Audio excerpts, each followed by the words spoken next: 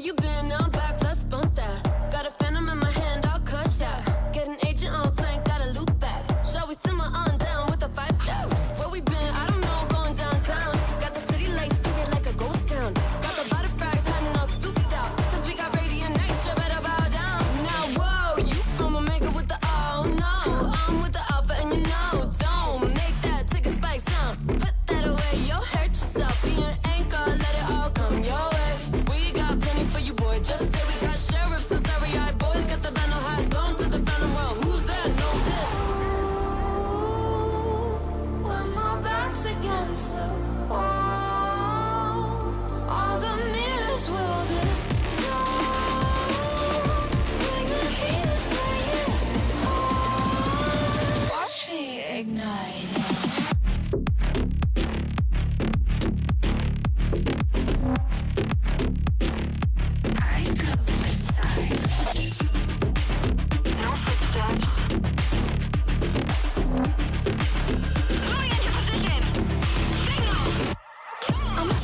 Down like dominoes. I'ma take you out with another spike drop. Overheated, but I love to lock and load. I hear the echo, I hear the echo. Bang bang on the back, team with the versatile. Rat-tat-tat-tat all day. Enough with the chit chat, steady with the one tap. I'ma set it off, just wait. Oh, eres la omega con la oh no. Sabe que la alfa soy yo. Go, vete vuelve cuando no estoy así. Desapareció. Oh, como piensa que no traigo la peña, las de sheriff se lo. Llama chatarrero que se va a hacer rico de lo que dejaré ti por el suelo. Ooh, when my back's against the wall, all the mirrors will dissolve. Bring the heat, bring it on. Watch me ignite it.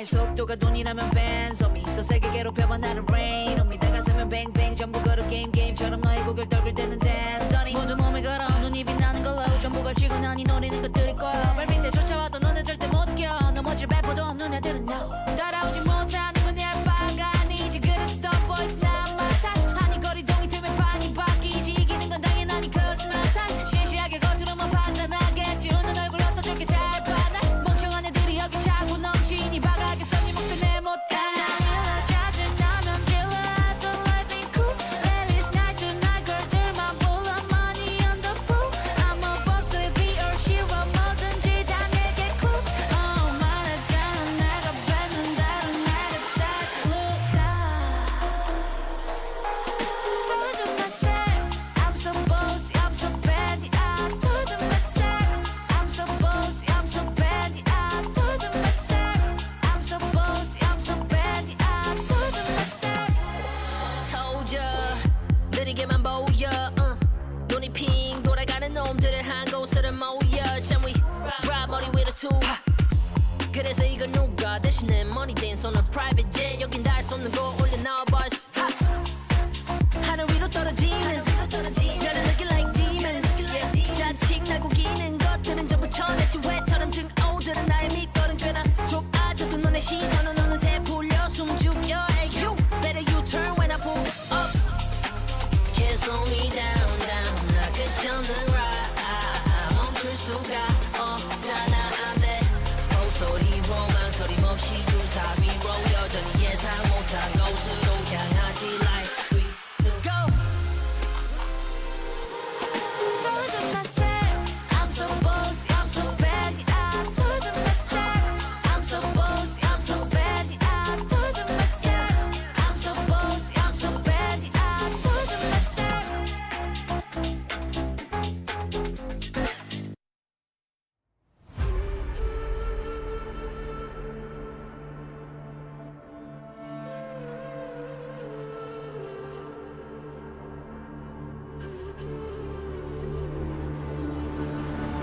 Looking at the world from the eye of the horse. If you Alexander the Great, then I am the Porus. Coming straight from the mud like I am a lotus. So हाथियों का बल कैसे सकेगा तू मुझे रोका देख तू कैसे मैं लड़ूं तुम लोगों से ऐसे ना डरूं करूं मैं जिससे मैं तरुण पानी पे चलूं मैं जिससे मैं वरुण चाहे मैं जीऊं या मरूं जो करना चाहूं मैं वही तो करूं आता है तू ना करीब तू बेटी चीप जब तक कटे ना तेरी ये jeep Better believe you're gonna bleed. Pick up a seat, get in your team. I'm the king of kings. Brother in arms in a battle. You all gonna die if you act like a vandal. Bring the realms to reality from every angle.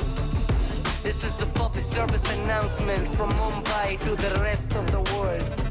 I am a Raja. I am the Raja. भिड़ेगा तो उठेगा जनाजा ना तू मेरी तरफ आना आ गया तो होगा फिर तनाजाना ये भारतीय भाषा फिर दुनिया सुनेगी ये तराना ना Cause I am the Raja Cause I am the Raja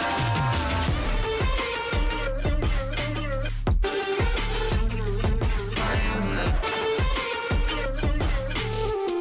Cause I am the Raja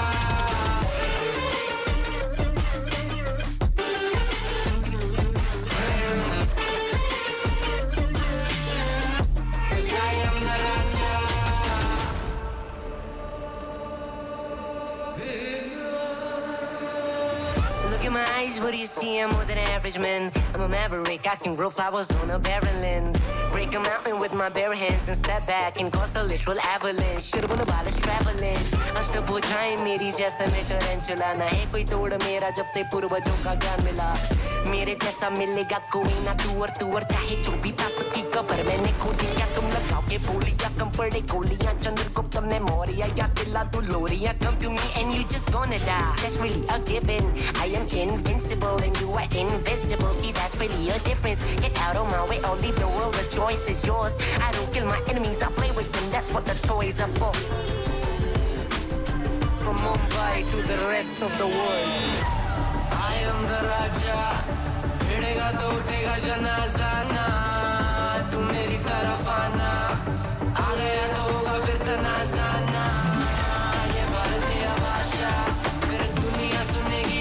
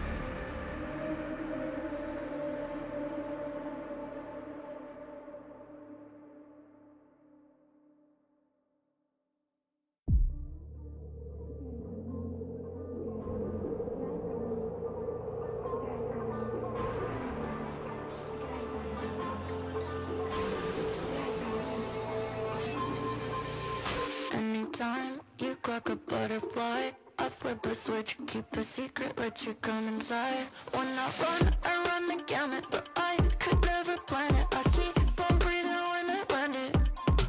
When I run the gamut, but I could never plan it. I keep on breathing when I land it. You give me a piece of your heart. You keep easy when we are a part of two worlds. It could be nothing, maybe it's something. Keep your eyes on me. Keep your eyes on me. Keep your eyes on me. Me. Keep your eyes on me. Keep your eyes on me. Me. Keep your eyes on me. Keep your eyes on me. Keep your eyes on me. Keep your eyes on me. Anytime you clock a butterfly, you flip a switch, keep a secret, let me come inside. When you run the gamut, but you could never plan it. You keep on breathing when you're in it.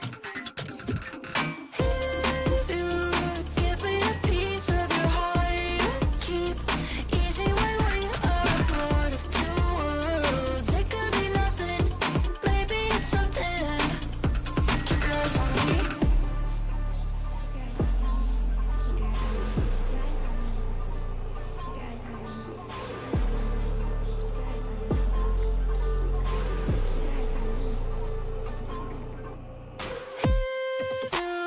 Give me a piece of your heart. You keep easy when we are a part of two worlds.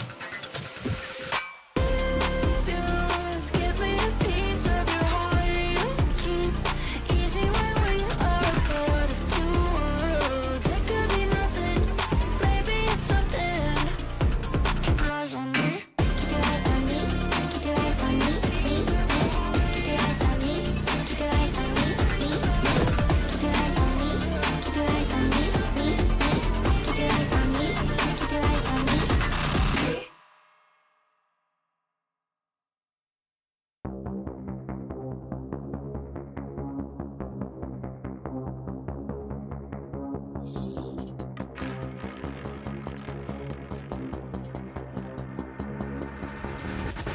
Renegade, Risco, 24. Let him all blah, but I can't come. Pedal on a pedal with an O3, get room, boom, up 400 dash roll. Cut through C100 the MO. Get lifted, body need be cool. Let's do flat over your head. Body got another on me, oh, double nine. Telephone cut that rain. Shout out my son for the rain though. I don't want cut my lane. Running fist fire, scare no rest. Go pop one ring, go break one bench. I pop missile, if I wish I put one pistol on my head. Was popping and popping, love in the morning. Blue come over to come in the morning. Vogue in the flick, poster forming. Confident boy run a halo on me. Jealous in the envy, all fill up in the air. I be hitting minimal when I'm on the air. Yeah, boy so pitiful, wanna be my pet. Oh well, good boy, catch a bone on the stair. Renegade, Risco, 24. Let him all blah, but I can't come. Pedal on a pedal with an O3, get room, boom, up 400 dash roll. Cut through C100 the MO. Get lifted, body need be cool. Let's do flat over your head. Body got another on me. Oh, scared of my life. Green pet flavor. Take all the vibes. Right side center. Pesky side. I need to spin it. Blind with a face, spin relay on this light. We gon' see where to take off. I am the chosen one, that's how I feel. I ain't tripping on rewind. The blessing I got from the angels around me are really some A1. I am the chosen one, that's how I feel. I ain't tripping on rewind. The blessing I got from the angels around me are really some A1. Renegade, 为现将我包围。Renegade， 弄我自我击坠。雨落下，扣紧我外套。一辆车穿梭在轨道，你不想成为我目标。Renegade go on the more. Renegade, Risco, 24. Let him all blah, but I can't come. Pedal on a pedal with an O3, get room, boom, up 400 dash roll. Cut through C100 the MO. Get lifted, body need be cool. Let's do flat over your head. Body got another on me, oh, double nine. Renegade, Risco, 24. Let him all blah, but I can't come. Pedal on a pedal with an O3, get room, boom, up 400 dash roll. Cut through C100 the MO. Get lifted, body need be cool. Let's do flat over your head. Body got another on me, oh, double nine.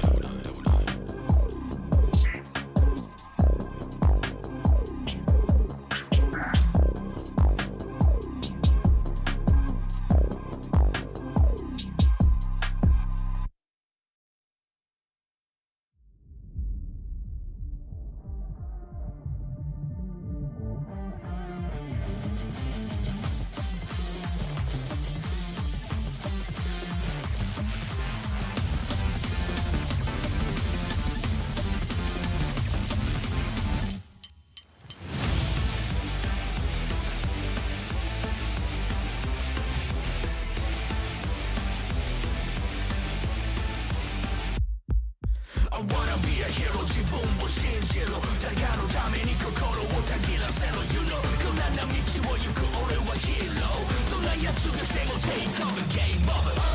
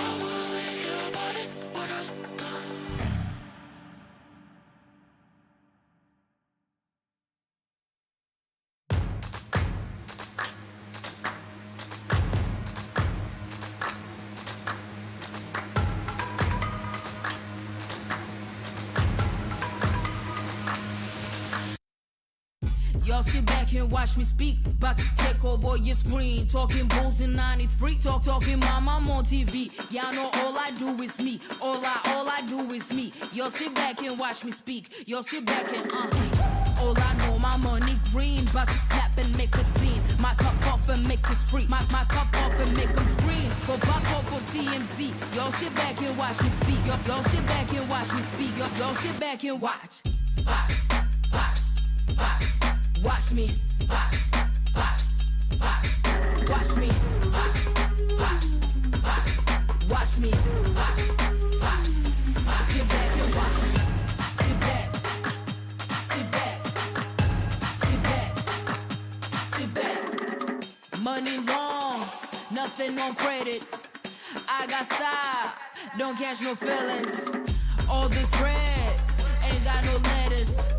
I got style, don't catch no feelings. Watch me. Watch me. Sit back and watch. Sit back and watch. Sit back and watch. If it ain't got style, I ain't with it. I ain't with it. If it ain't got style, I ain't with it. Look, look. If it ain't got style, I ain't with it. I ain't with it. If it ain't got style, I ain't with it. Look, look. Look, look. Look, look.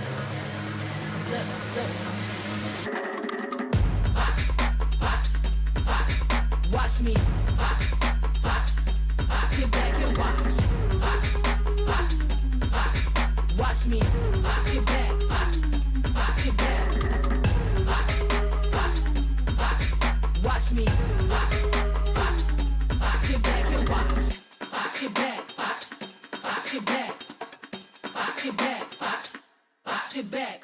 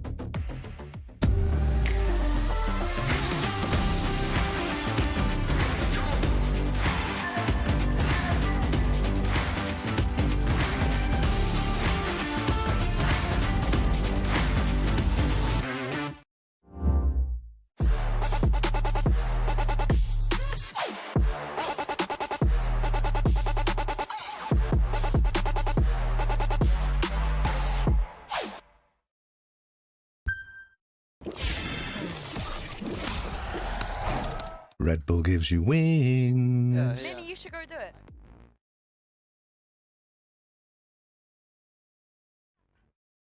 Yeah. Let me get a punch. Let me get a punch. Let you feel the punch. Let me get a punch.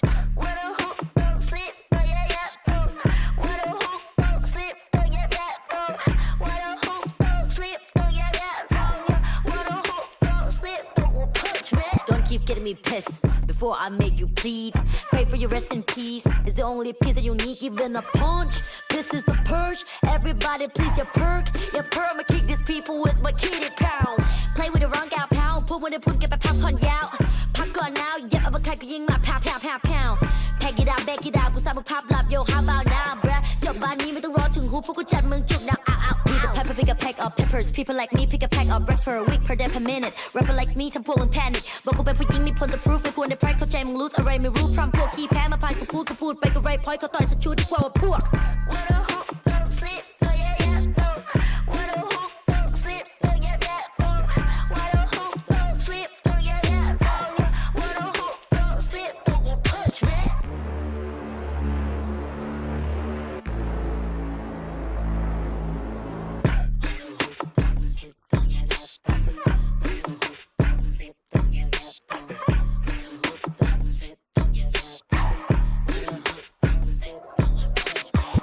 problems are proof in one punch. All battles are beat in one punch. Put you to sleep with this one punch. ไม่สะเทือนกูสักนิดกูขอสกิลด้วย one punch. Do it ที่กูโดนมามากกว่า one punch. วันนั้นที่กูช่วยกูสักคนมา one punch. One day, one life, one do it, one punch. If you have one shot, better have one punch. Eminem said, Millie Rabbit, I'm the road short. You just catfish. Kevin said, พ่อแม่คือความจริง Separate from the competition. ผลลัพธ์คือ I'm the best, right? When the hook don't sleep, don't yeah yeah boom. When the hook don't sleep, don't yeah yeah boom. When the hook don't sleep, don't yeah yeah boom. When the hook don't sleep, don't you punch me?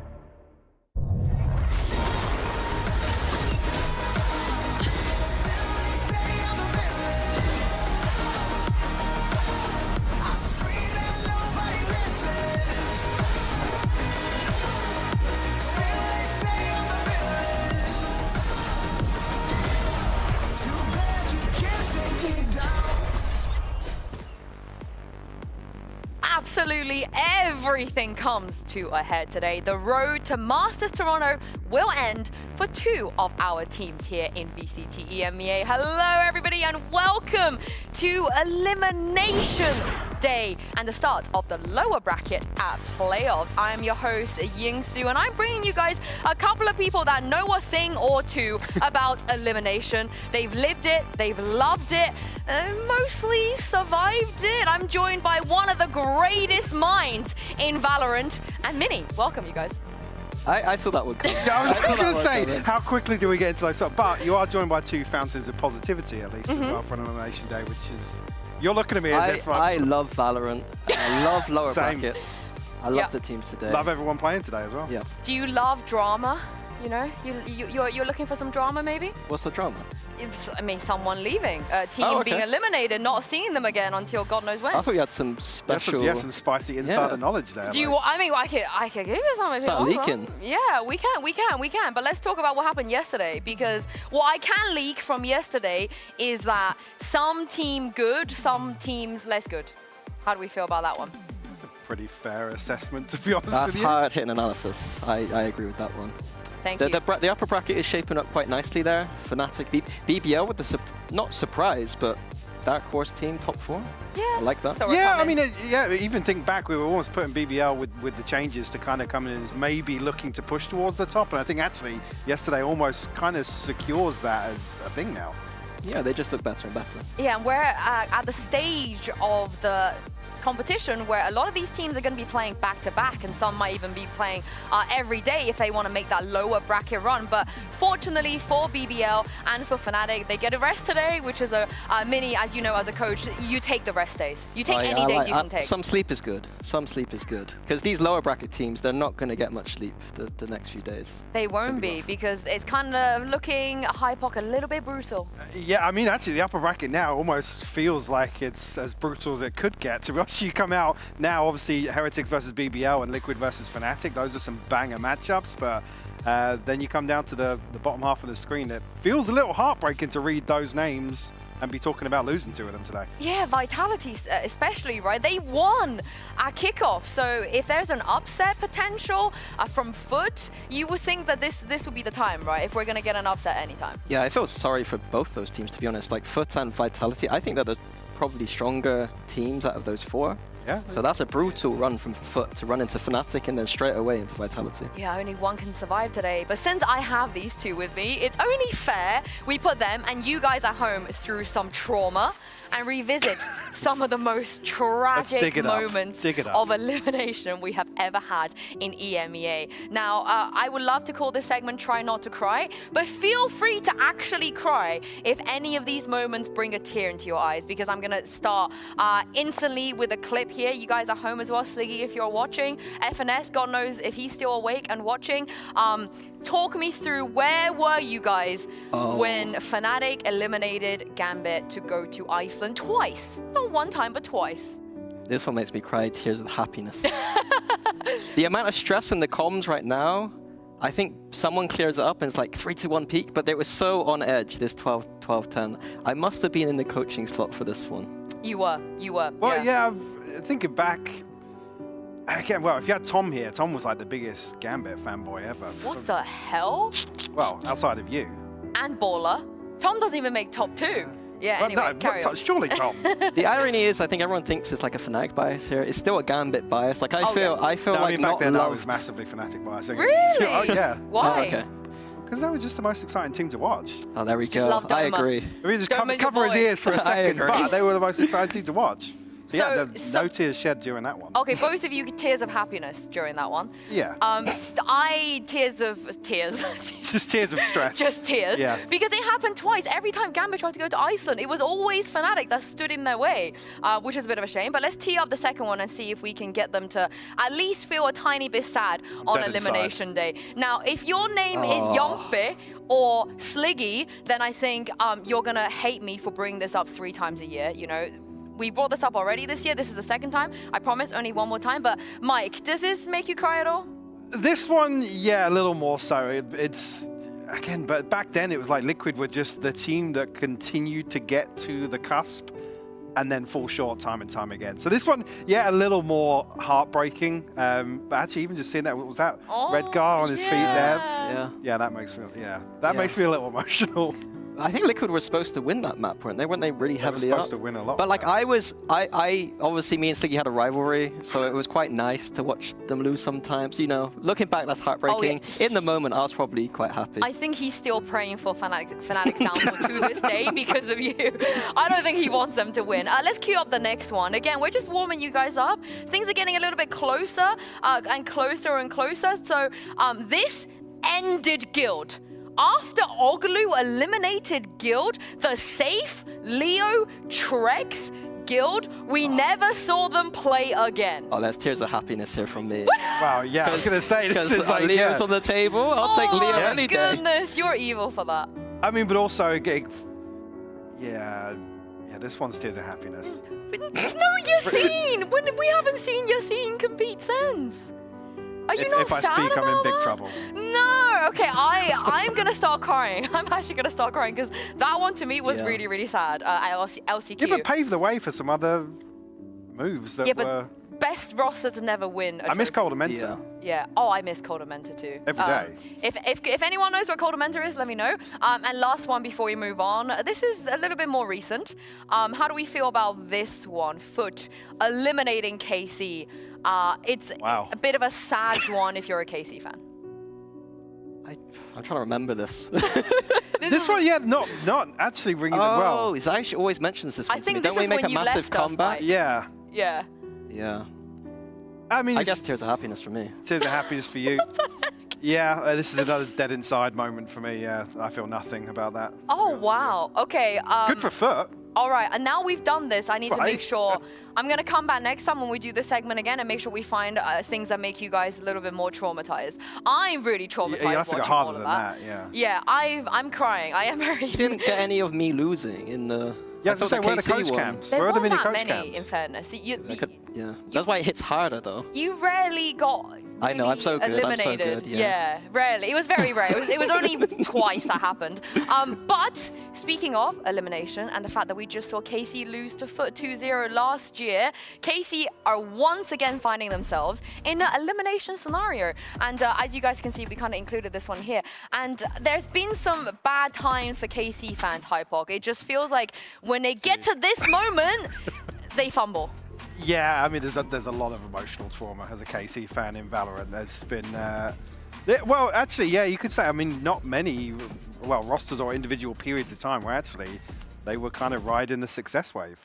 No, I think this roster should be different.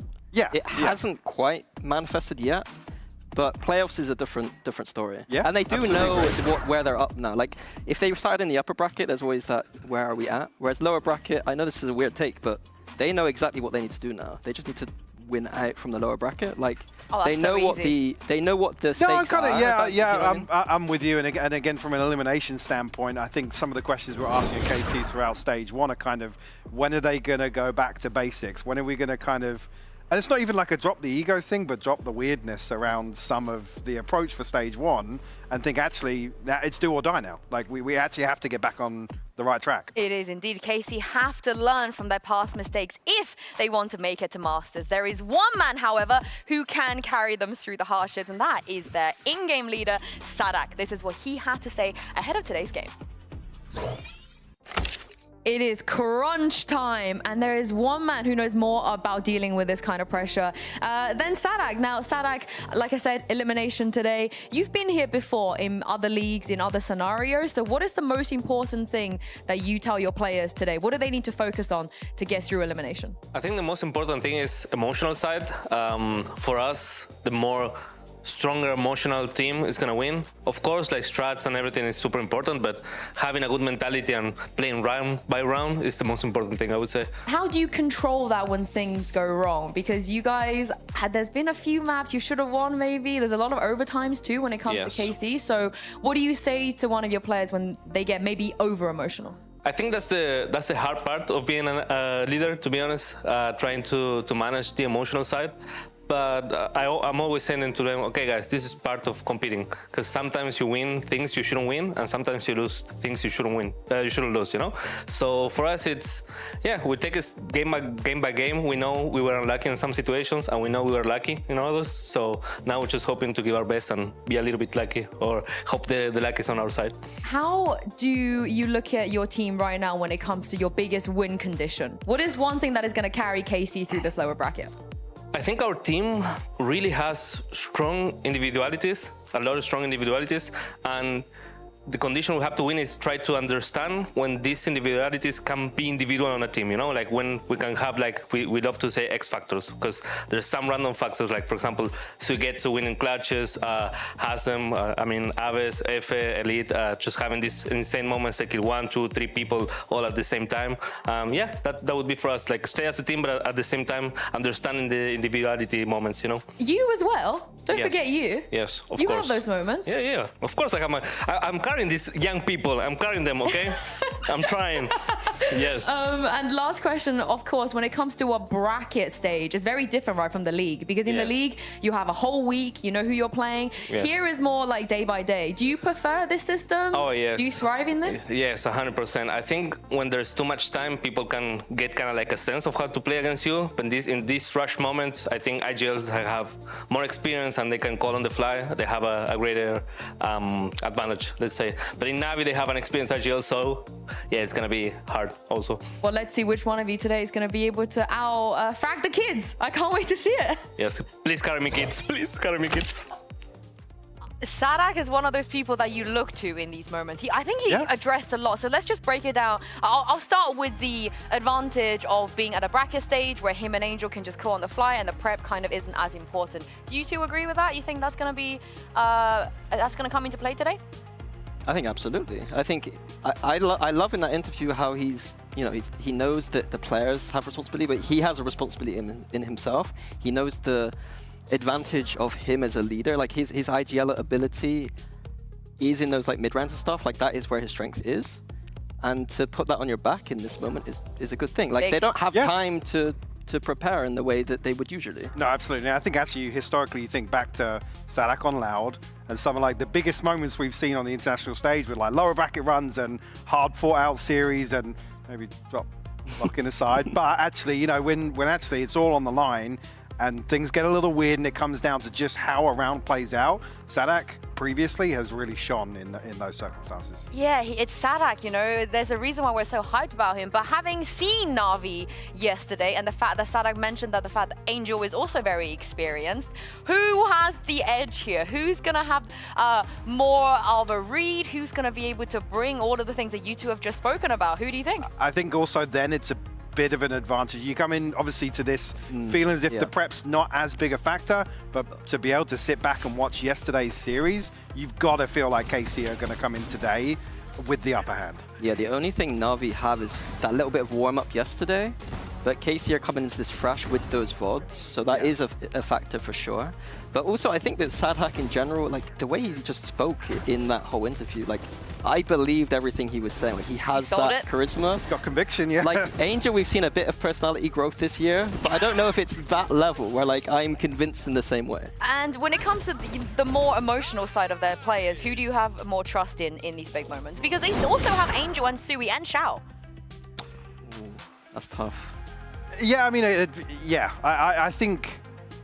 So some of the things we've talked about with Na'Vi this year is, and I don't want to say Angel, like solely on Angel, but his inability to kind of get everybody on the same page and kind of moving in a new direction together has been one of the biggest concerns for Na'Vi. I think when you then look at Sadhack, you don't really have a comparable concern. Well, we have seen the promises, we've seen the potential, but we've also seen the stumbles. Today, for KC and Na'Vi, there will be no second chances. It's time to see who shows up and whose season will end without the possibilities of making it to Masters. Let's welcome the teams onto stage.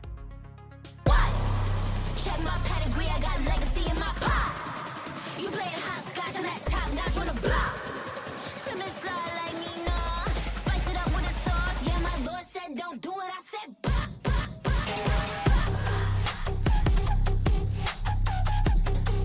Yeah, my Lord said don't do it, I said bah. Yeah, my Lord said don't do it, I said really, I can't keep up. Play follow the leader. Big queso, I'm born with the ether. But I still took a heater. No halo, I've been with a head gun. I've been on my King Kong. Come halo, I've been on. What? Check my pedigree, I got legacy in my pot. You playing hopscotch, I'm at top notch on the block. Swimming slide like me, nah. Spice it up with the sauce. Yeah, my Lord said don't do it, I said what? Check my pedigree, I got legacy in my pot. You playing hopscotch, I'm at top notch on the block. Swimming slide like me, nah. Chillin' with the sauce. Yeah, my Lord said don't do it, I said what? Today is all about survival. It is a very, very long road if either of these teams want to make it to their first Masters of the year. Which brings us to the map vetoes. This could be the last time we see one of these teams on stage, which is crazy to say, which means that this is going to be a very important set of maps. Minnie, what do you make of the bans so far? KC, I expected them to ban Fracture here, but Na'Vi picked it 3 times in a row and lost every time. Yeah. So it's almost like Na'Vi might be happy that this has happened. Stop Na'Vi from kind of trolling themselves a little bit with that one. Yeah, I think Icebox and Split, not necessarily a big surprise. Feels a little neutral. The big question mark for me hangs over map 3, actually, if we go there. That's kind of unknown territory, to be honest with you. And it annoys me that it is, because Na'Vi have always been good at Ascent, always. Yeah, I backed Angel as the best Ascent caller, probably in EMEA, and he thought he was better on Fracture, but I think it'll be interesting to see today who's right or who's wrong. I think Angel would prefer if I was right today. Will we get to see map 3 though? That's the I million-dollar think question. there's a real chance we do actually with Icebox and Split on here. I think Icebox is heavily favored towards KC, and then Na'Vi got the Gecko comp on Icebox, if I'm not mistaken. And it was decent, it beat Vitality, but KC, how much stock? Three in a row. Yeah. Like They're going to change their comp. Map. It's Na'Vi. You think Na'Vi changed their comp? changes their comp every week. But they won. Yeah, but so they all still change their comp when they win. They do this all the time. Okay.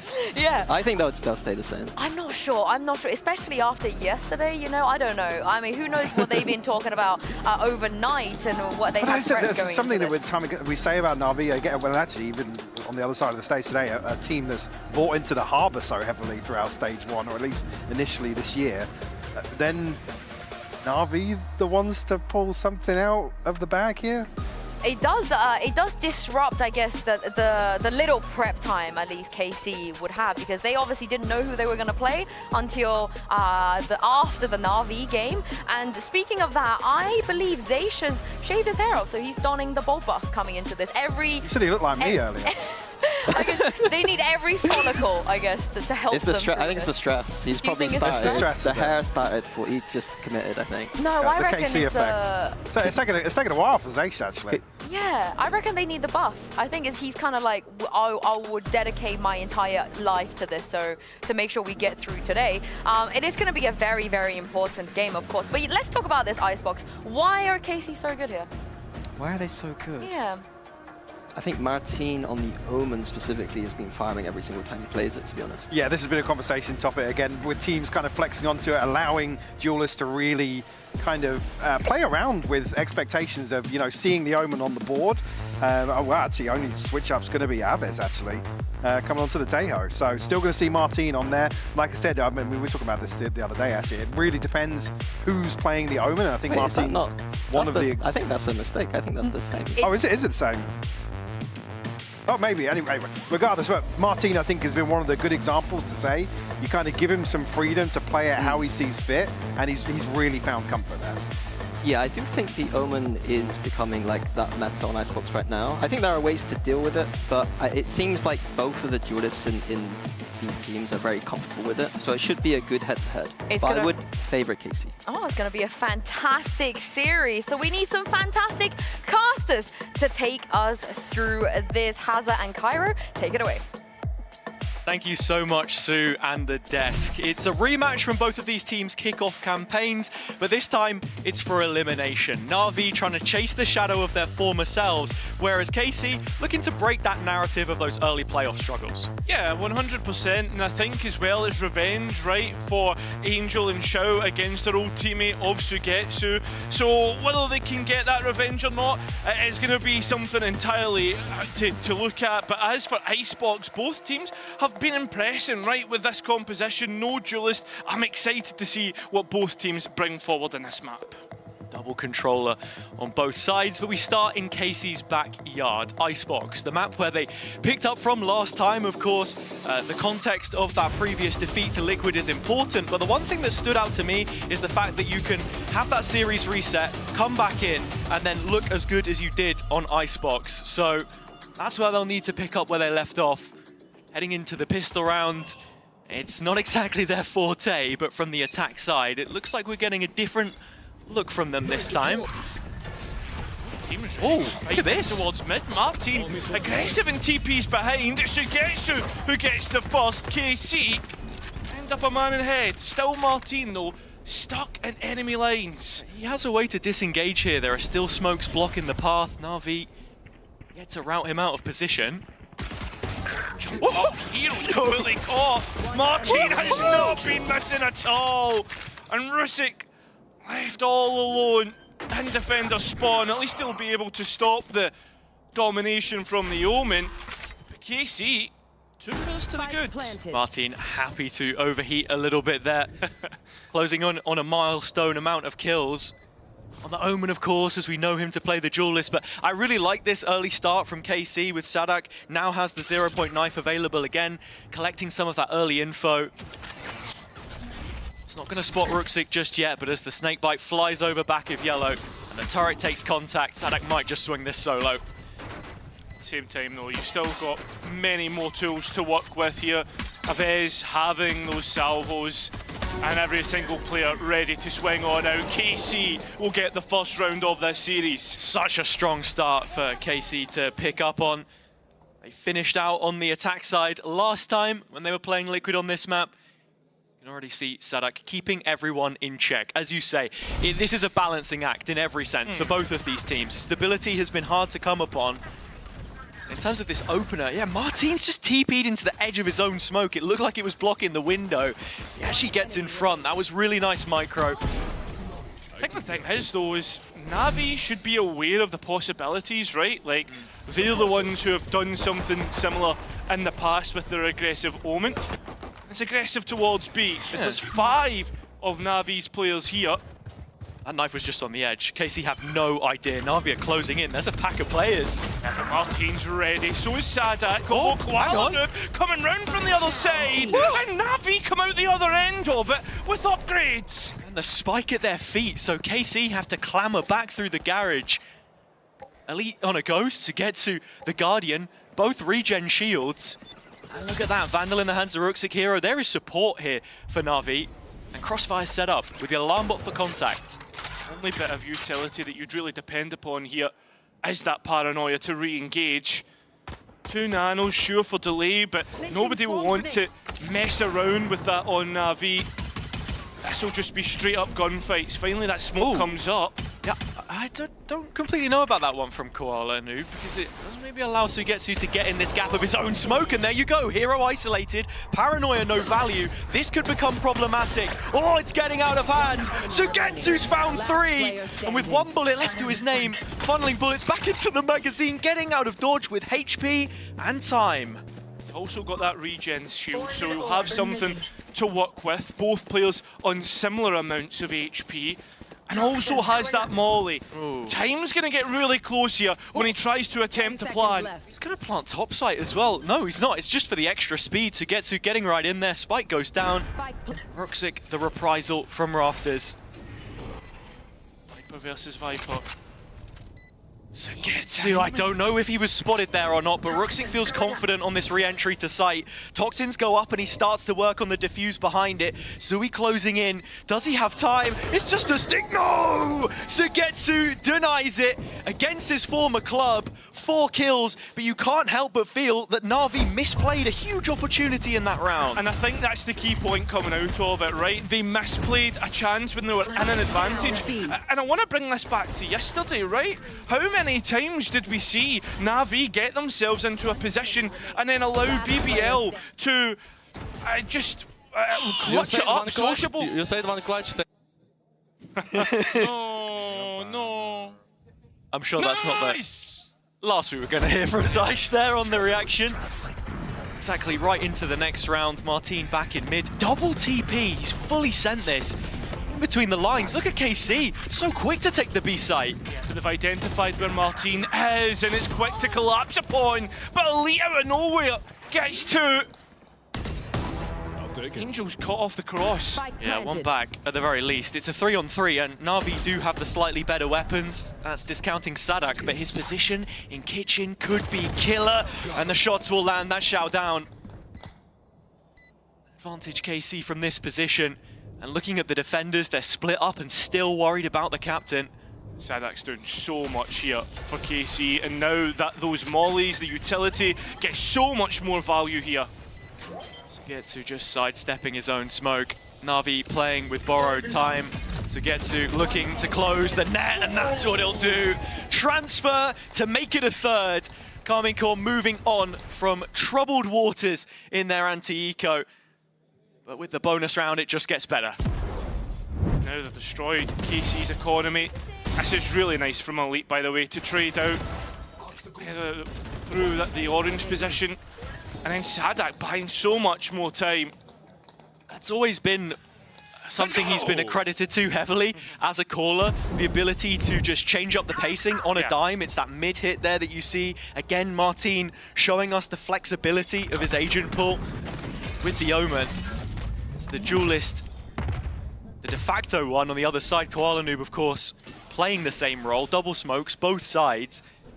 I think the thing is, though, KC at the same time are starting to...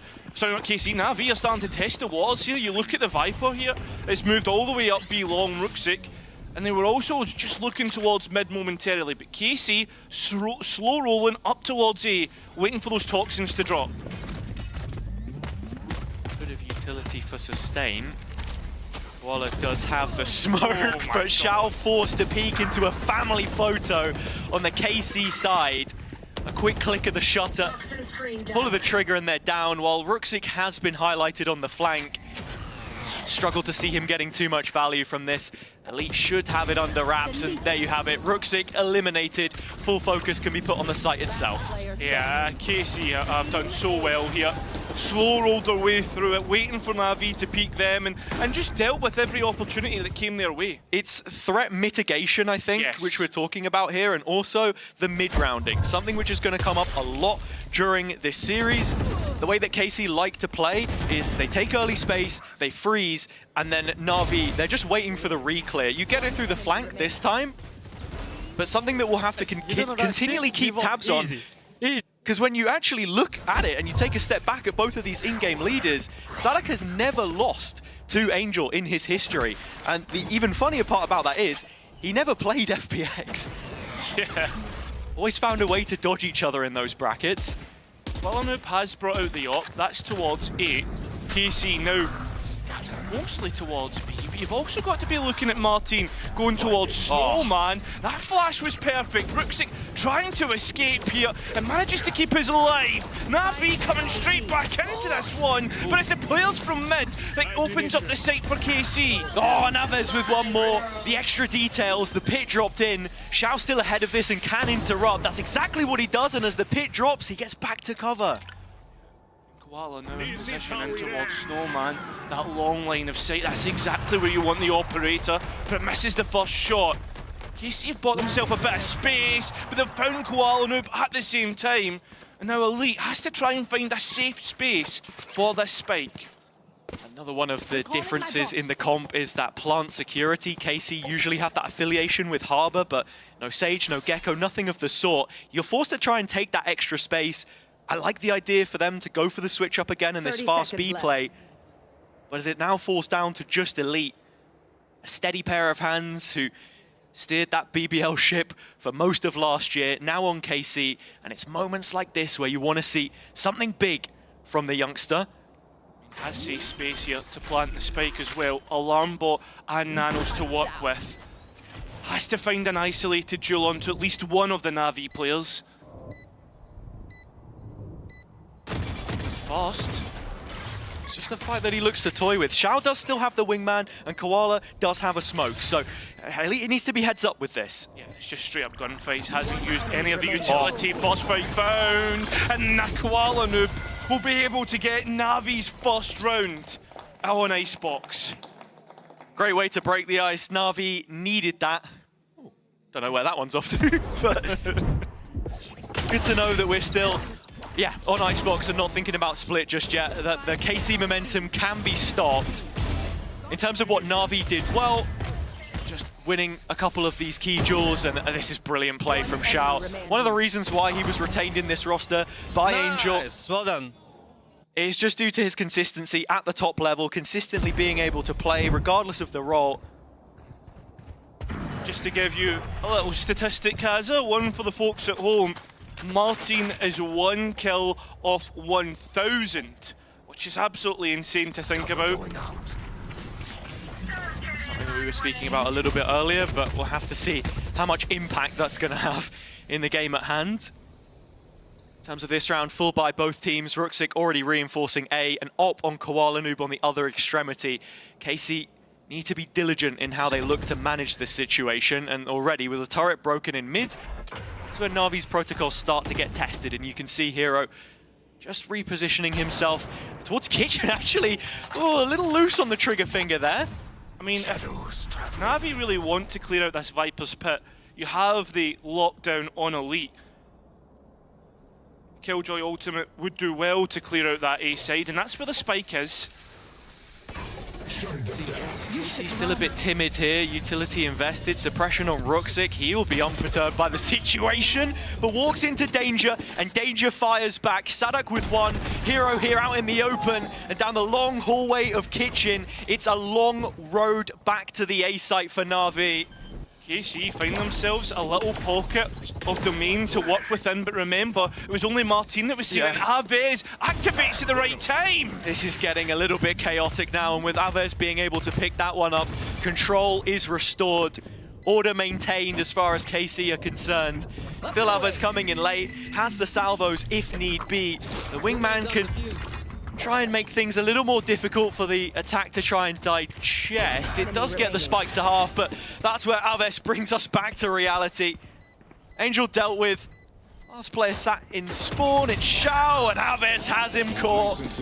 KC back to winning ways. That's number 5. Clinical is the words that I would use, and I think right now Sadak is completely outcalling Angel.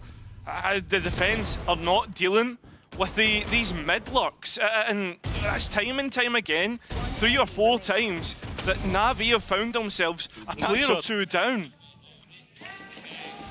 So we're immediately going to see a timeout come through from the Frenchman against his countryman's organisation, I suppose, I don't know. Yeah. But both of these teams, of course, looking later down the line into the year. We know each of them rebuilding.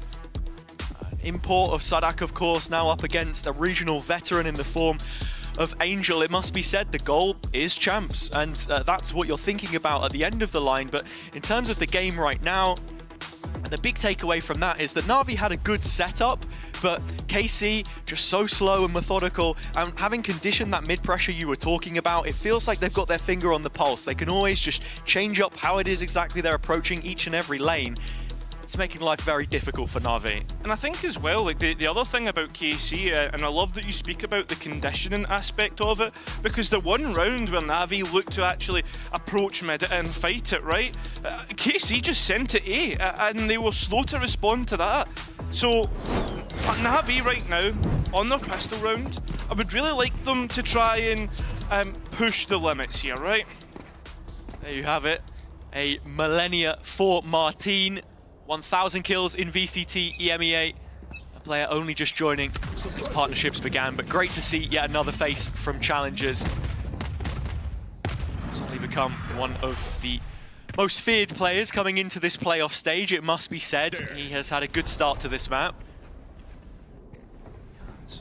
Well enough, but though, it's come up time again, and this time he's trying to find a little gap in which to work with, and there is KC players here, and they've heard Koala actually jump back. And again, KC, like they've managed to avoid this mid play that Na'Vi have set up as well. And I think that's exactly what you're doing in this round if you're KC, because you know of the threats that lie on this Na'Vi side. As we've said many a time, Eco's not something that you're consistently looking at them potentially being able to post, but one off of a lockdown, a Thrash, Hero Shao, and Angel, of course, having the Armageddon available. There are 5 Na'Vi players on the other side of Spawn, and they're happy to commit it here. Yeah, they've sent it back in, and they've able to get one, but at the same time, Zugetsu is completely cleared up. I don't think a shorty will work at that range. But KC's rifles certainly do, and I think they're moving through this with ease at this point, Hazard. The only thing is, time is getting low, and that spike needs to go down. It's the only remaining pressure in the round, as you say. 15 seconds, less time. Once that spike goes in, Angel, it's a hit and hope. And I have to say, coming out of the timeout, you weren't fully expecting those ults to be invested, but this is something that we saw yesterday as well against BBL when they called the pause. You had, it was like a stun contact for an orbital strike. The fact they're so willing to invest such heavy pieces into these rounds where it's like just a couple of sheriffs, it does leave you scratching your head a little bit at what they think those win conditions are. I'm blind, I'm flashed, I'm bolted, man.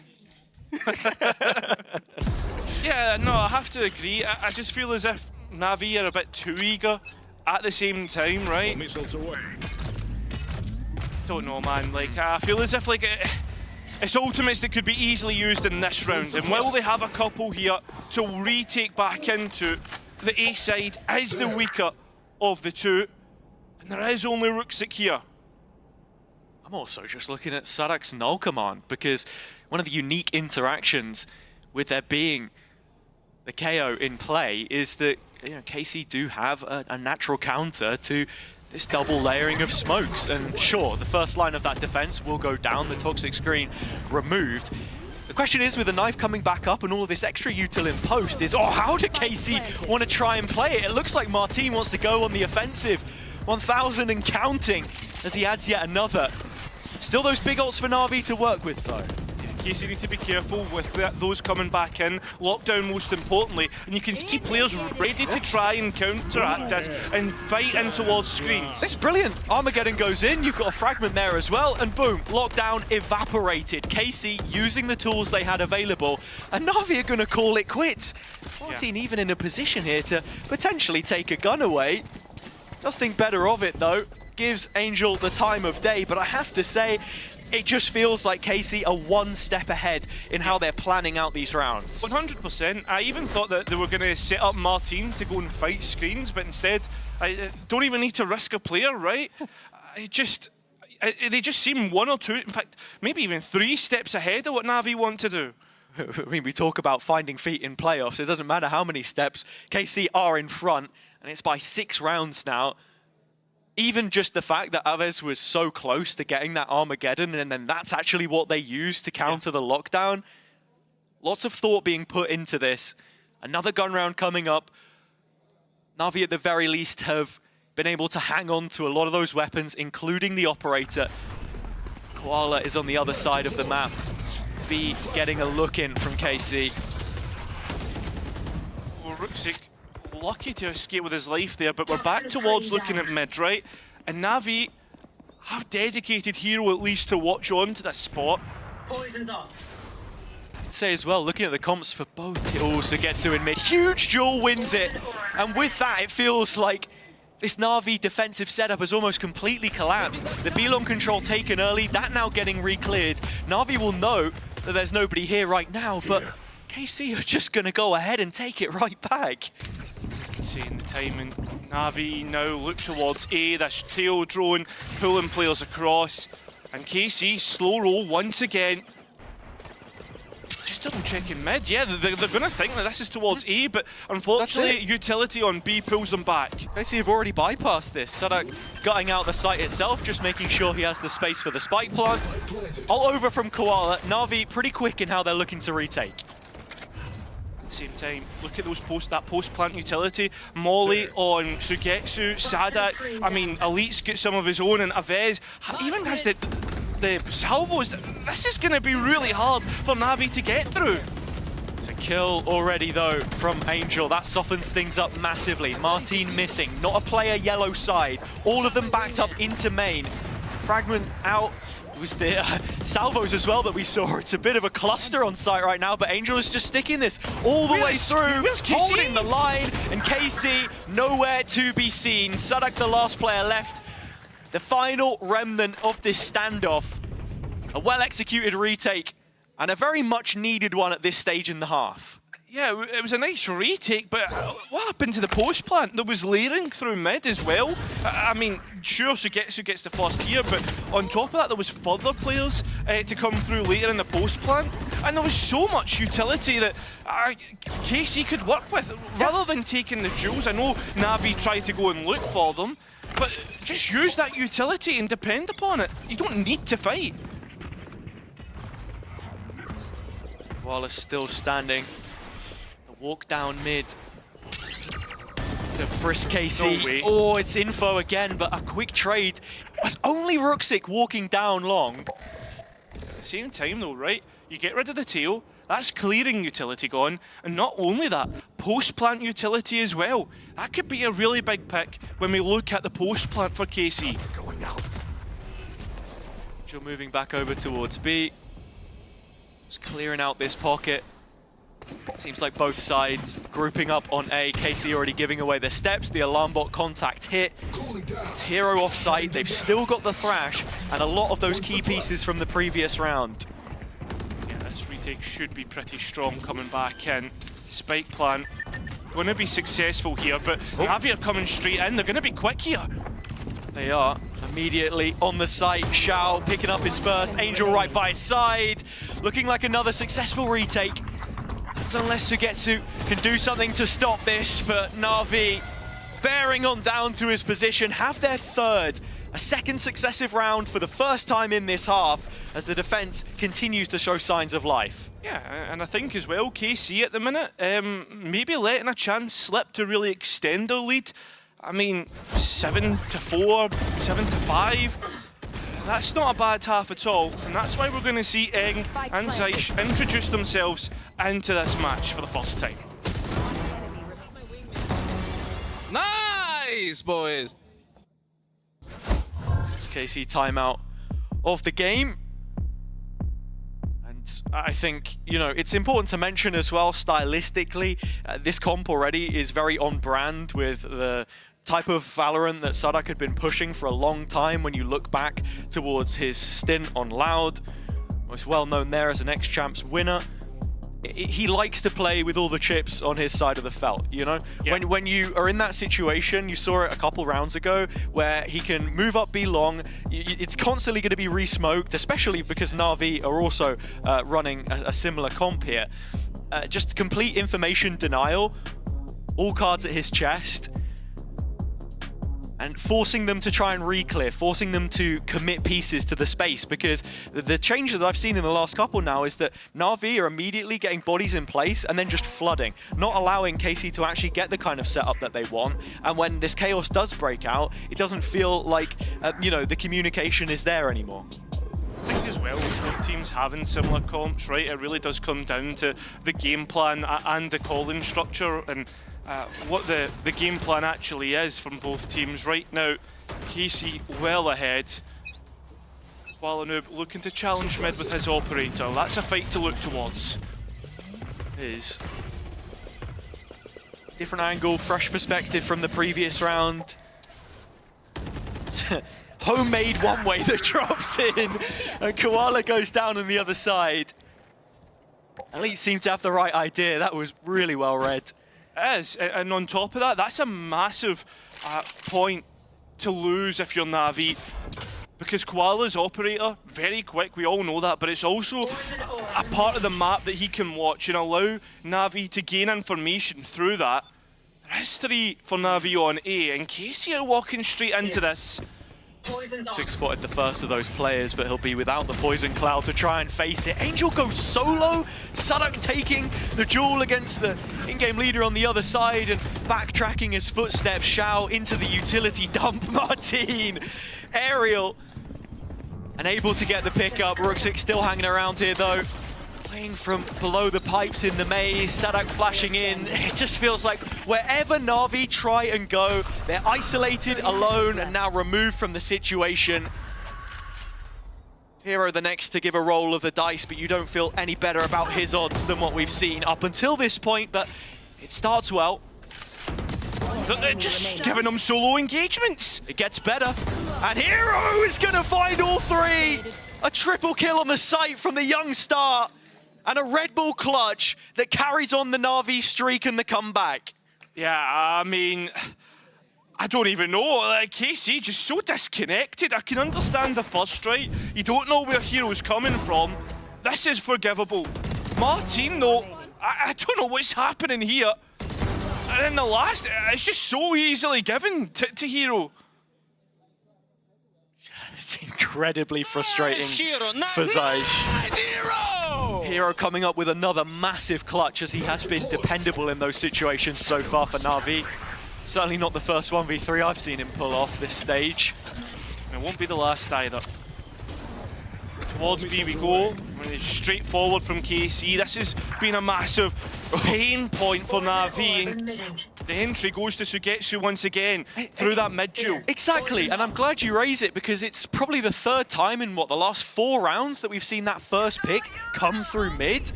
It's an absolute oasis for KC, but even though they've been picking up these kills, still doesn't feel like they're getting the most value from them. Interestingly enough, it's Rusick that has the op here, not Koala. And we're going to get the null command coming straight through. Players won't have the utility to work with, and Rusick has a little bit of an angle, but can't quite find what he's looking for. And that's an incredible spam. Sadak just reverse engineering the smoke, plops down the molly, and Spike goes in. Sugetsu still hanging around in middle. Xiao does remove him from the situation. Looking at that post-plant utility, KC don't have all too much. They want to fight this on the front foot, but the thrash into the smoke could be huge. How many does it get?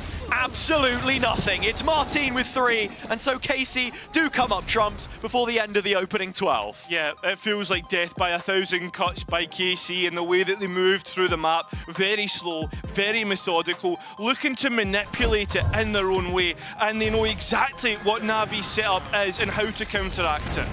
An unbeaten streak so far for them here on Icebox. Does it continue? Find out after the break.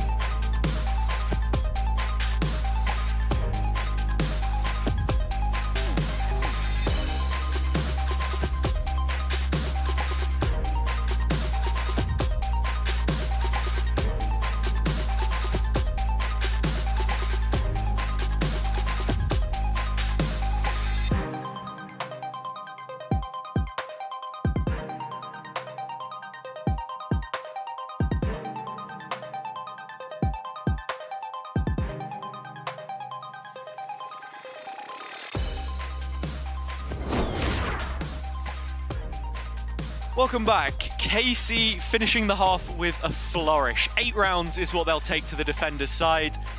Na'Vi back on Icebox, where we'd seen strong signs from that Vitality game, but again, it does still feel like a bit of a red herring. The back and forth of wins and losses, they need to get off this roundabout, otherwise it's going to be an early exit. Yeah, I think for me, Na'Vi, the last time that they played this through, they actually impressed me a lot with some of their call-ins, some of their ideas of how they wanted to approach this. We'll see exactly how that continues as they move on towards the attack. Karmine Corp feel like the big brother in this matchup in terms of they understand how the comp is being played out and how to counteract what Na'Vi want to do. Last pistol on the defense. KC did a very good job at highlighting the flank, being super proactive on this defender's side, and already Hero's completely isolated under belt, but calling for backup. There's a brawl going down, and KC draw first blood.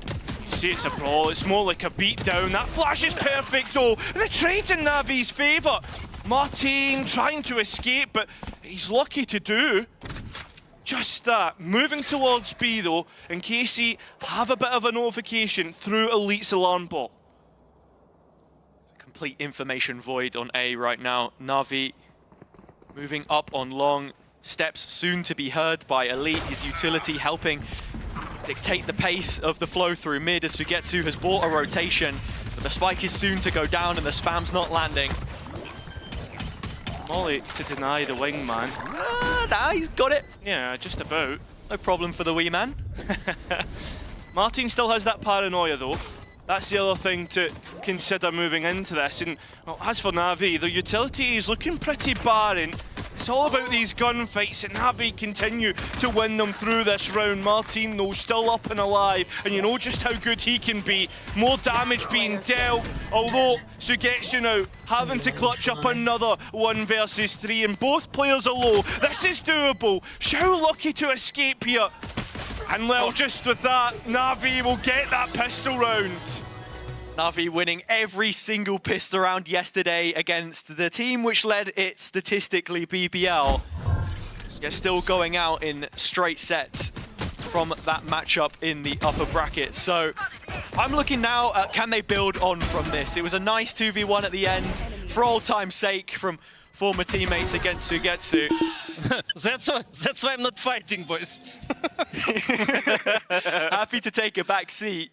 And he's doing well, considering we saw that statistic yesterday about how he's improved his first death rate. Not only that, helping support the younger members on the team. Sure, Hero had his rookie year last year, but even there, Rooksik walking into 3 players, never going to get all of them. So just backtrack, yeah, the comms there, Hero asking for the support, knowing that KC do like to get very active. This time though, it's a full rotation over towards A. 4 players to greet Na'Vi, but that spike should go down first. Yeah, I really like this response. There was 3 players towards the B side. Rooksik's called that, and well, the response from Na'Vi is to immediately hit A. KC though, very quick on the mark. The timing nearly works out for Karmine Corp, but at the same time, Na'Vi have dealt with every duel that's come their way. There's not really much to fall back upon here if you're KC either. It's a well-played round from Na'Vi as far as they're concerned. And I think at this point, all the Sadak right now is went like, look guys, we're not going to win these duels, we're not going to win the post plan, so let's deny them the ultimate orbs, and I think it's the right call here. Absolutely.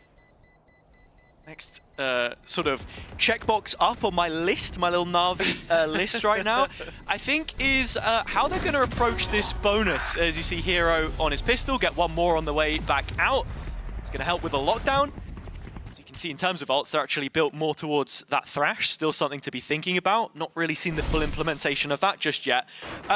Yeah, what this purchase looks like, because I think a couple of times yesterday on their bonuses, they were like forcing up really heavily when they'd lost players.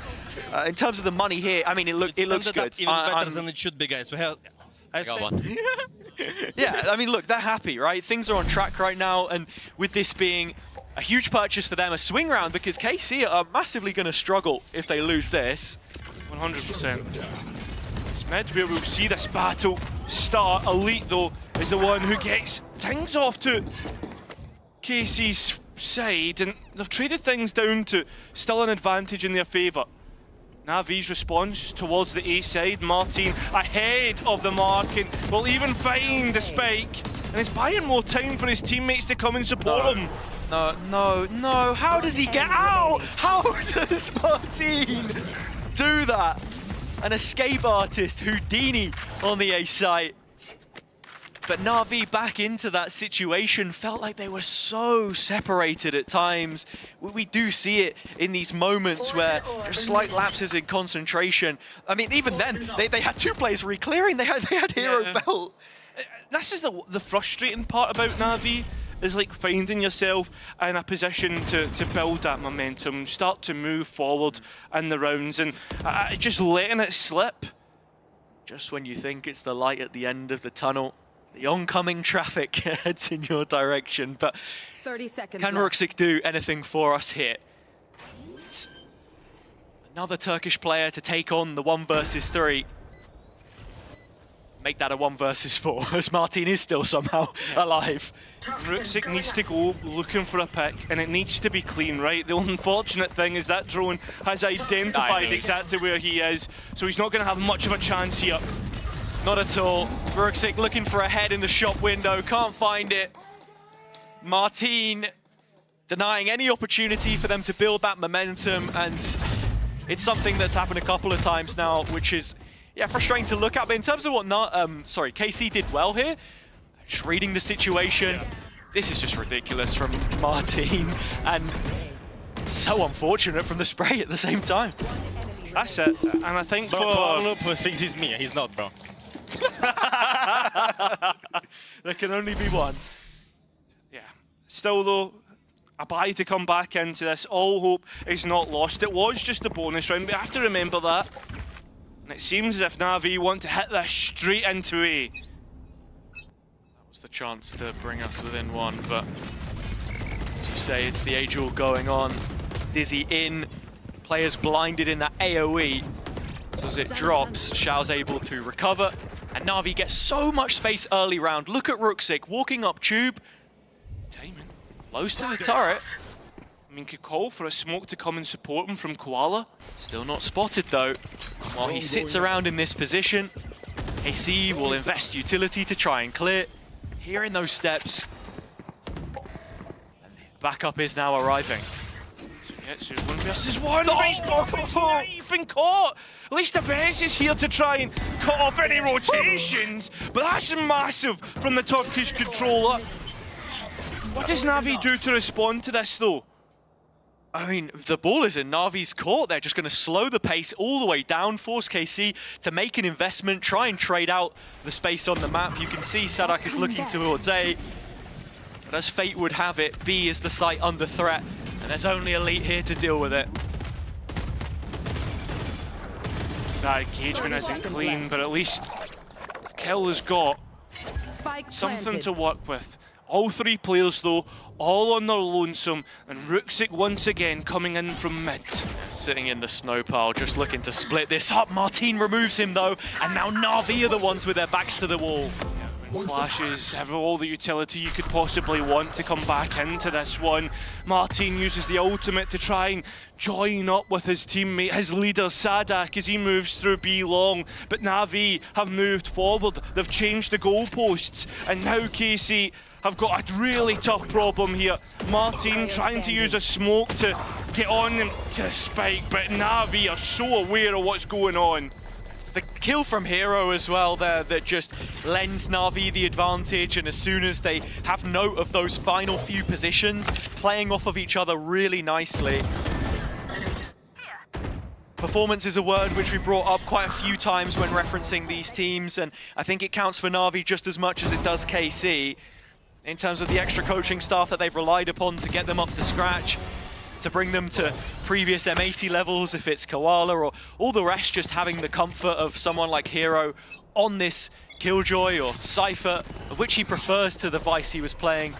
Sugetsu needs to be careful here. The early stage. He's heard the Gecko, but he doesn't know there's another.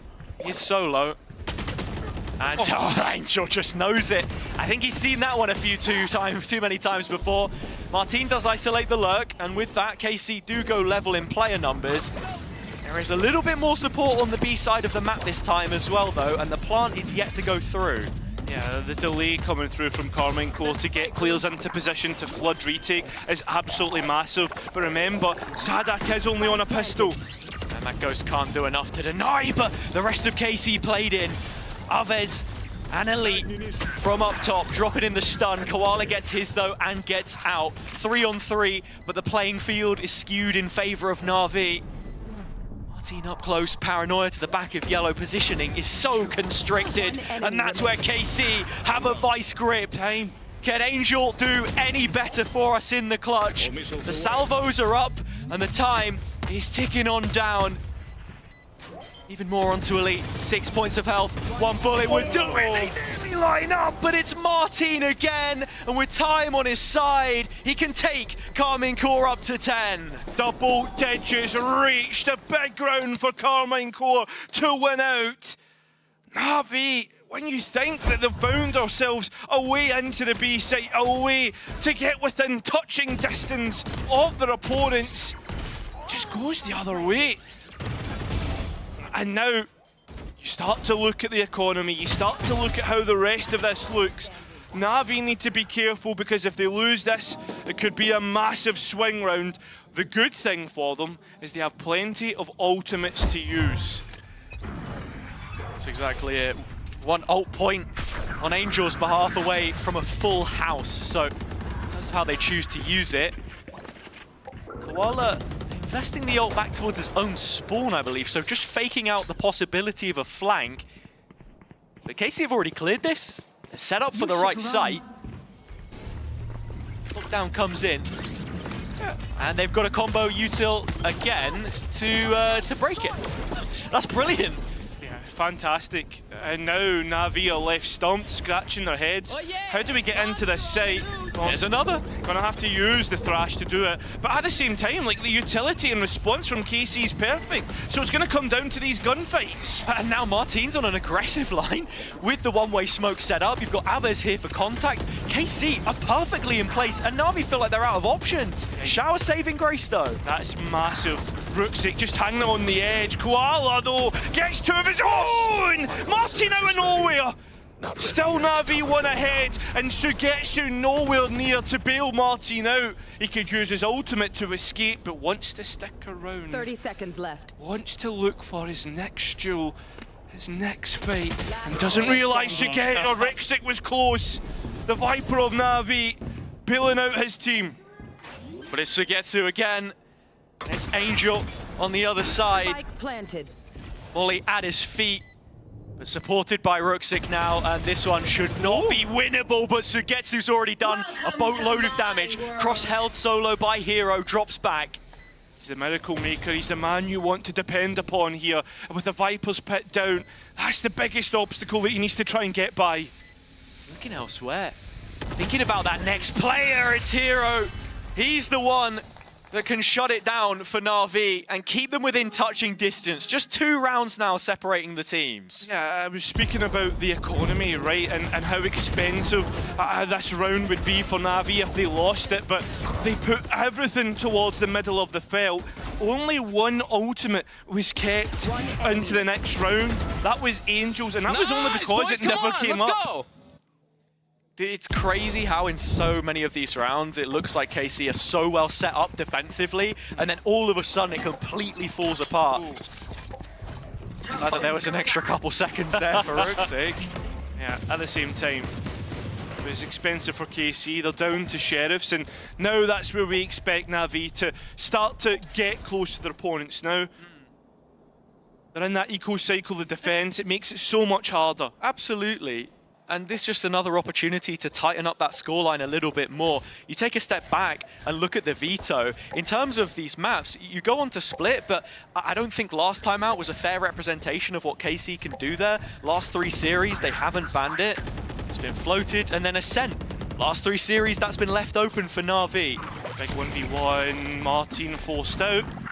The drone to follow up and make sure that there's no one else hiding. I'm making here, though, is that if Na'Vi can go ahead and win this map, the series all of a sudden looks very different. But it's rounds like this that we've mentioned time and time again that just don't feel all too guaranteed for them.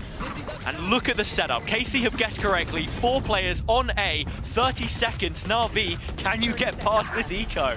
That's the question, right? Xiao's done well, so have Na'Vi. It's starting to become a stampede of yellow and black, and they'll send it home. 1 is all there is between these two teams. It's little rounds like that for me, which have your heart in your mouth, honestly. Yeah. But yeah, I think Na'Vi did a brilliant job. They kept it simple, used the utility. That's one of the margins that you can really exploit when you're playing against the low buy. And it's a confidence builder as well, because this is now a 1-round game. KC are coming up on some huge round-winning ultimates. But nice to see that vibes are being kept up by the duelist. Toxins going up. Have to keep an eye on the lockdown and an Armageddon on either side and how they're used. I imagine Angel will be thinking about how he counters Elite's ultimate. Still look towards him head. I was going to say that's a big duel, but that's even bigger. Koala finding Sugetsu and an open up in A. Sadak at the same time is trying to find a timing here. He just needs to hold on to this space towards screens. You've got so many strong ults to combine and cut back through. Absolutely no reason to overplay your hand, and he's done a brilliant job at just managing this space, which KC now backfill. Yeah. Also, KC know about the late luck coming through kitchen from Ruxic. Oh, deals with Elite. This is now an even bigger problem from the French side. Oh, it's Xiao in the corner, though. 2 kills picked up from him. Martin forced to just bail from the situation as Na'Vi have found a way to tie this back up. It was a brilliant round. KC came in with all of the tools and looked like they were happy to concede the A space. But then when push comes to shove, there was just nothing there. It's the fact that they had the ultimates to come back in, right? And just didn't opt to use any of them. Oh, that's a big kill. It is. Because KC are now... They have no cash. It's another equal round. Sure, we're starting to head into the end of this half, but this map, I don't think you should feel too desperate in using all your ultimates. And I think this is a good time out for Ing to try and refocus the French side. Exactly, and it's another test of depth in terms of the strat book, what they want to pull out on the defender's side. It feels like, you know, at times on Icebox, it is a little bit reactive. You can't exactly invest and go aggro like you would be able to on other maps, not without decent protocols in place. But to go back to the prior round as well, and something we'd already been talking about a bit, I'm really impressed with how Koala is starting to gel into this Na'Vi side and what his, you know, that component looks like, not just in terms of the duelist, but then also vocally as well. Because if you go back and look at Na'Vi's recent history and the former versions of this roster we've seen, it's completely different to a CNED or an Ardis. And I think we were even hearing Angel talk before about how he, you know, apologized to Koala due to some of the mid-round calls that he was giving, helped win them really key rounds when they needed it in that Vitality series. So as everything is starting to mesh together, the question is, can they take it over the line on Icebox? Something that I would also thought from yesterday was just the amount of times that we never saw Na'Vi actually go and take control of a series. Well, as for Outlaws, 84% of the time getting a kill. Ruxic has one right here. Sugetsu needs to be careful though. Yeah, already missed one bullet. This is a KC eco, but I feel like when we fly stats like that, you just know yeah. that there could be trouble. I mean, every single player on the defender's side is within striking distance of this. Of course. At the same time though... Oh, there you go. That's the sheriff to get to. But you've also got to be careful of Martin's hero rifle. This eco round could really go out of control if Na'Vi can't get a grasp on it. This is also where KC want to play, up close and personal, rifle of Martin. Oh no. Should have been doing more. That would have given KC a huge opportunity. But Na'Vi are the ones that strip it back instead. None of those ults with any view to be used. Not the same way that Na'Vi had thrown them at some of their ecos. KC building towards something bigger in the next, but while all this is happening, I mean, look, you've got 2 more to build towards here on Angel and Hero. Yeah. Interested to see if they're the ones given the kill here. I mean, that's even if they get the chance, right? Because Elite could easily just go and duel. Instead, no. Calls it quits. Would rather keep that rifle into the next round as cash is pretty tight here. He'll go to 11, Na'Vi. Starting to get towards the crunch time in this map. Yeah. I like the Outlaw buy, but you know, it's always going to be one of those rounds where something crazy could happen. It was a decent start from KC, but even with players in place, not quite doing enough. Has he got a Sadok fan in the audience? Very nice. Obrigado. Anyway, Na'Vi now with a lead. Can KC rely on their captain yet again to bail them out of a bad situation? Something has to change. This defense now losing 4 rounds in a row. It just doesn't look like there's any silver linings. Frustration. Ultimates to be used. It's Na'Vi who pulled the trigger first on it.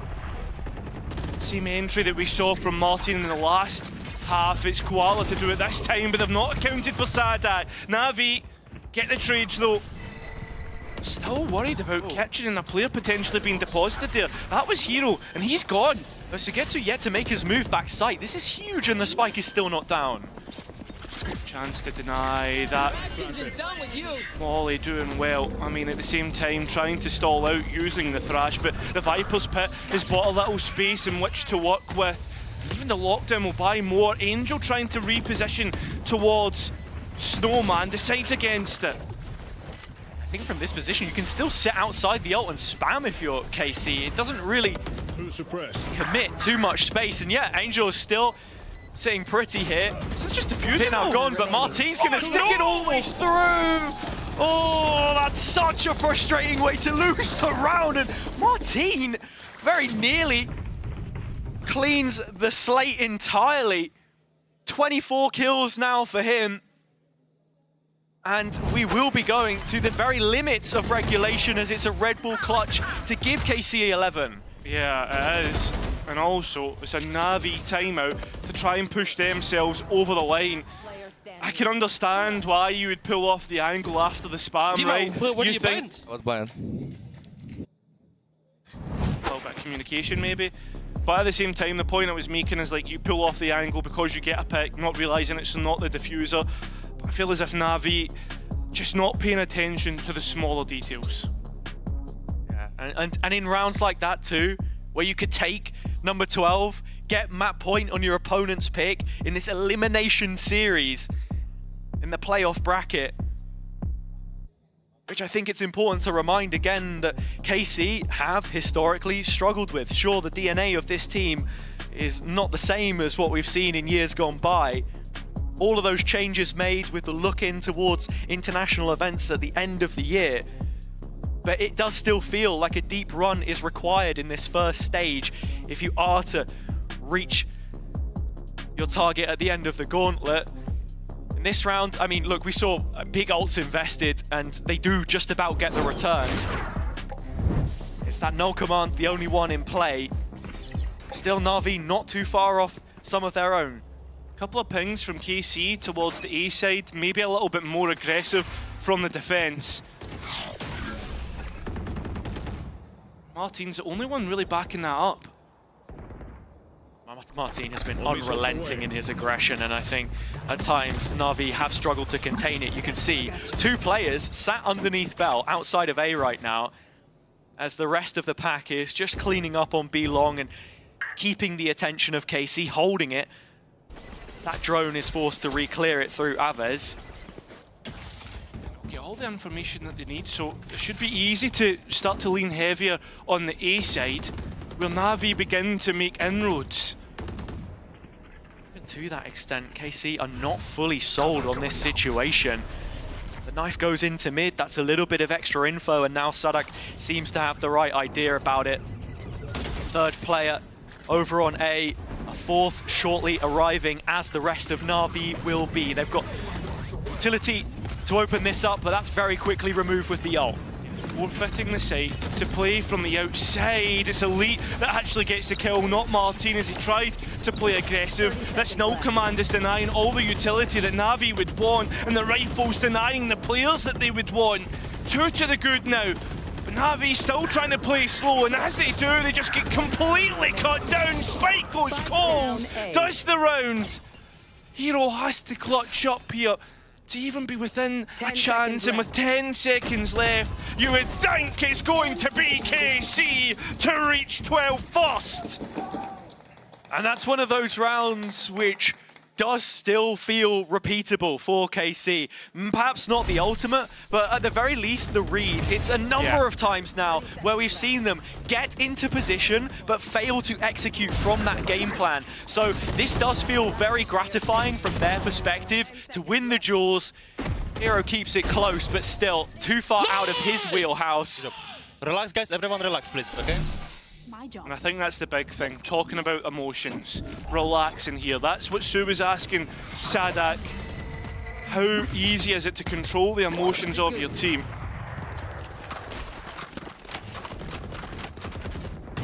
KC would have won the mid-round last time out. They do it again here. In terms of info, it's the first 20 seconds already lost to the clock. I like that molly line up to try and get rid of the turret. It's gone. That mid control now lost for KC. A big question mark, but Sadak has the cross at least to make sure no one walks through. Just doesn't know about kitchen though. Na'Vi are yet to really involve themselves here. They're still with this 2-player pairing, both of the lurks. Still an alarm bot. Bruxic and Hero starting to show themselves in Sui's direction. It's backed all the way up. Still playing from yellow, but 2 players dragged over, and now it is open for the taking. Na'Vi are still not fully committed to this. They are spread thin, and you've got 30 seconds or so left to play with. Yeah, everyone from KC is almost here, right? Apart from 2 towards that B side. It's Topsy, Turvey. No, they're going to use the Armageddon to clear that back space if you're Na'Vi. But there's such a small lane to actually play into, so that fragment's already done a lot, and KC are ready for retake. Yeah, they're so ready. The utility straight back in, but that lockdown will buy a little bit of delay for the attack. It's absolute chaos as utility goes traded. So quickly keeping tabs, Na'Vi have little left for themselves. Angel Salvos is about as good as it gets. There's still flashes and stuns on KC's side to come back through. Shao finding himself another pocket in which to work, and Na'Vi supporting him in his endeavours. 2 players left, make that just a 1. It's up to the captain, the leader of KC, or it will be overtime. And I think there's a nice little ribbon put on this by Na'Vi. We are heading all the way. Oh, I mean, KC had players in position. It was a tug of war, and that rope was splitting at the seams.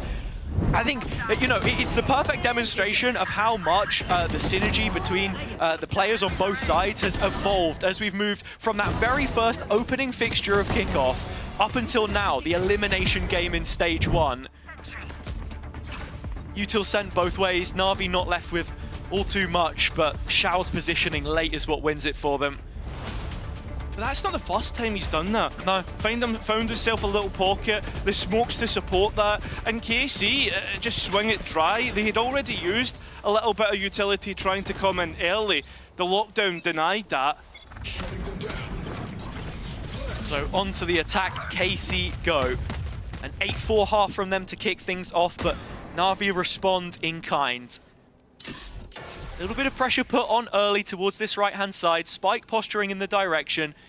It's classic Karmine Corp. You're expecting them to go quiet and then re-hit in the latter stages of the round. But the question being, how much information can Na'Vi collect in the meantime? Poison's off.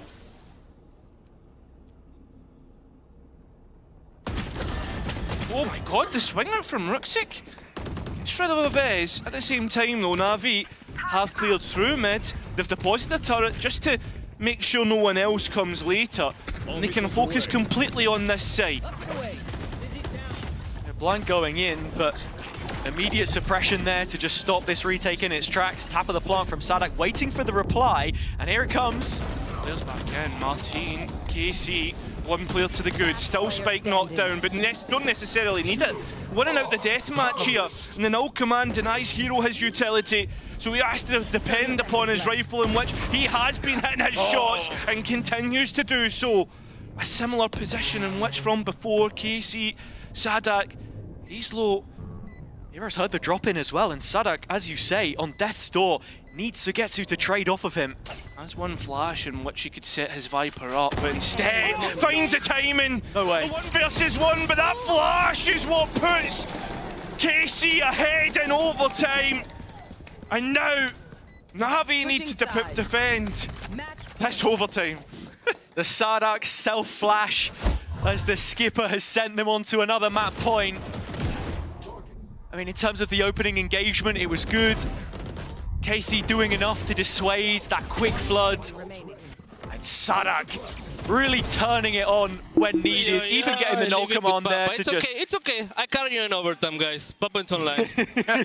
He was saying earlier that he had the youngsters now to just put him in the backpack, but he's the one in these big moments, these killer moments, that is showing up and showing out for KC as they go into a timeout and look towards him and the coach slot for answers. Well, that's it, right? This is the last time that the last time out that KC will have.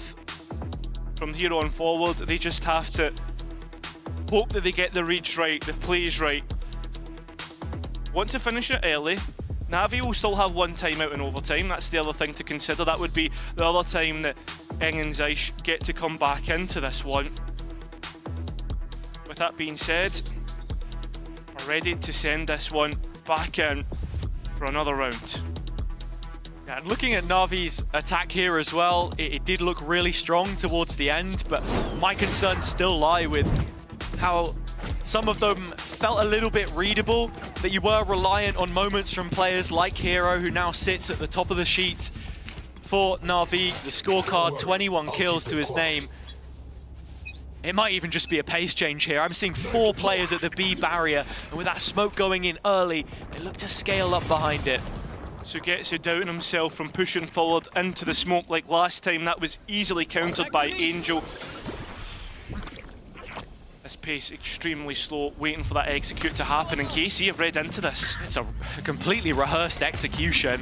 The mosh pit landing backside, but Sugetsu following it up from close. Koala with a quick trade, but Sadak still alive.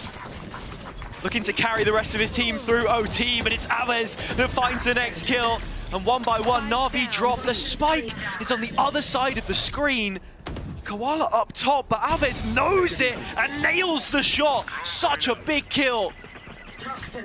How do you even get this spike back? It's really difficult, but that timing's insane. Individual play from Ruxic, more coming up. A lead there, and now Hero once more. Can he find a way to do it yet again? The 19-year-old falls. It's Elite to best him. 14-12. And in overtime, KC have Icebox. They do have Icebox. It's their own pick as well. So the next one, off split, we look towards Na'Vi to bounce back. But that was perhaps a little bit more labelled than it needed to be. We'll see if the next map is the same after this break.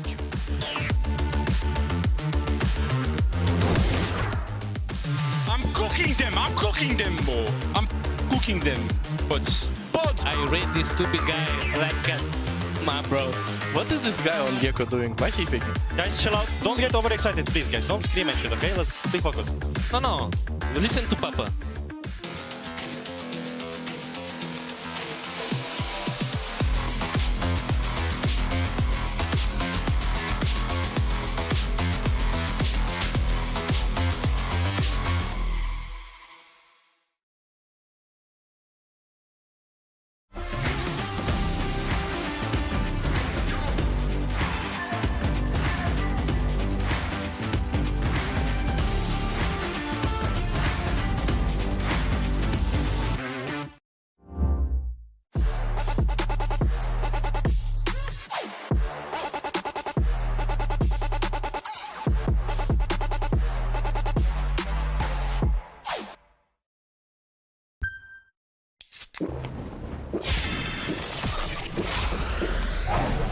Red Bull gives you wings. I don't know where you've been sold, but I'd be insane not to play my role. Yeah, I know I can break a fall. The stakes are low. If I could say one thing, just know that I got a hand that I can lend you, and it don't matter when, no, I'll protect you. Call on me, I'm here whenever. Those who greater than one, move five is bad. Just know that I got a hand that I can lend you, and it don't matter when, no, I'll protect you. Call on me, I'm here whenever. Those who greater than one, move five is better.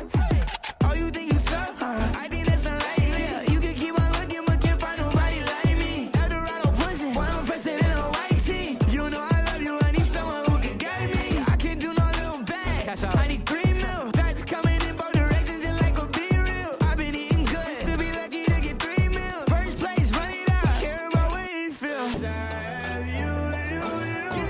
everything, anything. You're my everything, and just know that I got a hand that I can lend you, and it don't matter when, no, I'll protect you. Call on me, I'm here whenever. Those who greater than one, move five is bad. Just know that I got a hand that I can lend you, and it don't matter when, no, I'll protect you. Call on me, I'm here whenever. Those who greater than one, move five is better.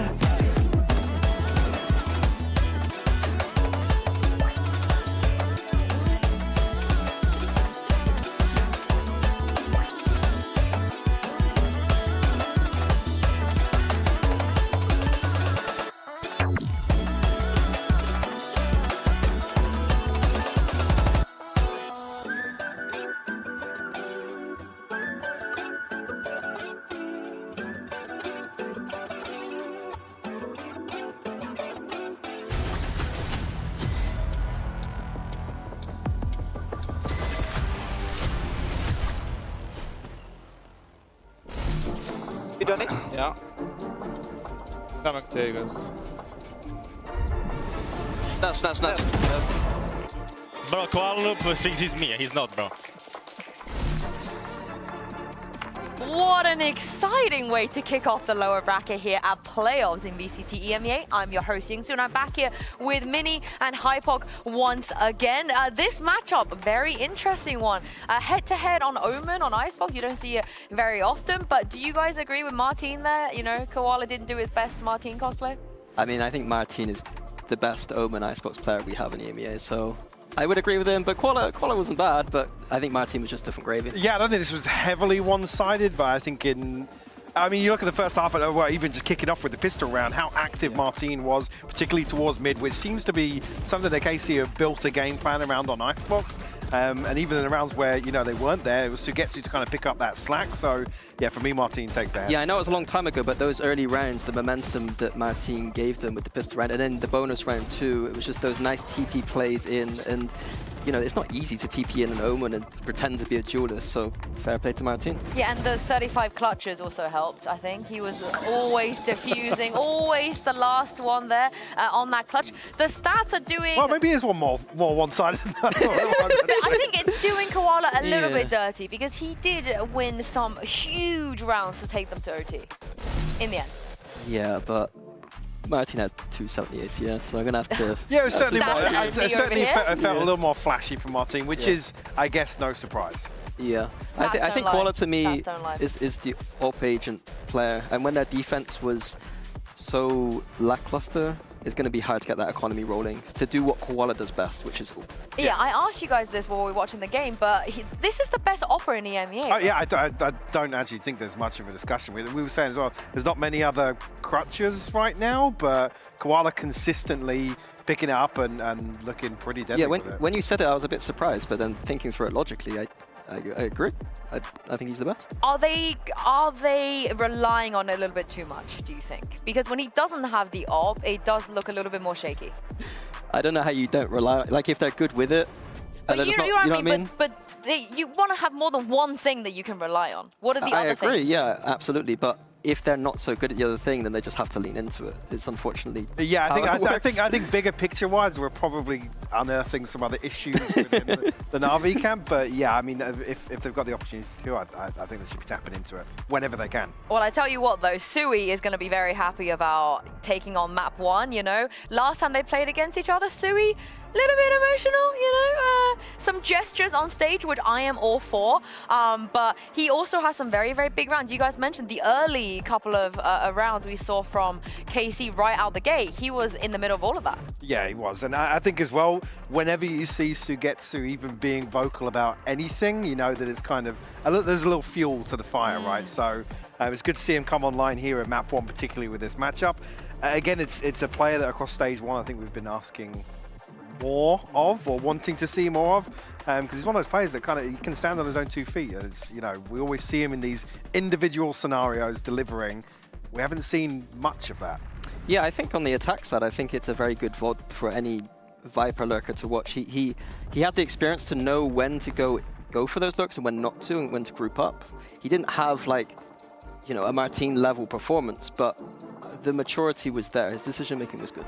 Team game, you know, team game. But let's talk about the next map. Because if Na'Vi do not win on Split, their season will be over. They will be missing out on the second Masters of the year. And after the group stage they've had, you know, taking down Vitality along the way, this will be a bit of a shock, right, Hypok, for them to go out this early? I wouldn't say shock. First team to be eliminated. But, well, cool. That's a scheduling issue. But, yeah, I don't see it as. It wouldn't be a big shock, to be honest. I think honestly, coming in today, it would have been a bigger shock to see Na'Vi come out and comfortably, you know, clear KC in the opening elimination game. I think to come back to the veto, this is where it kind of feels like we might actually see map 3. I mean, we talk about the dreaded week 5 KC loss to Liquid, but again, how much stock do we really take from the loss to Liquid? But depends who you ask. Yeah, well, yeah, but reps-wise, I mean, Na'Vi coming in for me, tongue-in-cheek here, but I'm saying favourites from map 2, to be honest with you. I agree. I think that maybe I should have hit it more before the game, that I think it is a clear favourite KC Icebox, and then you know, Na'Vi did a good job to get it that close, and I think this one's a clear favourite for Na'Vi. You know, 13-0ing a team isn't the easiest thing to do in the world. No, regardless of who, yeah. Yeah. It's been a while since we've seen them on Split, though, you know, since that 13-0. But I guess I asked you this question about Icebox at KC, so I'm just going to throw it back. Not like that. Throw it back in terms of the question. What makes Na'Vi so strong on Split? Their awkward defense is a problem for teams that don't have a good read on it. They have the double smokes and the Vice, and it's not a very common composition on that. So that it's a very defense-sided comp if you don't know how to play around it. I think Fnatic did a great job of understanding the weaknesses of the comp, whereas the other teams didn't. So it's down to KC, I think, whether they've done that homework coming in, expecting it. Yeah, I think this one leans heavily in the prep region for KC. Again, I think coming into playoffs, it's that's something we top of show today. We said is almost a benefit for KC to come in, have the ability to obviously watch an extra game, but also really look at likely scenarios, who we're going to be playing game 1 coming out. I think this is probably the matchup you would feel KC are going to be anticipating, so they should come in here. If it's available in the veto, we're going to see it. Then actually, let's scrap the Liquid performance, erase that from our memories, and actually come in today with something that feels like you can have a set game plan to approach. Yeah, and I just want to gas up Hero a little bit, because the one, I guess, shining star of Na'Vi so far. The diamond in the rough. Yeah, the one player that's just been consistent in every situation, no matter what, as of late, has been Hero. And in that 13-0, he got 22 kills in 13 rounds. Yeah. Yeah, he was the reason they managed a 13-0 GS. Yes, I was talking about Sagetsu's lurks, but Hero, to me, like, even when I coached him, he has a very good understanding of the timings and like when to do it. And I think Split is a perfect map, especially on that attack. Why'd you kick him, man? Yeah. I wasn't in the team. I left. No, you were there. After champs. You were there. Bro, you keep throwing me under the bus for these changes. I left the team and they made their changes. Would you have kept Hero if you stayed on Fnatic? Honestly, yeah. I don't think so. No. Oh, why not? Why not? He's so good. His lurking, lurking is very good. I said his lurking is very good. I think there's other aspects in his game that would need to be well rounded out. I think in the context of Na'Vi, he's clearly their best player right now. I think that he's phenomenal for this team. My standards for the game are to go to internationals and win. So it's a little bit. You'd make a great politician. That's all I'll say. I don't think so. I think he'd be making rubbish. With an answer like that, I didn't even grill him. I barely grilled him. I could have just said I would have kept him. That would have been the politician. Would have been the safe bet, right? Yeah. That would be more politician-esque, just a lie. You know, I feel like that would have been better. Who I do want to see come online a little bit, because as you said, Hero being their best player right now, is Xiao. When have we ever seen a Na'Vi where Xiao is not the best player? This has to be the first year. Stage right? one. But that's what I mean. That's how weird is that sentence? Yeah, it is. But again, I think it comes back to a similar point we were making earlier as well, where there seems to be a little lack of direction or unified direction, because it feels like some rounds you watch and Angel and Xiao are playing for Na'Vi 2 years ago, and then you've got 3 other people in the lobby that are kind of like, okay, well, we want to do. I was saying during that, actually, looking back at stage 1, thank God Na'Vi have Koala, because it would literally be like a funeral in comms some rounds, and we're just not seeing what feels like a cohesive team working towards the same objective, be it game plan, be it round by round. It just feels a little weird, and I think actually Xiao falls victim to that, to be honest. It's also I know we kind of bang on about it, but the role change for Xiao has never looked as convincing. Good. And it's like, at this point, I'm asking myself, is this to do with the fact he's not playing, quote, the Sova role? Yeah. Or is it just, time has passed a little bit and Xiao isn't the player that we once thought? Well, let's take a look at Agent Select and see what Xiao's going to go with here. I mean, no changes on the side of Na'Vi. Why would they? They look so good. Yeah, exactly. I think that Na'Vi changing here would be a very big surprise. On the KC side, changing up to the double duelist? Yeah, I believe so, yeah. Martin and Avaz. Avaz has played Raze on a couple of maps for KC, or at least the Ascent, I believe. He has, so I quite like this change from KC. Well, yeah, I do like this as well. And actually, when you talk about the switch up as well to kind of overcome Hero on the Vice, actually you have 2 great gap closers, and the double duelist, we already know, we talked about it on Split, how much success you can find. Yeah, and there's also the comp, I believe, that Fnatic played against Na'Vi. So if they've taken some of Fnatic's game plan there, it should be a pretty good match for them. Typical Mini, always wants to make it about Fnatic. Let's send it back to your casters and see if Na'Vi can take us to a map 3. It's a map 3 that we've been waiting for so many times, floated in the veto, but all focus on Split right now. That perfect map from them before, first 13-0 of the EMEA partnership era, a 3-year wait since 2022, finally ticked off on. With a flawless defensive half though, they start on the attack here, something which KC can't go back and look at and, pick too much away from.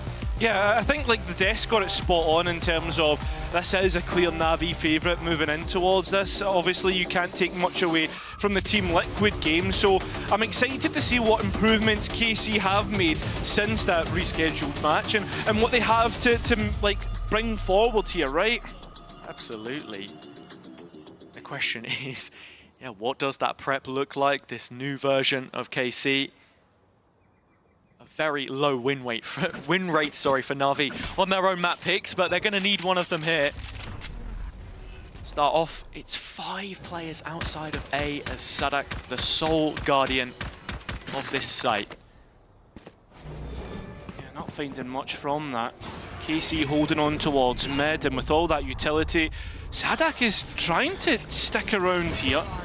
Something in which to work with. The Haunt doesn't get much in terms of information, but Na'Vi have at least got a very open plan. Yeah, it's sort of off towards the screen side, and so that's where they're going to go. Na'Vi funneling players towards the defensive half. They've traded places because it's ramp that's re-cleared. As Hero in the pocket, Xiao. He found one, but that's all it's going to be. As KC now start to get things underway. On towards the A site you look. You've got to think about Elite deposited towards Heaven to just catch out a late lock, but Na'Vi are stopping KC, and there's tracks! And we'll find that pistol round. Another attacking pistol round won by Na'Vi. Now looking back, If my math serves me correctly, that's 4 out of 4 for the last attacking pistol rounds that they've played. And on this map, great way to start it because, as we mentioned previously, they only needed to win that last time. It was a mid-push they went for, 5 players strong. Similar thing here, but it's A. And I love the plant spot. I love the awareness to be looking for Elite in heaven there too. Yeah, and I think for me, Na'Vi bring out that iconic buy. Once again, 3 rifles there, much to work with. Remember, KC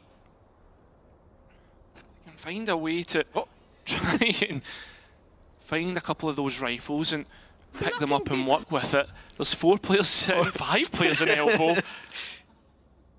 Like badgers in a hole.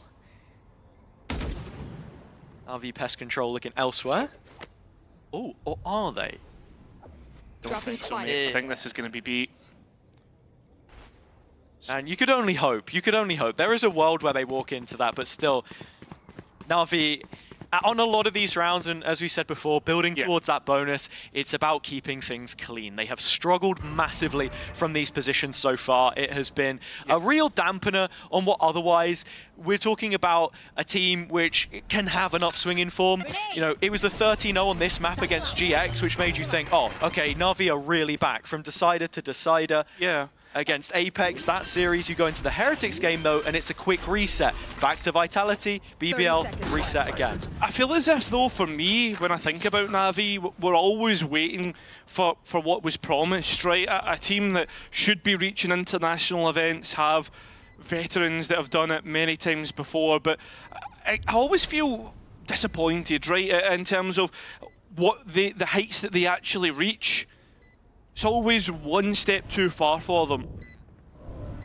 And look, this elimination game important to just show that they can endure those trials and tribulations as KC have moved that train of players into the corner. Against the Pistols, they are going to win a couple of fights back.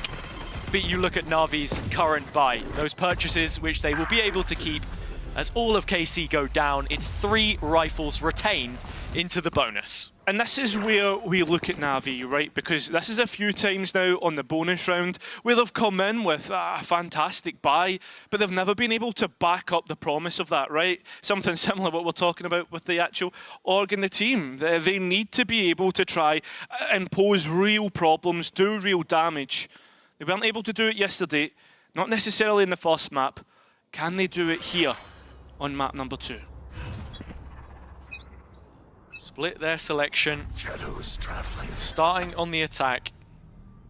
But it's KC that want to make the first move of this rifle round. Na'Vi anticipating it. Crossfire placed. Martin in play. TP available, but opts to go against it. It's Elite at his back, which fires 2 shots off, finds 2 kills. Na'Vi down to their last couple players. Yeah, and the sound cue from the announcer showing that the spike is down in shops. The last 2 on Na'Vi, Angel and Ruxic, to try and fight back into this. Ruxic in towards the backlines. Angel has to try and come from sewers and has utility to clear players in the spots that they're in.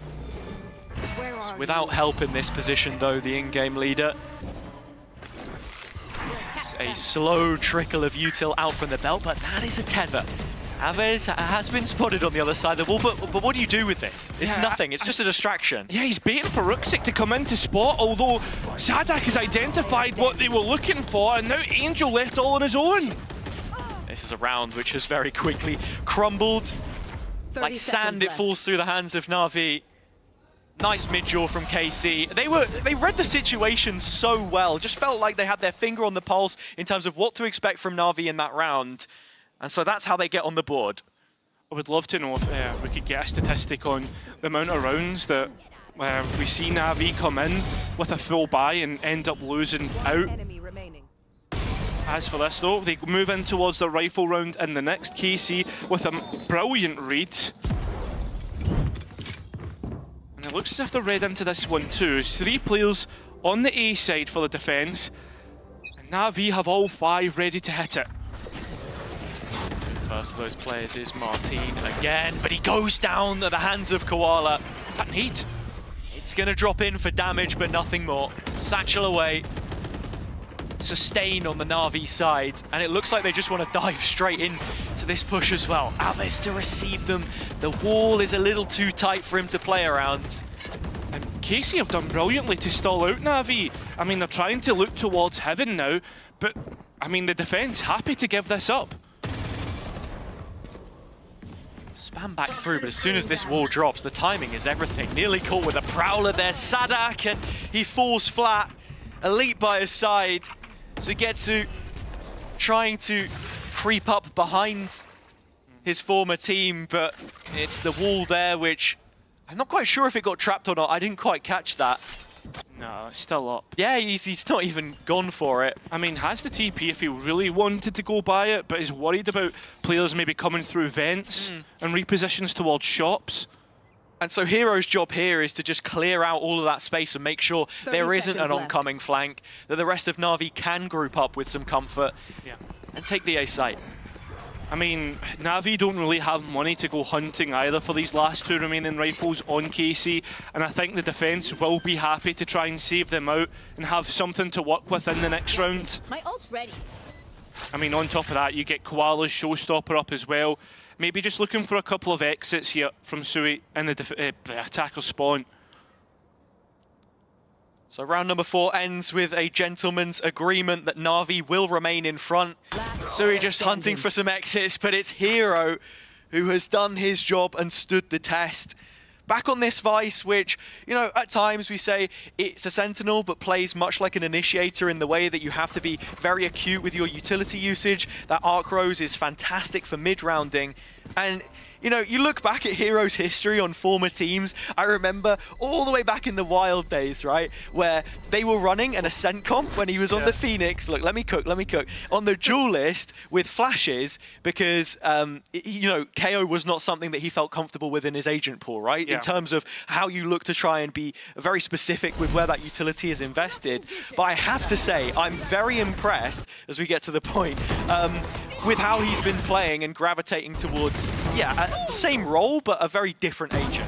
Yeah, that was really nice that the replay ops were able to highlight the smokes as they were forming. Was what gave the attack the notification of where players are. Remember that Showstopper available for Koala, and KC have a bye here.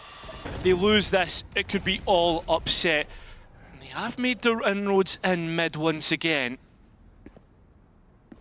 This is such a strong position for Martin because he can immediately send himself over towards the A site.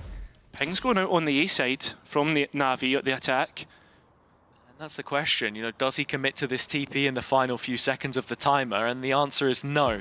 KC remain with their double-layered setup towards middle, and that's where A now comes under threat. Aves on the off angle.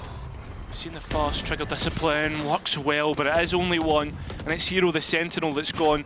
Chance to maybe try and go for a flank here as Koala gains space in towards screens.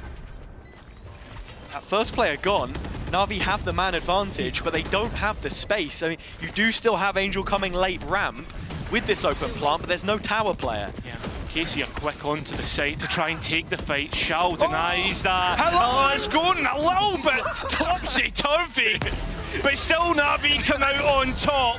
And that's a really big round to win for the attack, because they're going to break the defense by. So Na'Vi had the open plant, they had Angel in main, and then I think it was it Ruxic who TP'd up onto the platform, and we're in smokes as players are walking back through. I would love to see that from another POV. But Jules won as far as Na'Vi are concerned, and it has pushed KC onto an eco here as well. Yeah, and well, you look at Sugetsu to be the only one with a rifle trying to spam in B main, where there was plenty of bodies to hit. Unfortunately, not a point of damage felt by Na'Vi. Set up with this very deep wall, of which I know Mitch is a massive fan, as they group up through market. Just starting to investigate mid now late on. KC have put player numbers here multiple times. This is one of the first where they show us a more passive style. Yeah, and at the same time, Martin's getting a load of information just sitting in A main. Doesn't have anyone to fill that space in heaven, though. That's the only thing to worry about for KC. Martin, though, with a chance to maybe take that main space if it did come through mid, but instead, this is looking like a B split. KC know it.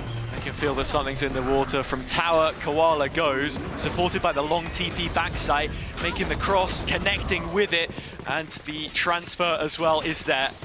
Angel by his side, this is comfortable for Na'Vi. KC, again, just feel like they have players in the right position, but in this round it's the guns and it's Xiao that shuts it all down. That Cosmic Divide now up. You're wanting Angel to try and get a pick or at least get caught out, and he is going to get that. So the Nightfall is well being kept for the next round. An in-zone flawless and well played by Na'Vi. And looking at the players here as well, that's 4 out of 5 that didn't break their heavy shields, so still have all of their armor, don't need to pay for a single upgrade, and that's absolutely huge in terms of bolstering this economy. Angel taking it by himself, bro.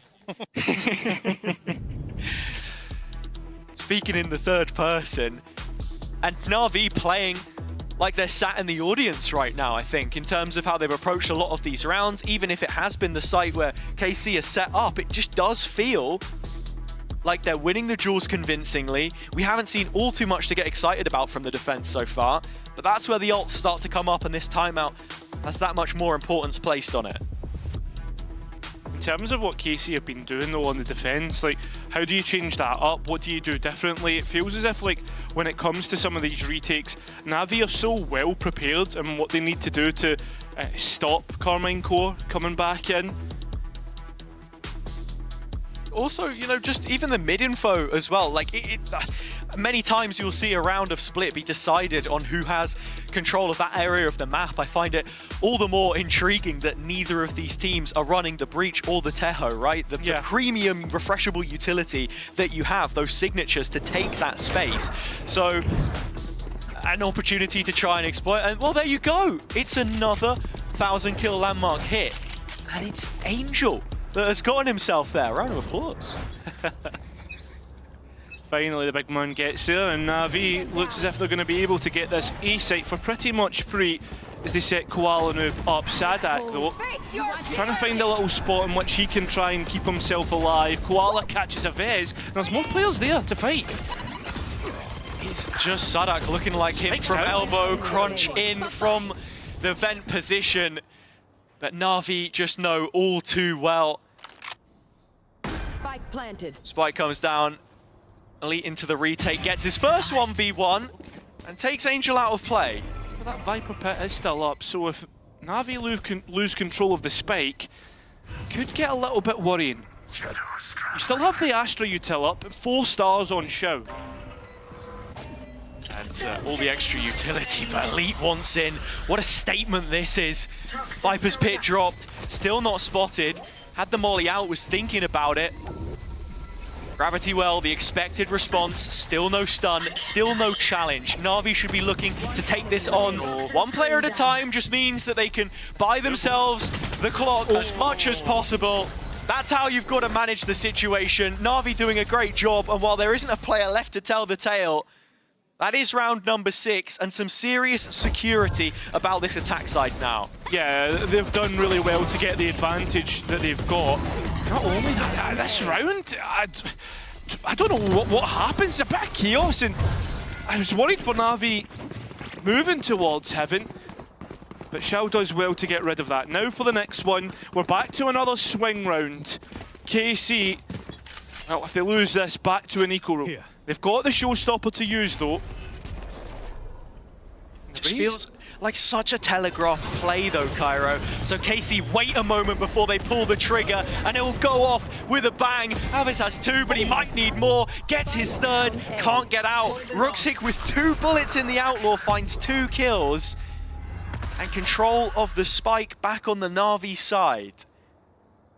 Do well to get the even trade. Angel now coming to support Rooksik in his endeavours. KC playing the mid round nicely though. They've regrouped both players. They're now starting to walk back down mid and have a look in.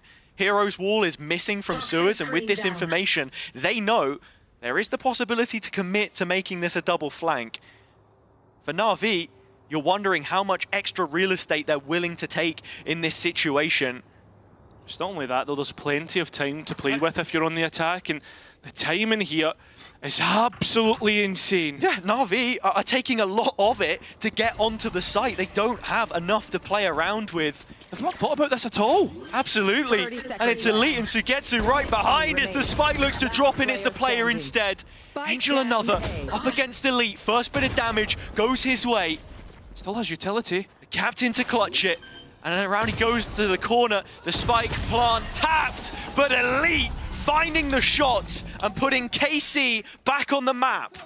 I mean, at the same time though, Na'Vi don't think about this flank whatsoever.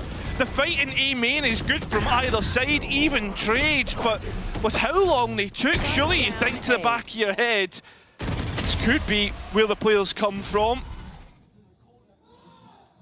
Brilliant individual moments from both Ruxic and Aves on either side of the server. Each in their rookie year, but proving indispensable to their sides. KC aren't out the woods yet with their economy either.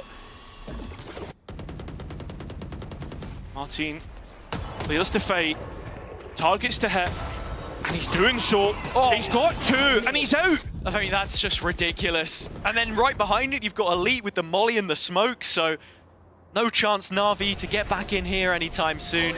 The Prowler will clear a player 10 paces back, but Elite remains ahead of the curve, and that's where Angel will fail to clear him. It was a 5 versus 2, but Hero gets one back in the conversation. Again, though, these players are so split up from one another, and you're asking for heroics again to win a round for Na'Vi. I mean, these are the players to do it, though. 2 to fight Ruxic. Nearly gets the second. It's just the one that he settles for, though. It looks to have paved the way for Hero on the A site. Haunt drops into Heaven. KC should really be expecting this second player, though, and you can start to see the movements on the map suggesting it as well. Hero's trying to look for something to work with. You have to be in these situations. Does have both Thorns, Arc Rose, and ult if it gets to it. It's another situation, a clutch of which he is so capable. But will he be up to the task here to confirm that advantage on this attack half? It would be a big round if he could do it. He's had highlight moments before. We think towards the GX game where it took him a long time to have his first death. To come up in a 1 versus 3 here, you've also got to consider Sadak has the Nightfall, which he will use, so Hero loses a lot of health. Decade, and decides to go for an ultimate of his own. He fancies this as the players send it their way. The reaction's unreal! Oh my God! He had no sight, but he doesn't even need it! A Red Bull clutch to send Na'Vi into an advantage in the second half! That's absolutely disgusting from Hero, and he knows it. 7th secured. And it's a situation where you feel like KC have to take the time out. Actually, it's Na'Vi that call it. Maybe for composure more than anything else, but we chalked the situation up to be exactly what it was. One that Hero was capable of winning. So many multi-frags on that standout display that we saw against GX that you mentioned there. And I think as well though, you say like maybe for composure, but there is still a lot of mistakes that Na'Vi are making within the actual round itself. It was heroics that won them that, and sure it breaks KC's bye, but this is what I imagine we're seeing from the coaching staff to come in and talk about, and just like make sure we're not putting paper over cracks. Completely agree with what you're saying. You don't want to wash away that blood without sealing the wound. And Na'Vi certainly coming into this game with a few, well, plenty of things to consider coming out of the BBL match, right? The story as it was, they won all 4 pistol rounds. It was in the rifle rounds where they struggled. Moments like this make all the difference, and just looking back at it, I mean, there was no sound, so for Aves just trying to get the element of surprise, oh my lord. Zai's just reminding us that he has had a trim as the hat comes flying off the head. That is insane. But that is a Red Bull clutch for the books. And now, looking at the hefty bill that KC have been forced to foot here, I have the spike. it's just pistols. A Bucky, a Guardian. I mean, that's what you're looking towards, right? Choice weaponry. Martin has been the enigma many a time on Karmine Corp. I mean, Sadak was talking about it. We need to know when to use the X factor, and well, in this position, they certainly need it as they go to take these fights in mid. Last time it was 2 kills for Martin and a TP out, but on a round such as this, you're happy to get away with the goods. Anything that can just snowball the late round into something a bit more winnable, and he's even going to invest the ultimate.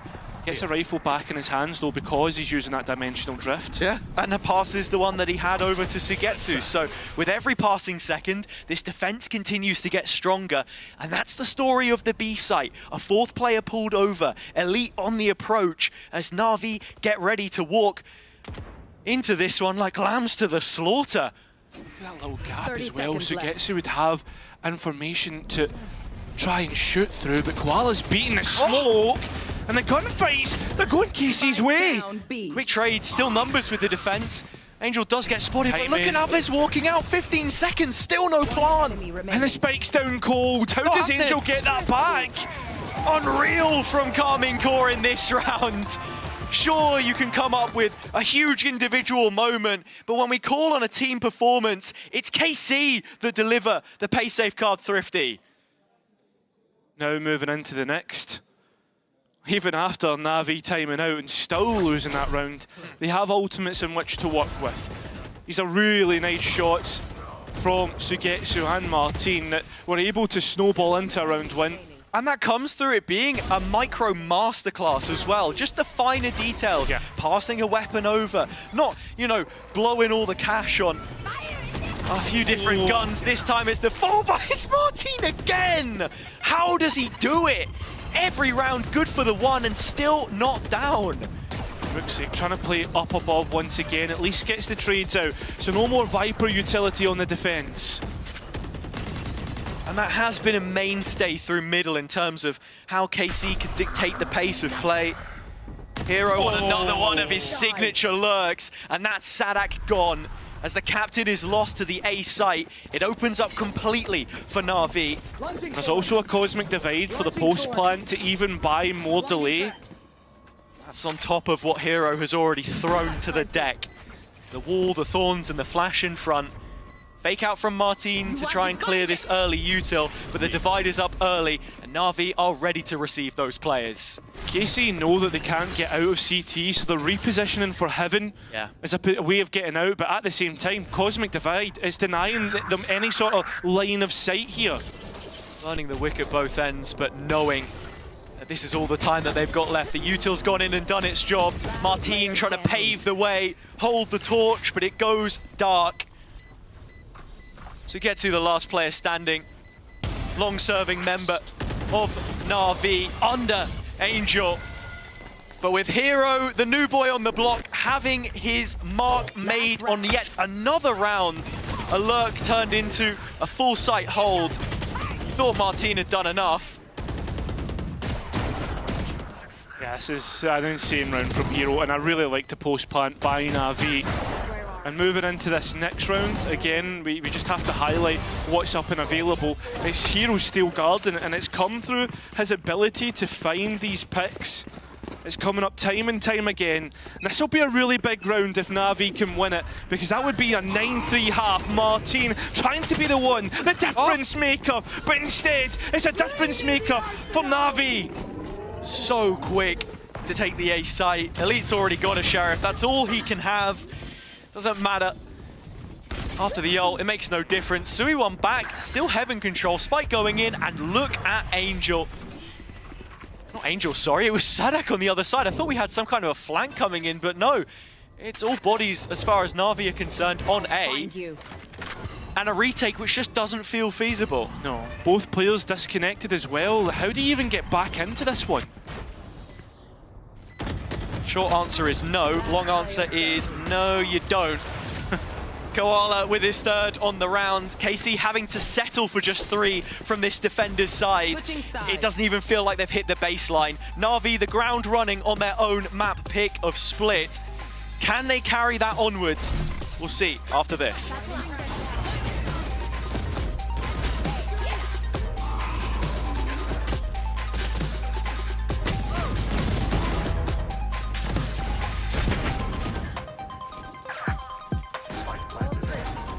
Remaining. Out of charges.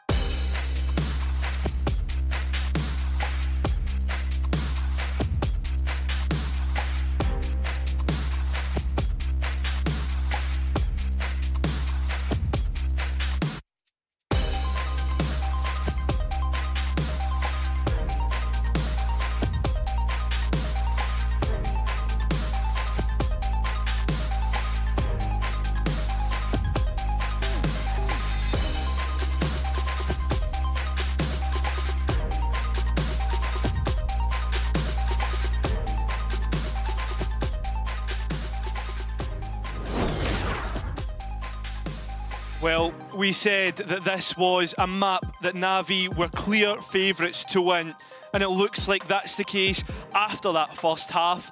They're up 9-3, Hazard, but what can KC do to bring themselves back into this?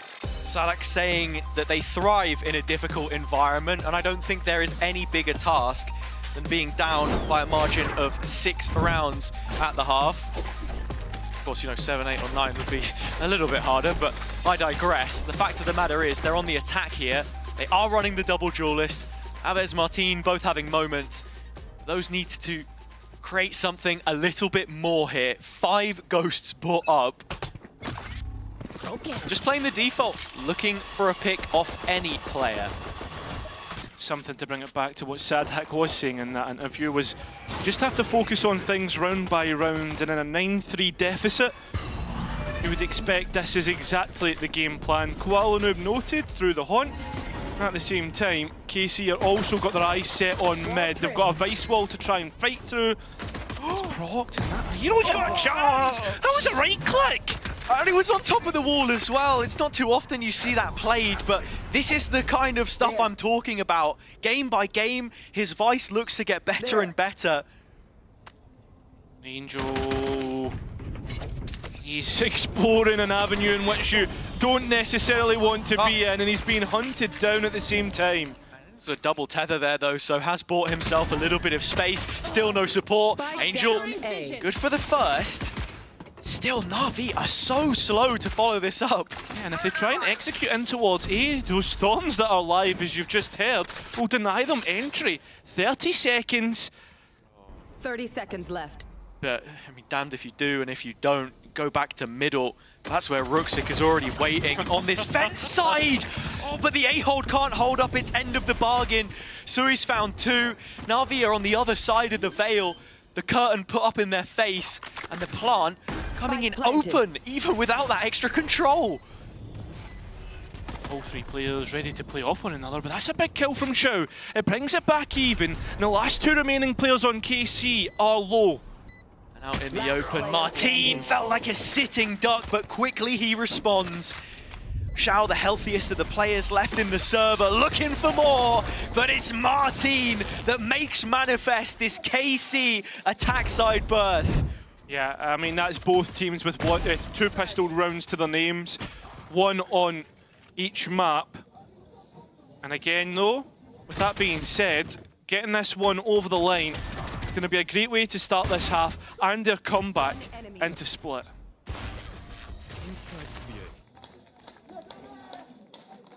onto the attack side as well, something from the Liquid game, the glimpses that we got of it, was the post plant. Had looked a little bit shaky at points. I go no further with that conversation, but the point being is, as this one moves forwards, you're looking at it being double dive, right? Something which, again, Sadak has shown affiliation towards, typically the Jet, but Martine's Yoru, iconic as it is, you're wondering how much utility can they stockpile when they get into these positions? How difficult can they make it for Na'Vi to have successful retakes?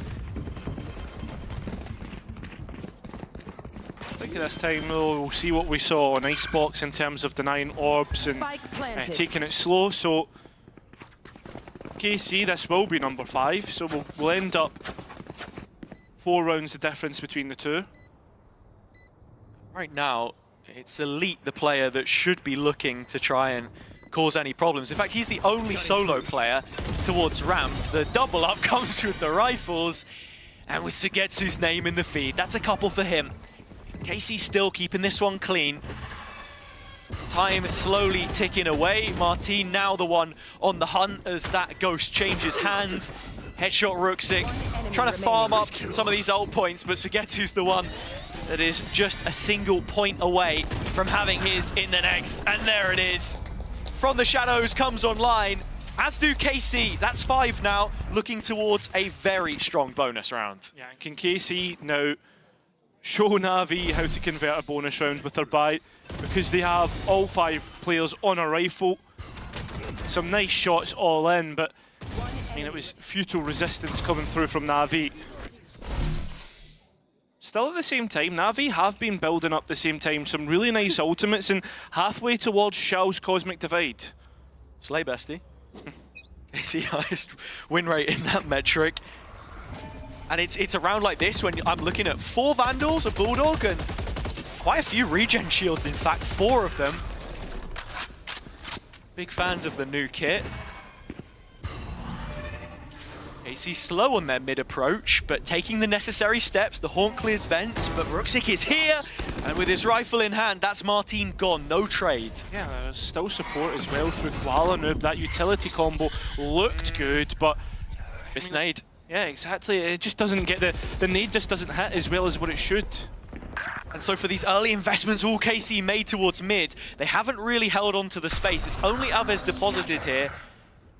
Can't quite track Ruxic as you saw Sugetsu find that kill on B and send it back site, but to hero he goes. And to the spectator screen now. There's a lot of ambitious plays coming through here. And will KC get control of the A site, you're looking at Aves in the position that he's found himself in. It's just going to be calling KC back towards this side of the map, towards B, behind the standard lurk wall. They will go into vents. Hero just about in position to catch on to this, but does he expect Aves?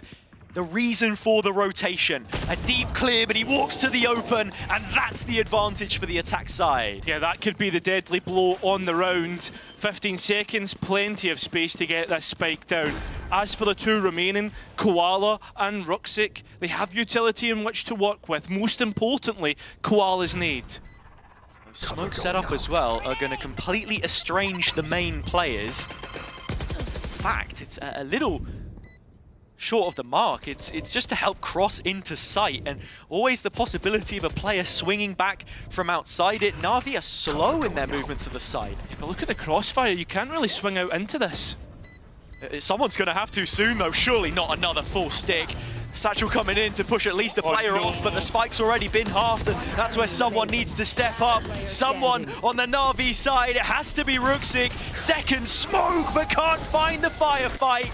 Sadak delivers a bullet to his brain. That's a 6th for KC, and I tell you what, Cairo, it's the bonus that they've picked up. Yeah, and not only that, you win the bonus, you destroy the buy of the defense. And Na'Vi, I can't believe I'm saying this, but they're letting another lead potentially go to the wayside, this time in the round count. And you think for a minute that they're going to be able to get the defuse through as well. I'm so stupid, I didn't.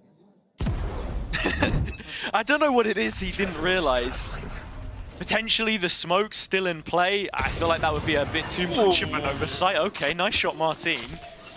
Into his dome piece, 5 HP left. But I think that round as well tracks what I was saying about those post-plant situations. KC still grouped up though, able to haul it through. The threat in this round for me is Koala's Bucky, but yeah, solo A. Spike not yet committed, but Na'Vi already showing they're willing to show face. It's like, yeah, the threat is Koala's Bucky, but are they going to go anywhere near it? I mean, it looks like Elite is, though.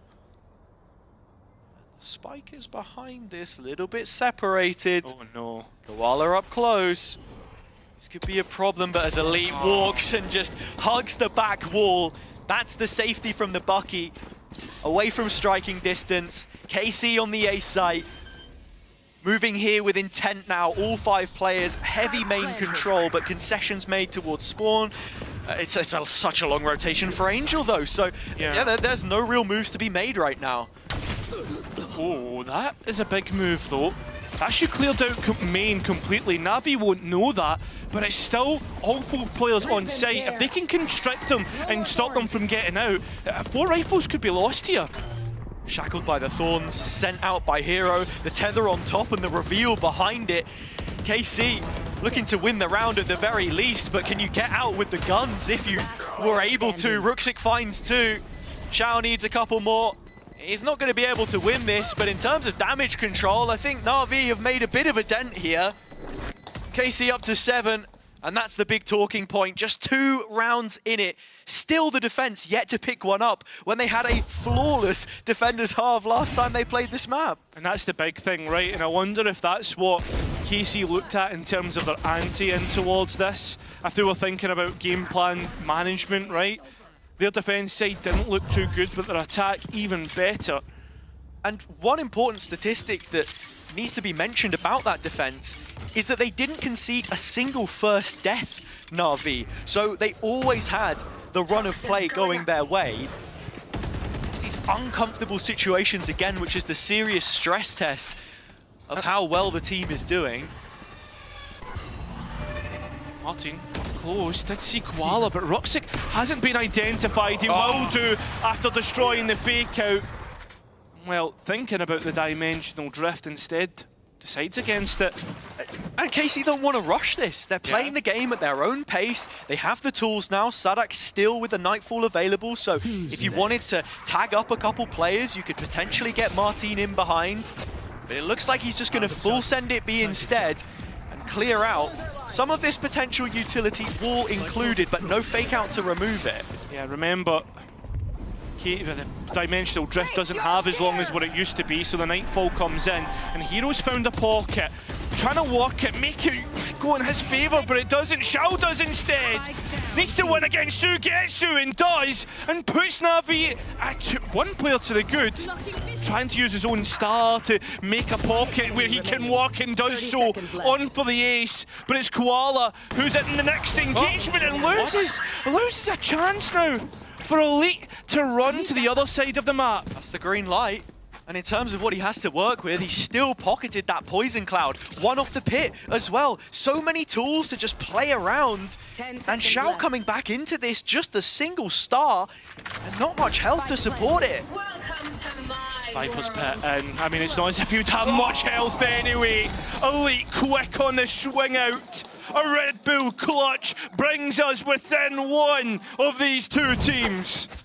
And as I said before, Na'Vi are just not getting these rounds on their own terms and conditions. I have to say, after KC finding that opener, it did feel like they rushed things and it was kind of messy towards the B side of the map. Na'Vi doing well to dissuade, but I mean, Elite winning another clutch for as many as Na'Vi built their empire on their own attack side with these 1vx's. That is such a backbreaker now. 5 rounds consecutive and you're digging into empty pockets. You are. Again, defense eco is never kind when you find yourself at the back of a run of rounds from the attack. And what do you talk about here if you're Na'Vi? Try and amend the mistakes that you've been making. we've seen that Na'Vi are very willing to invest and upfront some huge ultimates in rounds which don't best suit them economically. However, they don't really have the ones that I think you could really cause a problem with here. It's more looking towards that retake. And I think, I was just sorry to cut you off, mate, but like you think that you say that, but I feel as if a Steel Garden on a retake, you even the playing field. Like, I don't hate that idea, but the one thing I do hate is Na'Vi always invest in those ultimates. I was just about to say that when you look at Happy's history, even as a player, he was always someone very good at doing more with less, at least in terms of weaponry, so I find it funny. This is the situation we're in. It's Hero. The Sheriff in his hands this time. The hand cannon, as it were. And there's always two ways of approaching a round after a timeout. Do you either play it fast and loose, or do you play it slow and methodical? And KC looking to go the latter route. As they dot their I's, cross their T's, and Na'Vi are like moths to a flame, trying to respond to any sort of pressure. Yeah. KC are poking and prodding throughout the map. And they still have a minute left here as well, Cairo. It's of Nightfall as well. It is. Angel getting it up from the orb picked from the floor of A main. That's where the initial aggression was. Na'Vi kind of hoping that they can shepherd KC into the setup. They're still going to get the B execute. But this one feels like it's at KC's pace rather than Na'Vi having set the precedent. Chow found out. He's able to get one of his own though. And Ruxic has a Spectre as well, so as you come onto the B site and close quarters environment, you would favour Ruxic here. Around the smoke. There's a Spectre in hand. Hero also on his lonesome. 20 seconds time. Not really here for them, needing to clear out those couple of players, but look, Aves is a safe pair of hands. 2 kills quickly. Spike in a spot where you would want Koala's nade maybe to stop it. It's going to take a while for him to get back over. The rest of the upgrades are on site. Angel does have the Vandal. He's trying to play it kind of early. Yeah, and that horn to clear close by, but that rifle now passed over to Koala. He doesn't even have shields either. No, and I don't know how much more of a go he wants to give this. He won't get half a chance. That's 6 rounds now. Successive for KC. Split should have been the shoo-in for Na'Vi, but now you're looking at the real possibility of a completely catastrophic second half. The defender-sided half of which we saw be airtight for them before, but now it's poor and it's porous. Yeah, it's not looking good whatsoever. The ultimates to come back in. Sure, they used the Nightfall, but there's plenty more at their side. We look towards mid as there's a couple players here to try and brawl it out. Koala holds on to B main with his operator. The first real time that you've seen that op come in play as well. The desk talking about it in detail, how Na'Vi's macro is built around this. A consistent factor in that game against BBL yesterday. Felt like they had the right read a lot of times when they were trying to scout it out, but not able to deal and contain that threat fully. Already looking at both Prowlers being invested in mid here. Angel's just keeping half an eye on it. Remember, Ruxic's still to make his introduction here as well, so this has been really good. Baiting out by Angel, and Ruxic's able to get 2, but Casey, 2 back in the conversation. It's even after that engagement. They have the tower control here as well, which they have so frequently enjoyed. Shao, he's in a one and done angle. He can't really escape from there. But KC have closed it off. Sadak looking to use his utility through this smoke, play around with the timing, shooting the Haunt mid-air is Shao, but still finding the kills. Koala has the ult if he needs it. Just to get that first round on the board, you might as well pull the trigger now. He's also buying time for Hero to get into position as well. But Hero doesn't want to go too quickly because he's worried that Sadak might have repositioned. Still 10 toes down on the B site. And as the showstopper goes off, he knows where Koala is. If he can find this kill, then maybe there was a chance. But there you have it. Na'Vi clapping back eventually, double digits, but it took a while. Yeah, that's the exact point I was coming in with. The fact that it had taken 7 rounds to find that round as well. I I mean, the benefit from that last round is that KC were able to get the showstopper. The bad thing is, they choose their own. Sure, Koala Noob. And again, you're just expecting him to be involved as much as possible on these rounds when he has the op.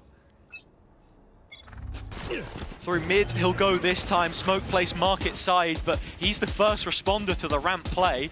Yeah, for the most part, Na'Vi were happy to lean heavier towards other places in the map. So now the players start to rotate in. KC had a free site, they don't anymore. The wall not yet tripped in that position. They know it's the flood out from main. KC get themselves on site. Without Koala Noob, his trusty op, the support of player presence, it's KC that take this fight early. Trying to go in towards CT. The ultimate's now starting to come through, the first of which is the Steel Garden. Ruxic trying to use his own ultimate, and there's a pocket to work with. In behind the Cosmic Divide, KC aware of this, trying to respond. Martin and the rest of the players fall at the same time. A distraction, but Aves still not found. Finally he is. And Na'Vi, after getting their first very quickly, double up. And it's so important that they do as well, because you're looking at the money on a few of these players. Ruxic, Hero, Shao, all below 200 credits. I don't think there was any world where KC were going to get caught off guard fully by that Cosmic Divide TP play. You remember back to kickoff last year, they were the ones that pioneered it with the Yoru, but it's the fact that there is no return there. I think that's the thing though, right? You say that, there's no way they're going to get caught off guard, but they do in another sense. They put so much investment into trying to deal with it that Na'Vi are able to get the value. It's like a distraction. Yeah. Look.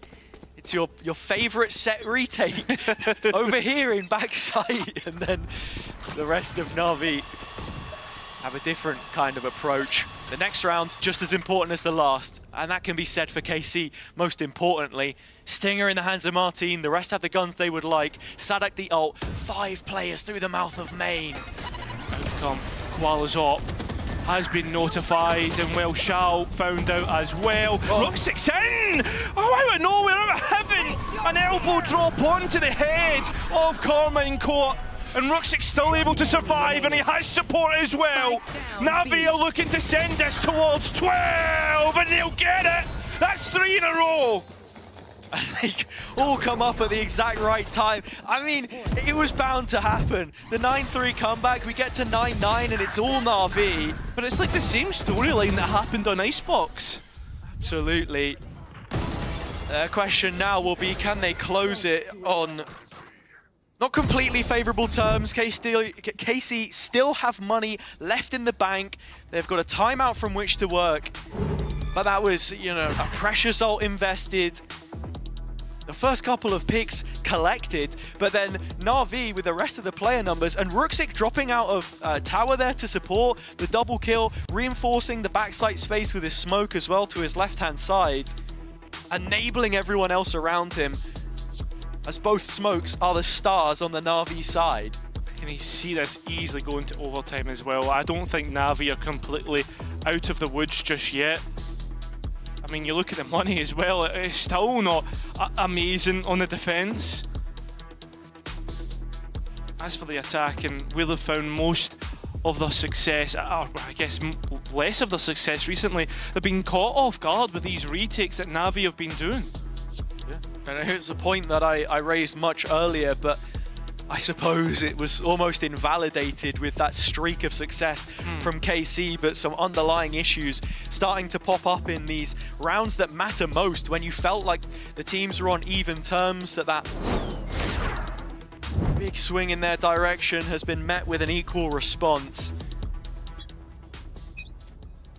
So here we have it, KC to hang on and not head towards Ascent.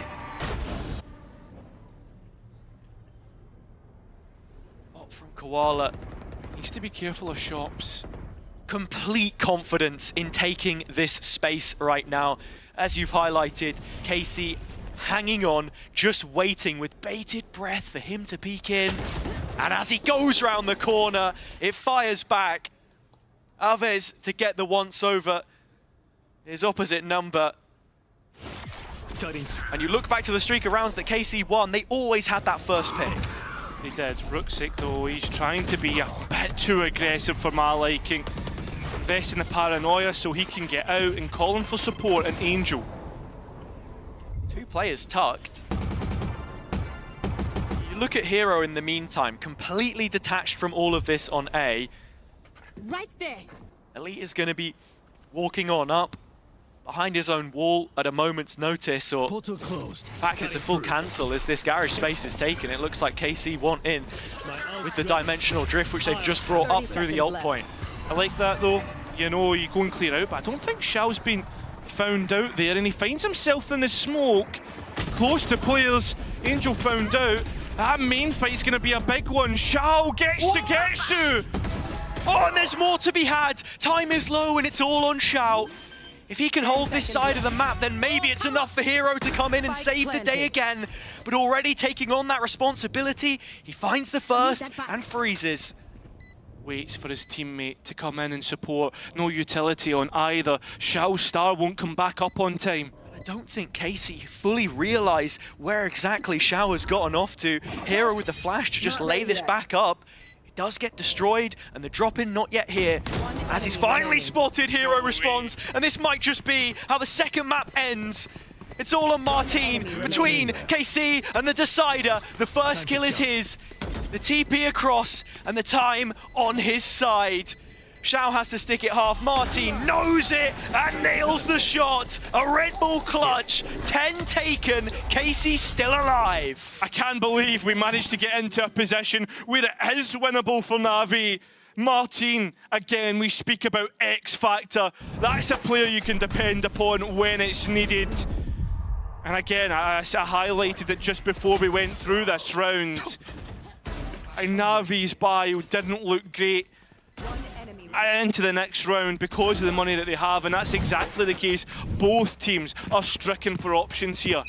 A big swing round and deciding if this map is done or we go overtime. It's the biggest round in this series so far. And it's Xiao again, who needs to keep his composure. 1 kill might not be enough, especially due to the fact there isn't players on site this time. Playing from tower, they'll keep the space at the very least, but... Well, his nades have been pretty good in past, though. Yeah, I think he needs an extra layer of support to find this kill. Instead, it just buys time. Na'Vi have made that rotation happen. Yeah, that Nightfall still up and available for Angel. This retake could be pretty good for Na'Vi.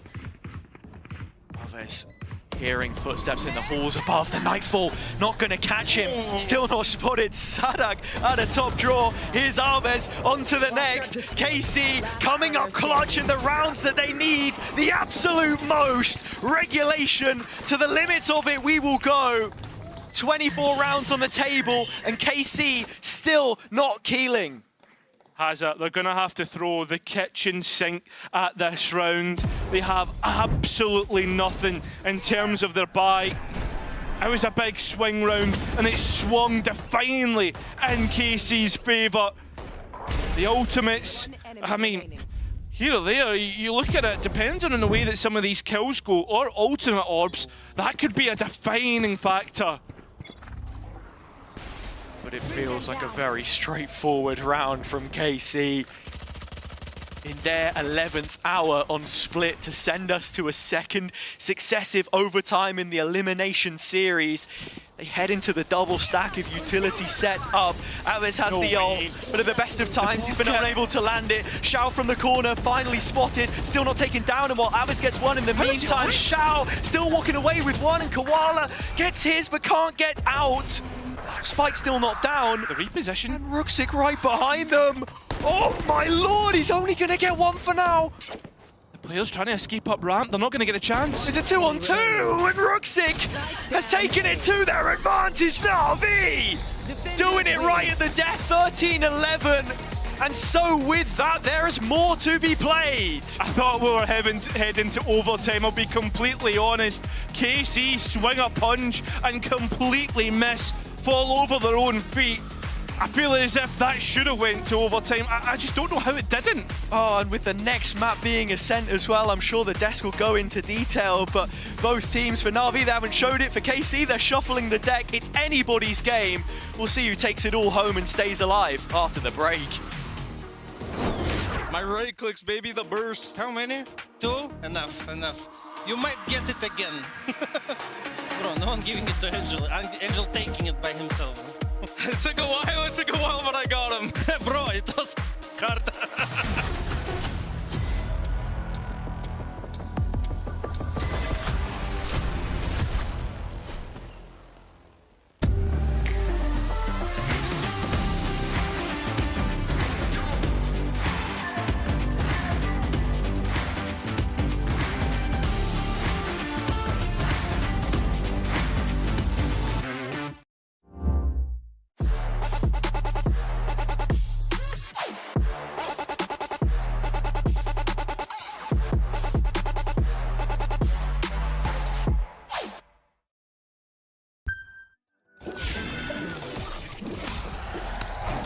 Red Bull gives you wings. I don't know where you've been sold, but I'd be insane not to play my role. Yeah, I know I can break a fall. The stakes are low. Just know that I got a hand that I can lend you, and it don't matter when, no, I'll protect you. Call on me, I'm here whenever. Those who greater than one, move five is better. Just know that I got a hand that I can lend you, and it don't matter when, no, I'll protect you. Call on me, I'm here whenever. Those who greater than one, move five is better. Oh, you think you suck? I think that's unlikely. You can keep on looking, but can't find nobody like me. Eldorado pushing, why I'm pressing in a white tee. You know I love you, I need someone who can guide me. I can't do no little bag. I need 3 mil. That's coming in both directions and like a be real. I've been eating good to be lucky to get 3 mil. First place, run it up. Care about what you feel. Give you everything, anything. You're my everything, and just know that I got a hand that I can lend you, and it don't matter when, no, I'll protect you. Call on me, I'm here whenever. Those who greater than one, move five is better. Just know that I got a hand that I can lend you, and it don't matter when, no, I'll protect you. Call on me, I'm here whenever. Those who greater than one, move five is better.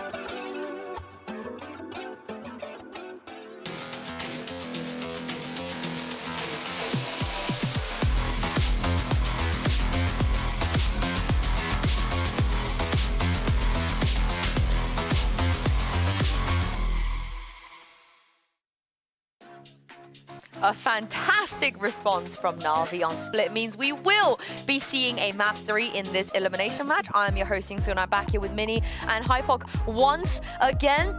Bit of a fake comeback. We don't like those fake comebacks, do we?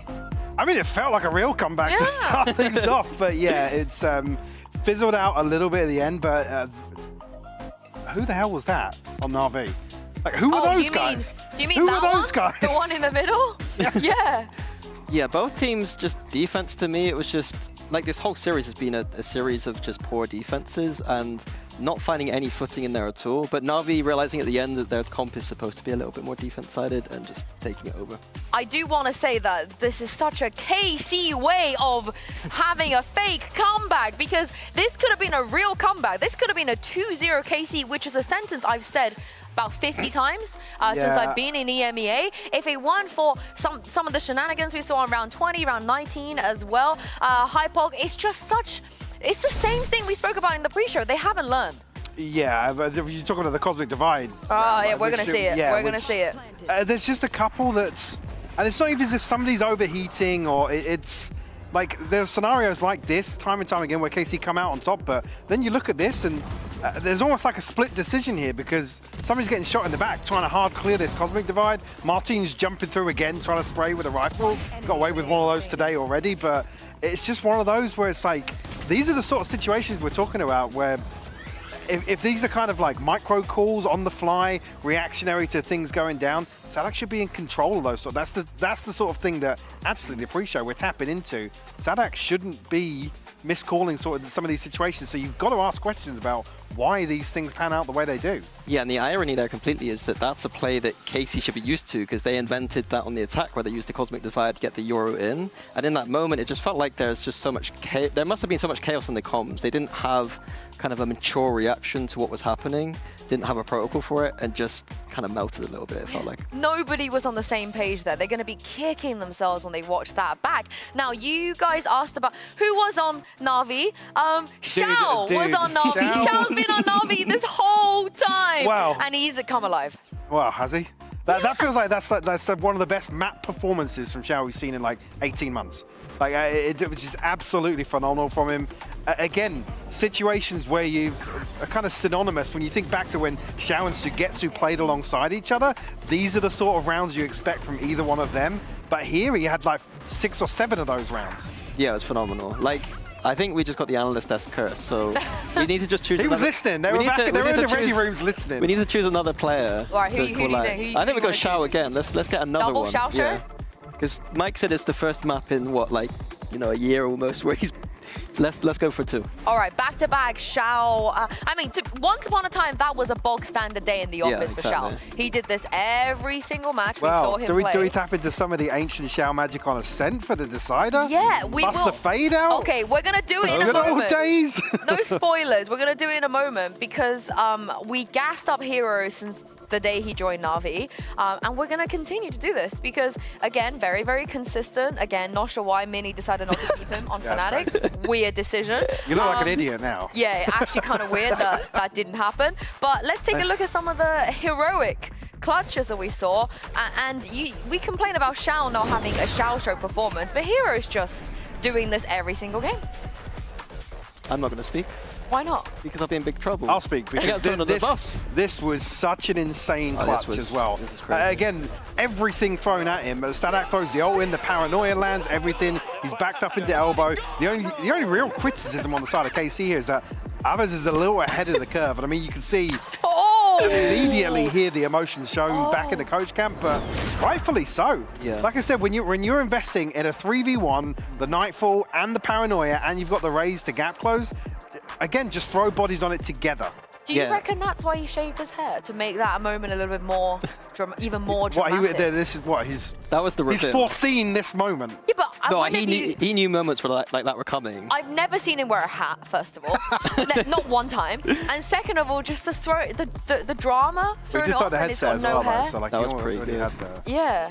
Yeah, he was prepping that one. Yeah, that should have been in your playbook once upon a time. Would have been great for you to do. My hair's too big for a hat, I think. Wouldn't work. I seem bigger, but all right, let's talk about some of the rounds we saw. Stop staring at me like that. I was just waiting for you to move on. Hero's staring at me, and you're staring at me as well. Let's talk. I mean, I'll give you an opportunity to talk, Mini, because I know you have a lot to talk about that first half and the A hits we saw. Yeah, so I thought that Na'Vi did a great job of attacking that A site, and I thought it was kind of a mistake from KC that they didn't end up adapting at all. Like, Sadak was talking about these adaptations, but I didn't see the adaptations at all here. Personally, I would have loved to see Martin defend that A site at the start of rounds a little bit more, because Na'Vi just got the free site a lot of the time, and their comp is pretty good in the post plant. Their strength is not those execs. They don't have the breach or like a double duelist. They've got smokes and a vice. So those post plants are going to be pretty good with that comp, but the XX shouldn't be great. So yeah, like again, the adaptation from KC not coming in, Yoru nowhere to be seen on A. Well, what's funny you say that, but there was 2 rounds. I mean, one of them being where they flash out the smoke.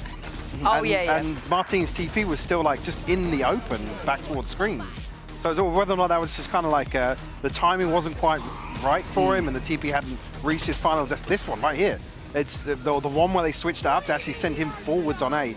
But then that was kind of it. It was almost like that was a, tilting way for it to end. And I mean, it comes so late on in the half that there's not many opportunities to try and replicate that. But it felt a little weird that that was the one way to try and address that. And A wasn't successful, came so late on that actually can't build upon that. But you know, what is the second layer to the defense? Yeah, it looked like to me that KC had like a plan to play more on the retake at A, which isn't the correct game plan in my opinion versus that composition. Is it just me or is the music really hype right now? I don't know if you guys can hear the music. I can hear it, yeah. Yeah, it's kind of hype, and I'm glad the music is kind of hype because we are going to map 3. It will be Ascent, and as you were spoiling there a little bit, you know, Shao, the possibility of him playing We don't Fade. know. But can I one-up you just a little bit? Well. Do you want to guess what hero's most played agent on Ascent is of all time? Of all time? Yeah, for him, for hero alone. Just to sprinkle in some Is it spice. Jet? It's Phoenix. Oh, really? Would you put hero on the Can Phoenix? we fact check that? Because I actually don't believe that. I'm dead ass. He used to be a duelist player. Yeah, I know, he but did. Phoenix on Ascent? Yep, Phoenix 8 times. I mean, no, Well- no, I wouldn't like to see him play Why Phoenix on not? Ascent. It's just not. I actually kind of would. Me too! He's Turkish. We're forgetting the fact that he's Turkish. We got 2 Turkish players on Ascent on the side of Na'Vi. Really It's looking no good. Phoenixes. I just want to see a good, honest, clean Ascent from Na'Vi. Oh, come on. Like, I'm sorry. Come on. I want to see some Angel throwback 2022 Ascent cooling. Oh, so you want the default comp? Default comp, maybe not. Like some Teo in there, maybe a Vice. Well, then but how is that going to be bog standard, you know? You don't... like standard cooling. Like Phoenix to me is like you're limited so much. You have to like work around it. Like Angel's going to have to do some magic with the Do you reckon Shao will be jailed on another role, though? Yes. What, you think yes? Yes. If Angel plays sober here, I swear to God. I'll walk out. I I'll walk out. swear to God, if You'll that have to man... find somebody else for the second series. If that man I'm gone. dares to be put himself on sober. I mean, Mike implied earlier, they've always been a little bit more fade-pilled on Ascent, so what do you think about that? Like, you're still okay with Angel Fade, or is that still a... No. I will be a bit upset. I will Not be really. a tiny bit upset. But they could go KO sober. They could still do the KO sober. Yeah, they could. Well, the thing is actually now to see this in the veto at this stage, you're hoping actually Na'Vi have kind of got something, I don't want to say ace up the sleeve, but back pocket that they've been kind of working on, chipping away at, and this isn't necessarily going to be... I mean, if this comes out now that it feels like a fumble in the veto, that we end up on Ascent, because on the other side of things, obviously, KC 0-1, they play the deadlock. Yeah, it was a double duelist deadlock. So that would be a little bit heartbreaking to see. Well, we are going to get Shao on Tejo. Love that. Angel on deadlock. Okay, let's talk about the other side as well. Yeah, KC dropping the deadlock as well. Obviously, previously it was the Jet and the Razor. If I'm not it was mistaken, a double so duelist deadlock. So what KC feels like a bit of an overhaul. Yeah, KC going back to boring. Yinsu's going to love that one. Yeah, Na'Vi this got does some feel a spice, little though. more vanilla from the side of KC. But Na'Vi, I'm here for it. I'm excited to see what they've cooked up. Angel, when he plays the Sentinel on defense specifically, watch out for him just running around and like in the moment, just literally figuring out what he wants to do. And sometimes it works beautifully, sometimes it doesn't. So hopefully for him today, it's going to work beautifully. It's going to have to work beautifully if Na'Vi want to move to the next round, because there will be no second chances in this series. Hazard and Karo, the loser, will be eliminated from playoffs. Both of these teams, so much riding on this game to set up whether their stage so far feels like a success or a failure, because we've seen improvements in some ways, drop-offs in others, and now heading on towards Ascent. I want to speak about Na'Vi here quickly, because last year they played Ascent 8 times. We felt like coming in, picking up such a capable opper like Koala Noob, that we would be seeing this from them a whole lot more, but we haven't. And in terms of those results, lost 4 and then won 4, it's always been about consistency, and it's that conversation that comes up yet again. The stakes could never be higher. And for Na'Vi, when you look at their composition, this is exactly what they ran on M80. When we look at Koala Noob on the Euro, the only difference being in that composition, they've subbed out the Sova for the Tejo. So let's see if that's going to find some value as we move into map 1 of the last map of this elimination series. But it's Koala Noob that draws first blood. Na'Vi in front on the attack side, orb collected. As KC have gone back to this default style. It's through mid that they'll look to try and funnel the players, but Koala Noob again delivers a bullet to the brain of Elite. This time he'll walk away with 2, but still the numbers, Na'Vi. Well, that door is dropped. You've got to be looking at Rooksik, who now becomes the Joker. In fact, they're going to open the door back up to let him back in. But both players are already out heaven. Because I mean, there's a mesh set up, so Na'Vi looking to try and take this fight. It's a TP back towards main for Koala. Rooksik finding the kill. Koala looking to add the final details, but it's Rooksik that ends up with both. Another attack side pistol for Na'Vi. By my count, that's now 5 in a row. Yeah, and not only that, you can already see the comfortability on Koala within this comp, on the Yoru. That's what you should expect when you're running a composition of agents, but he knows how to work. And even from the double sentinel here, which has touched on just a little bit, is that we've seen other teams in the region go for it, right? We know that Apex tried it. It was one of the maps where they did find a little bit of success. Liquid against BBL, that was very nearly another 13-0. And for me, you're just looking at those combos as well with the Teho and how that net and salvos are going to be paired up. That's the thing. Something everyone always highlights with this comp, that KC are running the deep... Oh, wait a minute, Hero, he could get caught here. I think he'll be all right. Oh, without his cage, but yeah, hitting the tag. Swings and roundabouts, mate. They are off to A. Yeah, they've seen plenty of bodies here. The correct decision is to be as quick as possible in hitting A, but KC could be quick in cutting off rotations. They missed their opportunity. Now we look at Aves. Biding his time towards the back of Gen. Anything here would have been good. It's a turned head for Koala Nu, but he'll turn the other cheek. There's no problem. A little bit of a headache. Paracetamol maybe needed as KC take their time coming back into sight.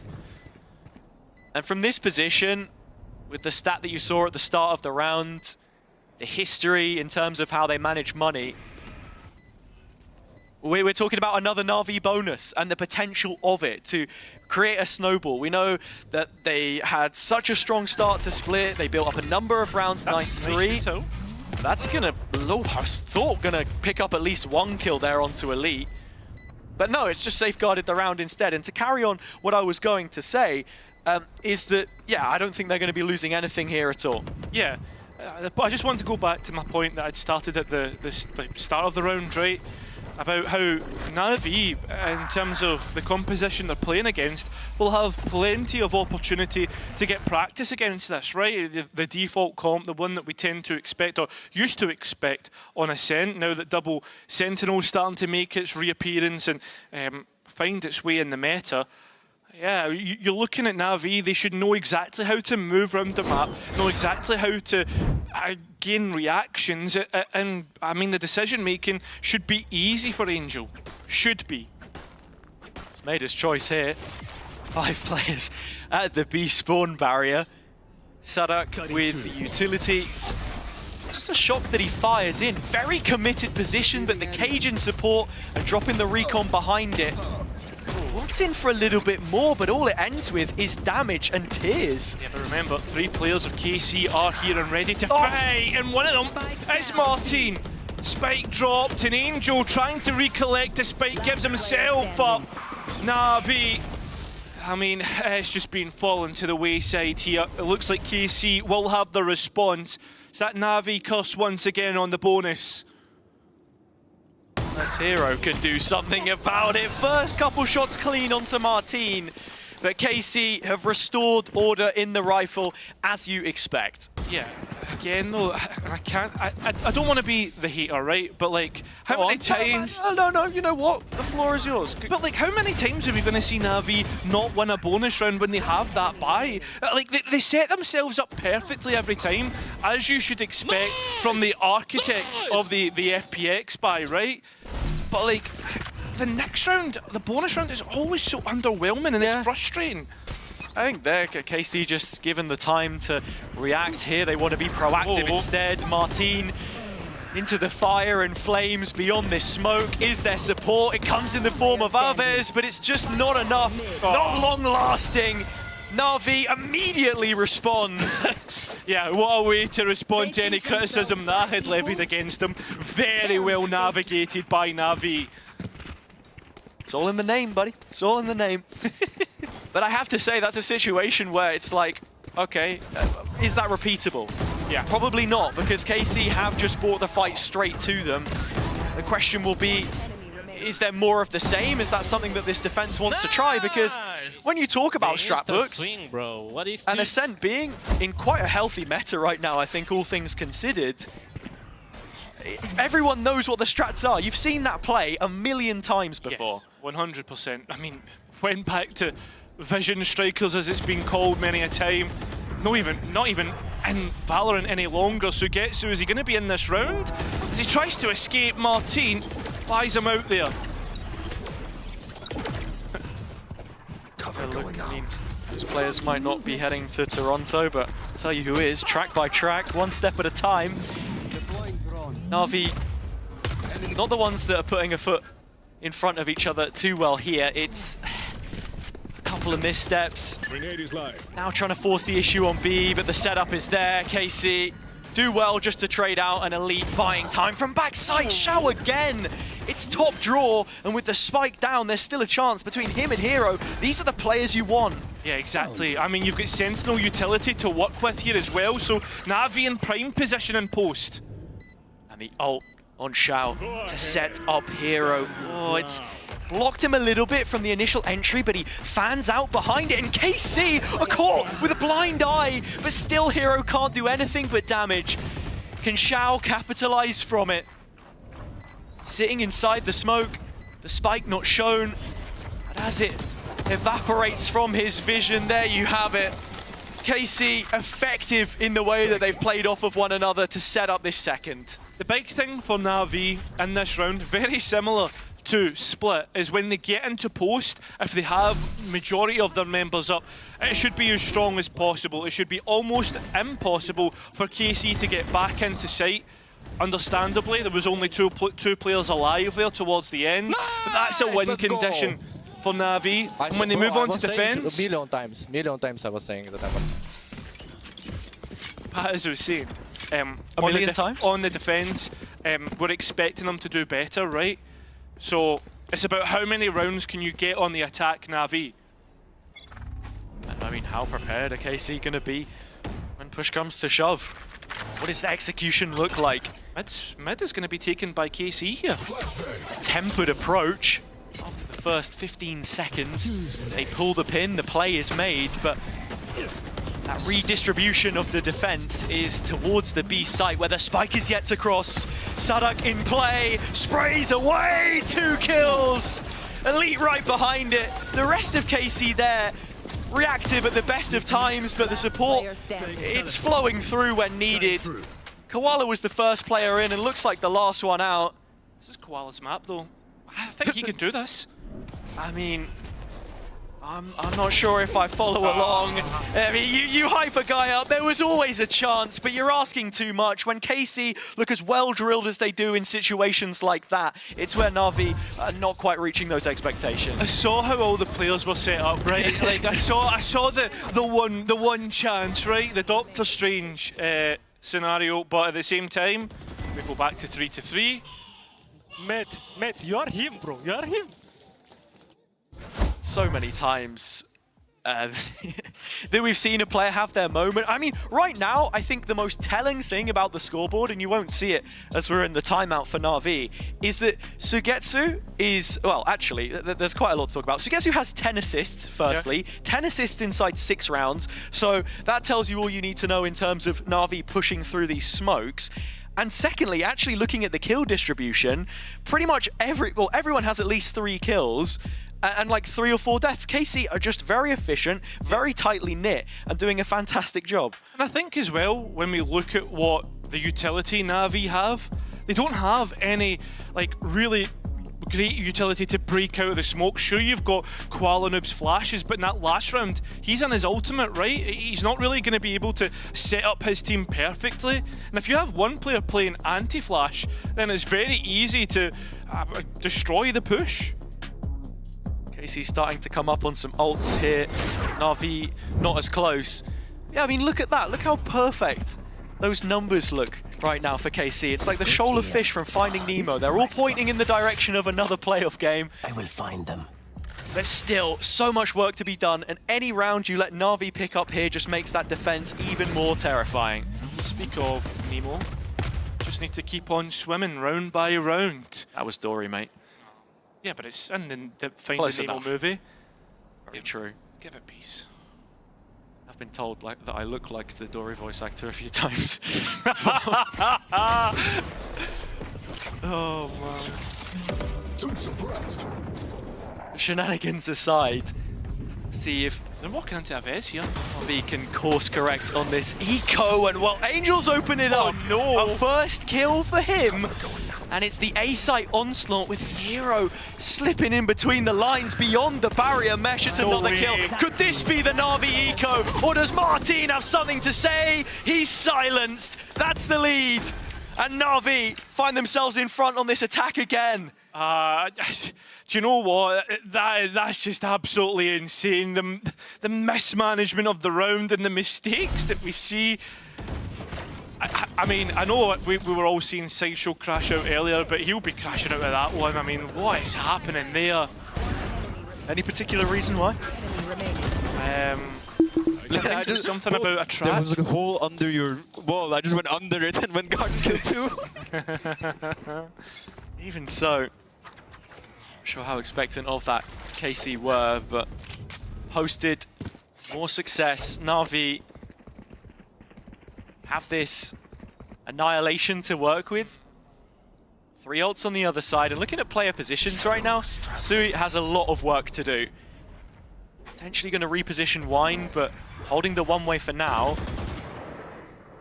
But if he bails, it's only others here to support. Still that ult to bank on. I mean, this split is perfect. The group up short. They're going to break one of the arms of this push. I don't think they are. Look, they've split up once again. This is a set take, set exit. They're waiting for the utility to come up, and the players send it in. Yeah, and Abbas is going to be caught behind this wall, so it's all on Sugetsu to stand his ground. Sadak in support, Koala furthest player forward. Revealed TP out, just about hanging on.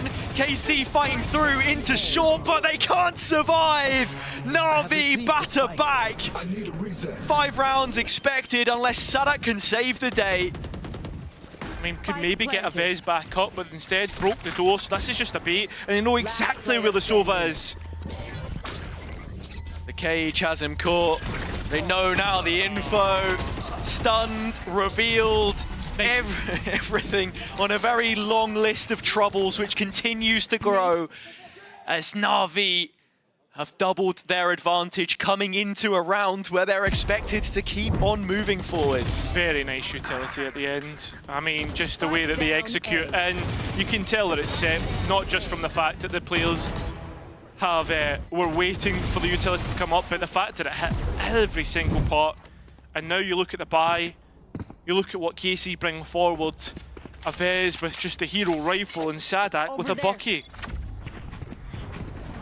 In terms of those player positions, it's this Vision Striker move that we were talking about earlier. Hero getting one. Reveal not on the player, but the fake out. Still Bucky in hand of Sadak as he sidesteps the shots. Shock looking for further damage. Yeah, but look at Martin here, and the space that he's found.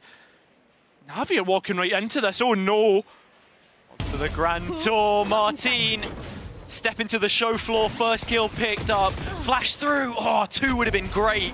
But with Ruxic removing him, it's straight to the boathouse he goes. Love this, taking the space nice and early. KC though, are very quick on the mark.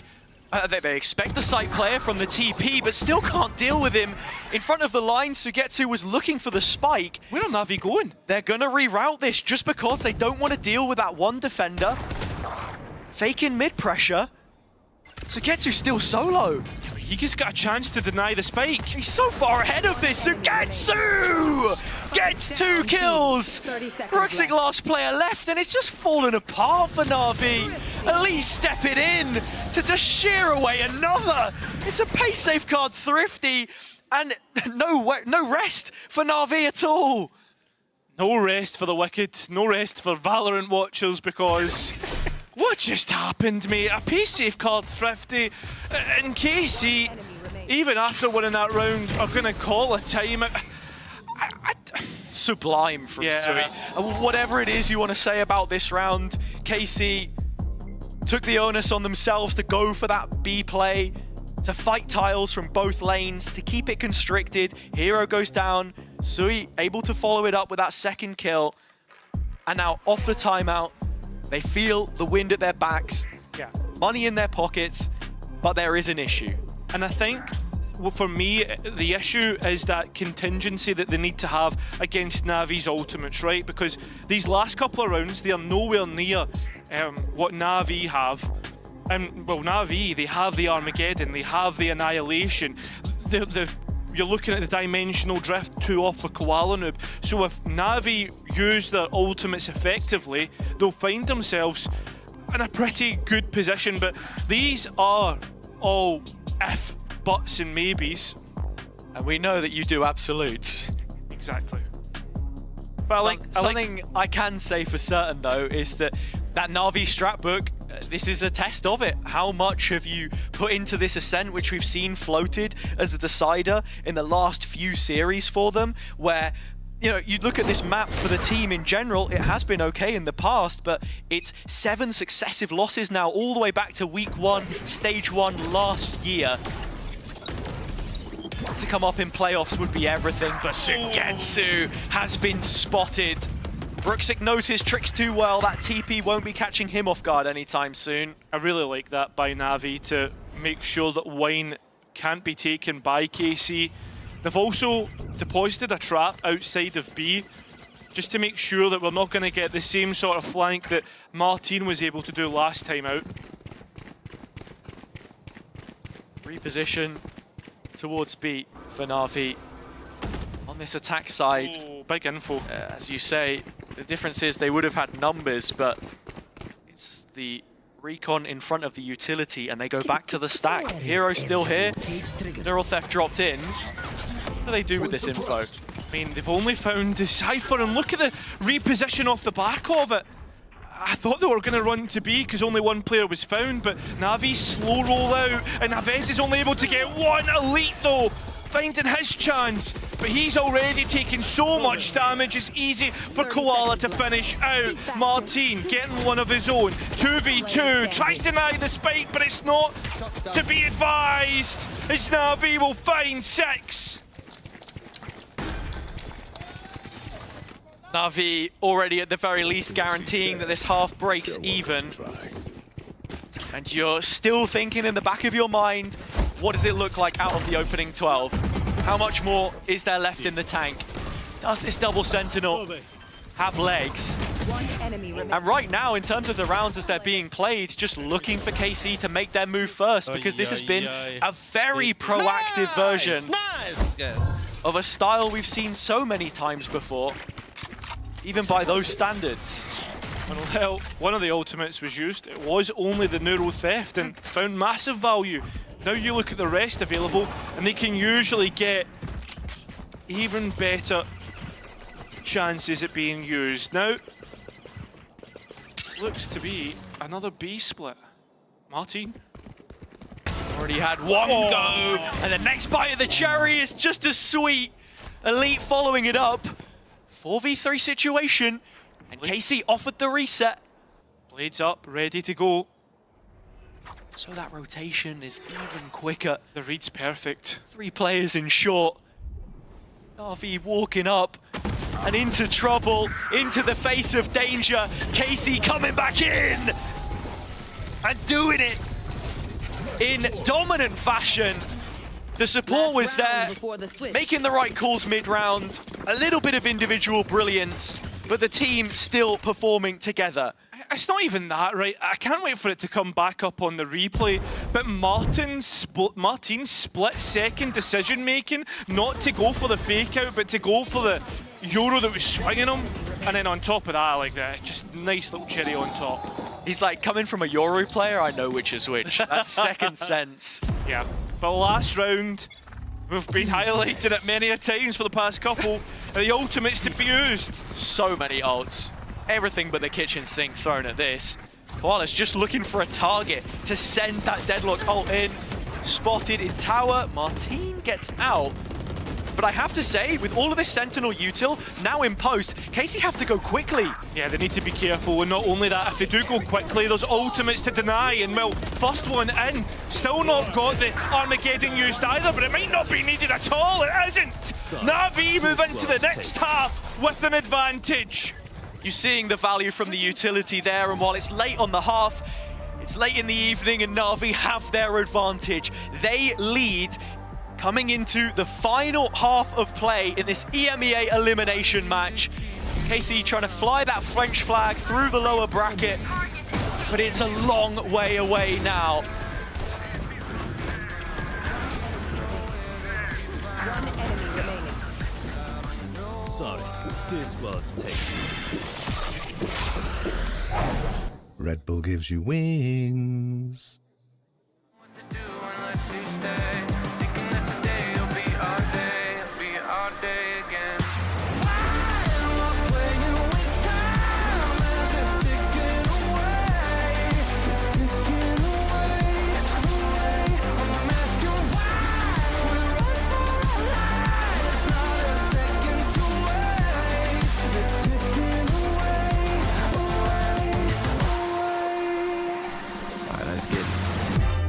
Losing, either way I'm there.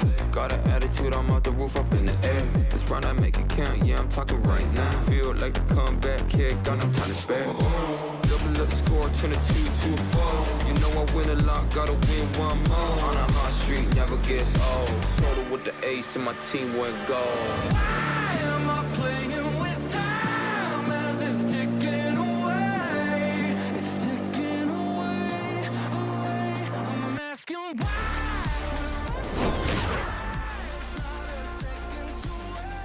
Got the supporters in the house, of course. Everyone on EMEA side tuning in to see who carries on in this lower bracket. Na'Vi out the back of a loss to BBL, and now facing up against the KC side, which have already shown they can come back in the second half of matches. Split didn't go their way. The last two maps by a margin of just 2 rounds. Now the question is, how good is this double Sentinel defense from Na'Vi? I mean, that is the question.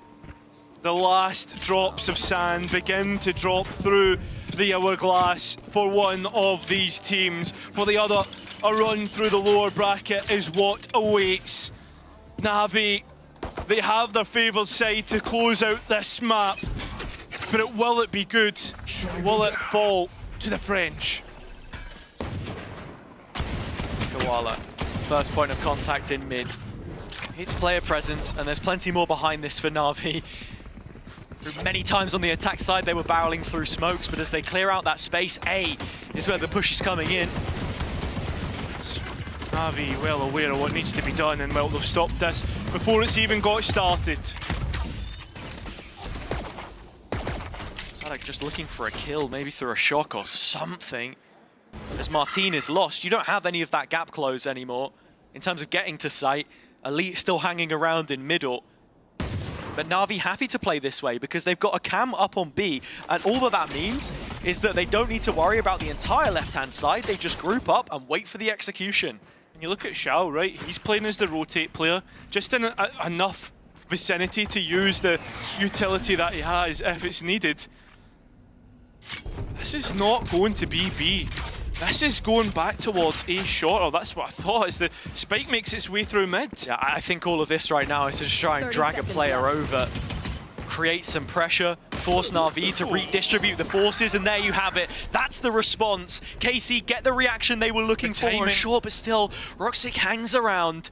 Sheriff at his side, and Hero in support from Dice backside. The smoke now drops in the front, looking for the fight. It's Ruxic that has the first. Time is of the essence. There isn't enough of it. Hero still hanging around, and with that denial, it's a quad kill that keeps Na'Vi going in the second half of play. He's had a massive series, time and time again, coming up with a clutch, and in this last, most pivotal half of the series, he comes up and wins the pistol round. It might only just be 1 round, but it's a massive one to get started. So comes through the support of Ruxic as well. Let's go! Tunnel of smokes to just path his way to the planter. wondering if that hat was going to go flying off Saish's head again, but for now, KC's still in this, but that pistol does put them at odds of this defense, as we said. Gotta remember, this year is so important for both sides. Most importantly, this Masters for Na'Vi because of Koala Noob. He's Canadian, he wants to be in Toronto.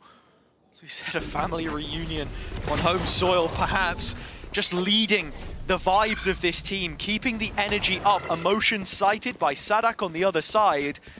Where are KC's heads at right now? A round like this, it's just got to be picking up orbs. And it is the skipper who has already done so. 4 away from the ult. Looking to find his 5th ult point. But with the mesh in main on A, it's mid they go. And Koala, they head into. He's trying to be the man, dragging his team to Toronto. The rest of the supporting cast helping him out in doing so. The last two of Martin and Elite try and make something on towards A. Those sonic sensors and sentinel utility to try and get through. Over there. The players in place. Just to set this one up, KC looking for any kind of out, but every route they walk into is met with trouble. A player picked up by Martin, but that was one of the pistols. KC need to do a little bit more here if it's to make any kind of damage on what will be another Na'Vi strong bonus that's set up. And would this be the time to finally win out your bonus? Send you towards double digits. A chasm between the two teams at the minute, which KC need to try and cross through the first buy. This round is absolutely huge and potentially netting Angel his first ever win over Sadak. In terms of the call for this round, it's going to be grouped up with long-standing teammate Xiao. The combo of util dumped towards tiles, but no result. You can see, Na'Vi is sticking to the strengths of this comp. They don't need to fight mid. You can just re-clear it with the drone instead. Exactly. Although Martin thought was going to get that engagement with Koala, instead decides to TP all the way back and is going to be jump spot in mid. Like this placement of the sensor as well from Angel. It's forced Sadak to just face check it, and with that now broken, all picked up, it's further information towards Na'Vi as to what exactly is going on in this round. But see the thing, KC think that that's where the Cypher is because of the last round. That's Deadlock was on A. They've switched up their sentinels and KC could be executing into their own doom. It's another utility investment though in the meantime. Barrier mesh has been dropped in towards B main, but that's not before both the salvos and the net had been placed as well. Still A under threat, and the traps are here. Oh, Hero's been suppressed though. It's massive. He managed to get a cage off, so hasn't been identified by the info dart. And guess one of his own, Koala's here to try and get some support, but Martin continues on his reign of terror. And Roxic's still hanging around in main. They had to clear him or plant the spike. Less than 10 seconds once this comes in. This is going to be close, but didn't account for Elite. Did Angel 2v2 post plant, and Na'Vi look to come out the other side. The better Elite from short has to try and fight his way through. Doesn't even get a cam. It's just going to be a defuse, and what a way to finally convert a bonus round, Na'Vi, when they needed it. And those players standing tall on the A site again. Hero gets his one, and Ruxic just hangs on. The amount of sustain he has from these smokes, it's such fundamental play, but executed correctly. Martin with one, you know, everyone on KC doing a little bit of something, but still, Na'Vi, the all-important round result. And I think as well, this could perhaps be the quickest that we have seen a timeout used since the start of a half. Karmine Corp, the ones to do it, because they are on the edge of elimination. Resuscitation needed by the support staff. Saish that steps up right now, it seems. Given opportunities to call for the team, I mean, think back to kickoff. a couple years ago now when Eng gave him that experience. You've got to be relying on the players that feel like they can make the right call right now, whoever that is, assistant coach, head coach, anyone in the server who feels like they have the read on what Na'Vi are setting up for. And I think as well, right, we spoke about how important it is for Na'Vi and Koala Noob to finally get towards a Masters event, especially in Toronto, where Koala Noob, I mean, he is Canadian, but for KC, their eyes should be on Paris. They need to get these Champions points.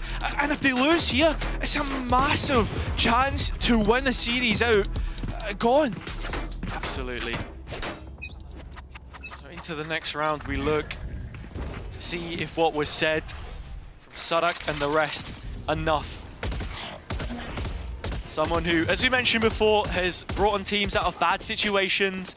You look at Loud, mentoring some of that younger talent, the question always being, could he do it without Aspas? Madrid, a sufficeable answer, I think. Martin's been doing brilliantly on the Jet. And now he has support behind him. Only Angel here, but getting out of dodge with his own util, and Na'Vi very quickly retaliating. Yeah, and they've got so much stall potential with what they have, and so KC decide to look elsewhere, but Koala's ready, so is Shao.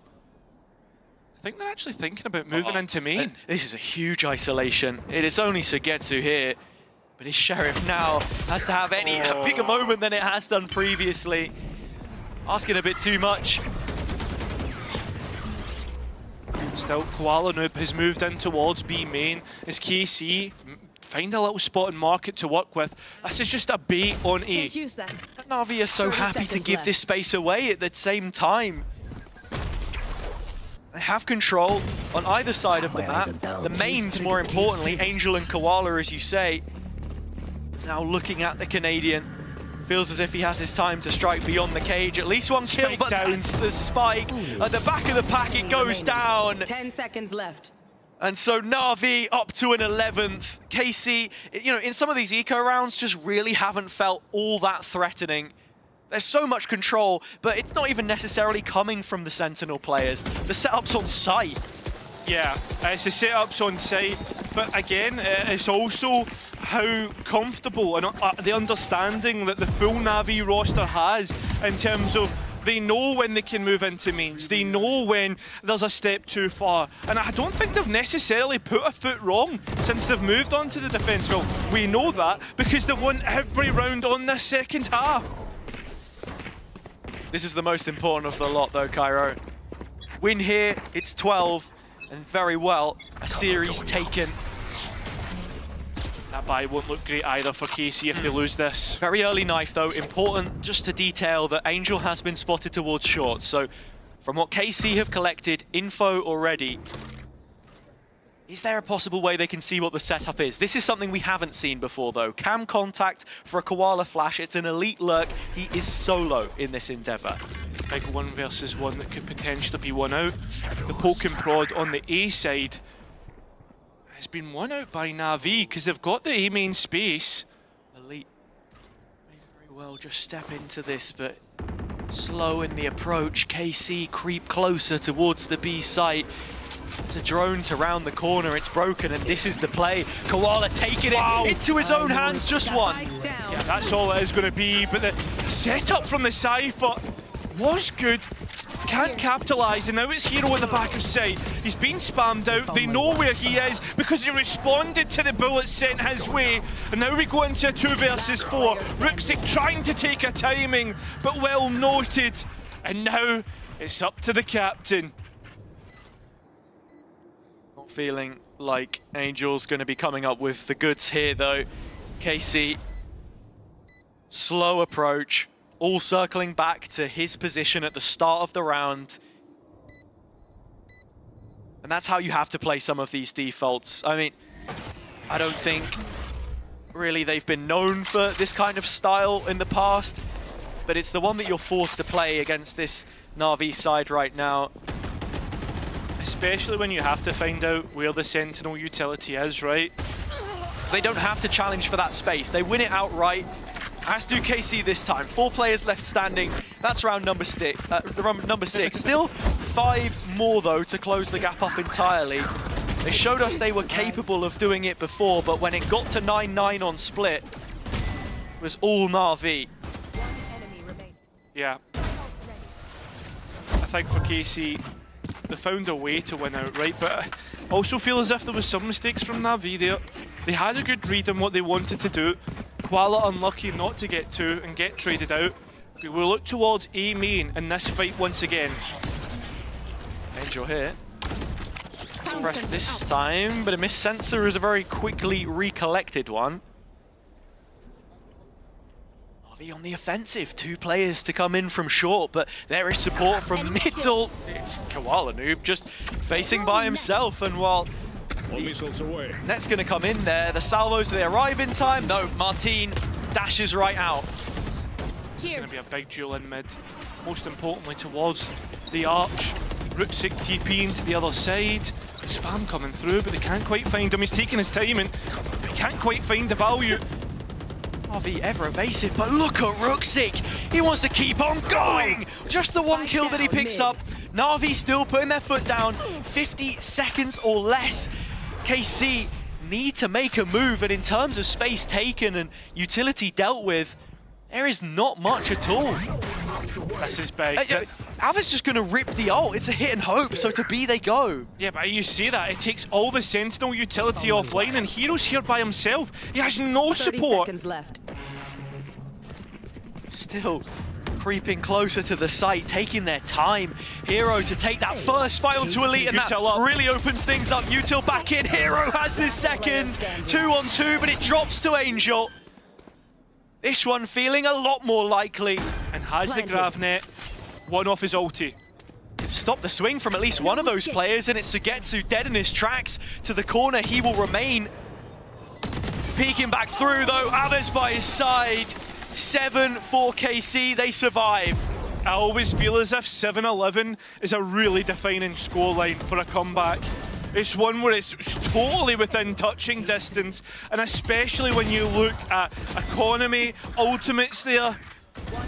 It's another time where Martin just goes flying around the corner, jumping in. Round by round.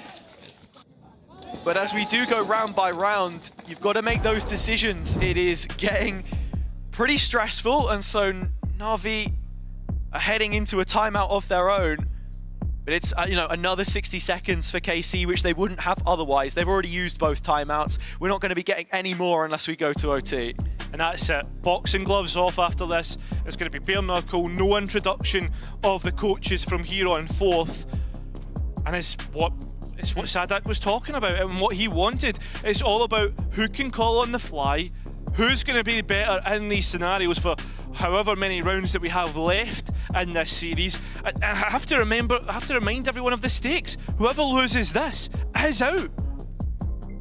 Not only out, but without a single win in the playoff stage either, which feels so different to at least maybe picking up one win and going up against some formidable opponents that we still have left in the bracket. Let me reiterate, it's 3 wins to take you to that top 3 from this position. Na'Vi coming into the next round with plenty of odds. But the one that I'm looking at, and the player I'm looking at still for KC, remains to be Martin. He headed into this series second globally for KD, just shy of 1.4, but it's the space making more than anything else, which is the biggest asset to KC right now against this Na'Vi defense. Playing with the pace, starting off fast, making Na'Vi sweat. Didn't get much utility out the other side of it. They are going to get the drone to check mid.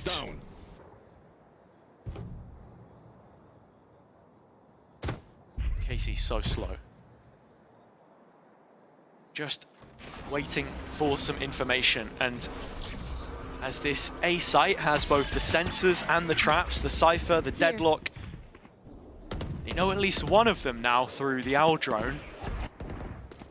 When we've seen KC pressure market before though, it's just been a means to an end. They've not often executed, and you can see with the position here of Sugetsu still hanging around in A main, there's definitely a view to take this one back into the stack. I mean, at the same time, Koala brings out Dimensional Drift, looking to clear out and find out where players are, and well, they're going to head towards A, and this is where the utility is. As I said, just raising that question mark in middle, but now you're heading into the utility. It's the Hunter's Fury to try and gut out some of that space in the back. Ruxit gets hit, and Sugetsu follows it up cleanly. Koala still here, and he's found his first. The salvo's in. How much time is there? Spike plant has to happen, and it's Dice where it'll go. Got to be thinking about Martin still in towards mid. He could play late upset, perhaps a win condition, but the retake, we look at the annihilation from Angel to be the big win con here. How can Na'Vi flood out?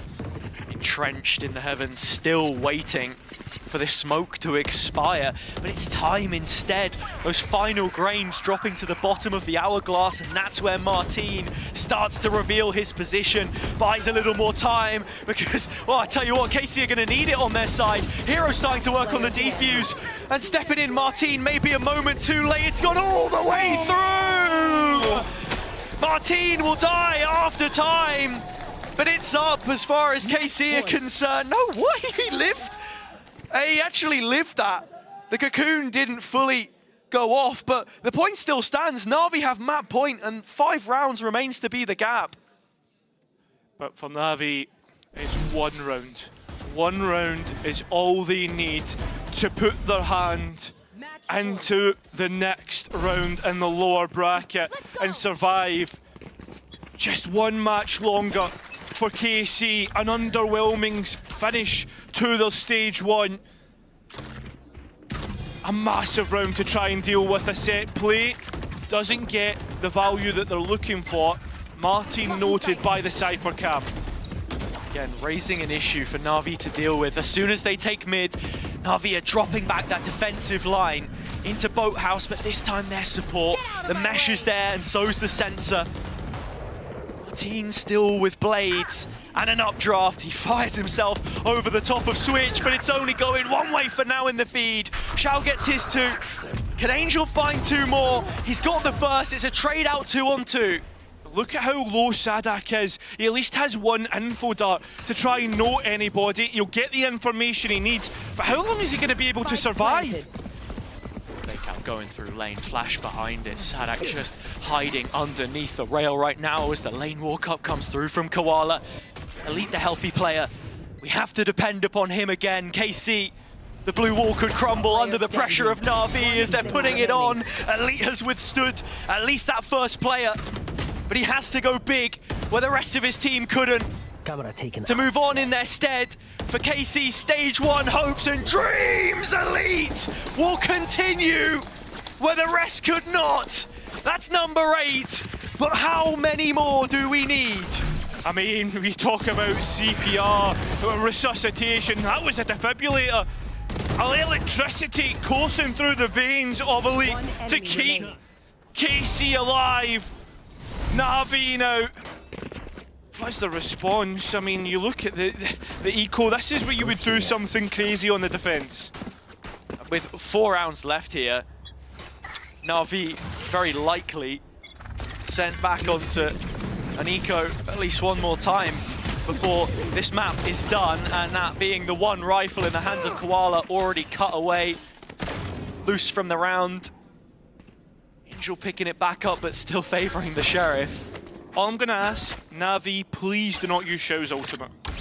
Sound sensor out. Okay, well, they can't hear you, mate, so we'll have to see if they go for it or not. Still have that Guardian, though. That's a big point to talk about, because that's a bit of firepower. And it's this stall as well into the late round, which makes things all the more concerning. Shao maybe even thinking about using the ult here, just purely based on the positioning of these players. Looks like he might just send it in, and well, your wish will not be granted. Na'Vi want to win it here and now. Shao still on the site with a gun in hand, and those reinforcements just can't arrive soon enough. Shot down where they stand. KC will have a 9th. We go again without a Na'Vi ultimate. The question is it a fake ultimate? Is it the real deal? Hero just trying not to give much away here. It's crazy too with the amount of points that requires to get up. I feel like so many times we've seen not just any old run-of-the-mill ultimate, not just your neural theft. Yeah, like sorry, Bear. From the shadows, but like some really big round-defining ults are being just thrown into the fire. Quite literally, mate. Like you're sitting there and you're like, listen, guy. It's like the Mourinho story with the Balotelli one, right? Like, listen, do not get a yellow card. Do not use your ultimate. Angel, please do not use your ultimate. And then you come into the next round and they just send it, and you're like, oh goodness gracious.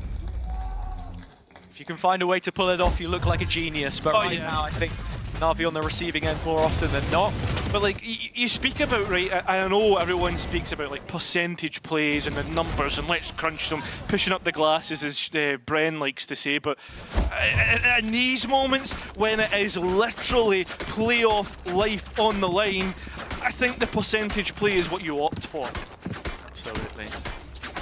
If there's one takeaway I take from this series is how NA pilled you are, but heading into this one, they're from the UK. That's true.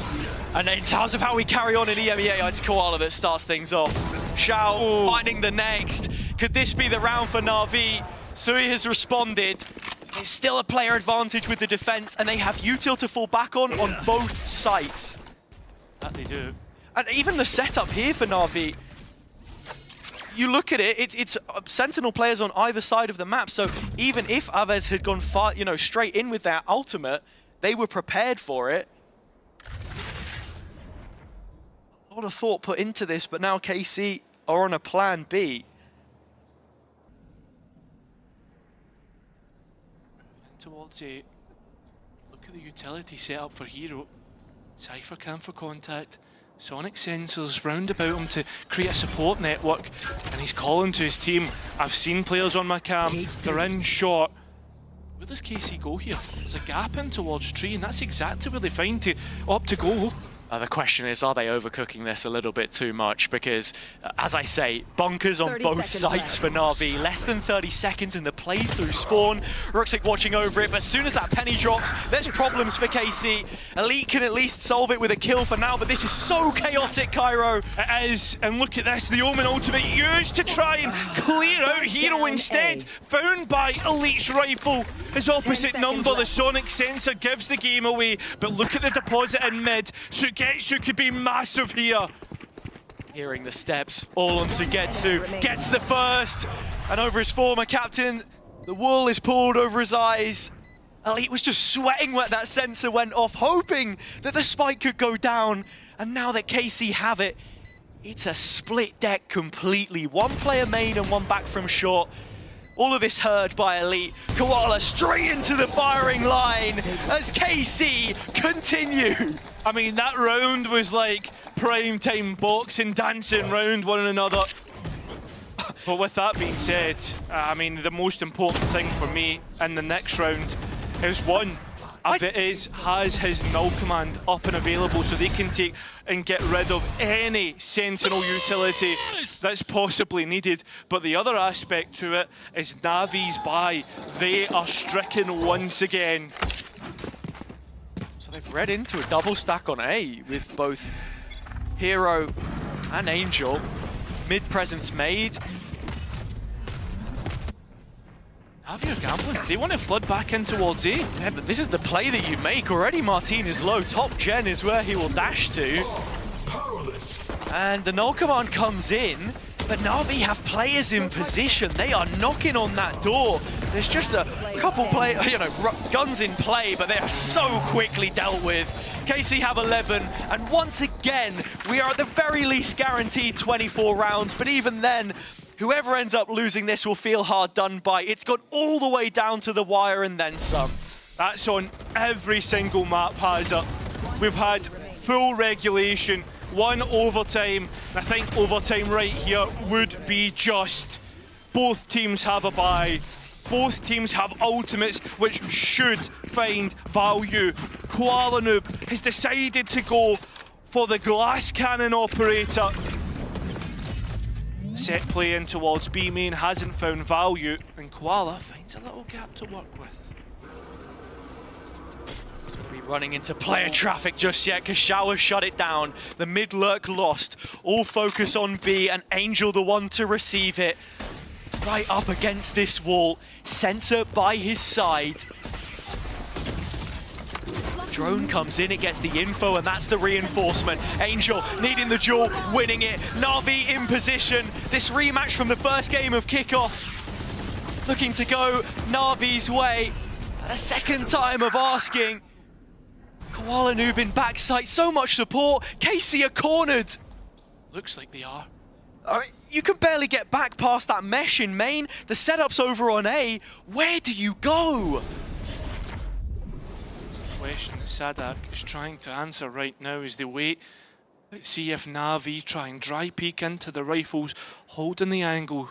Remember, there's still 35 seconds to work with here.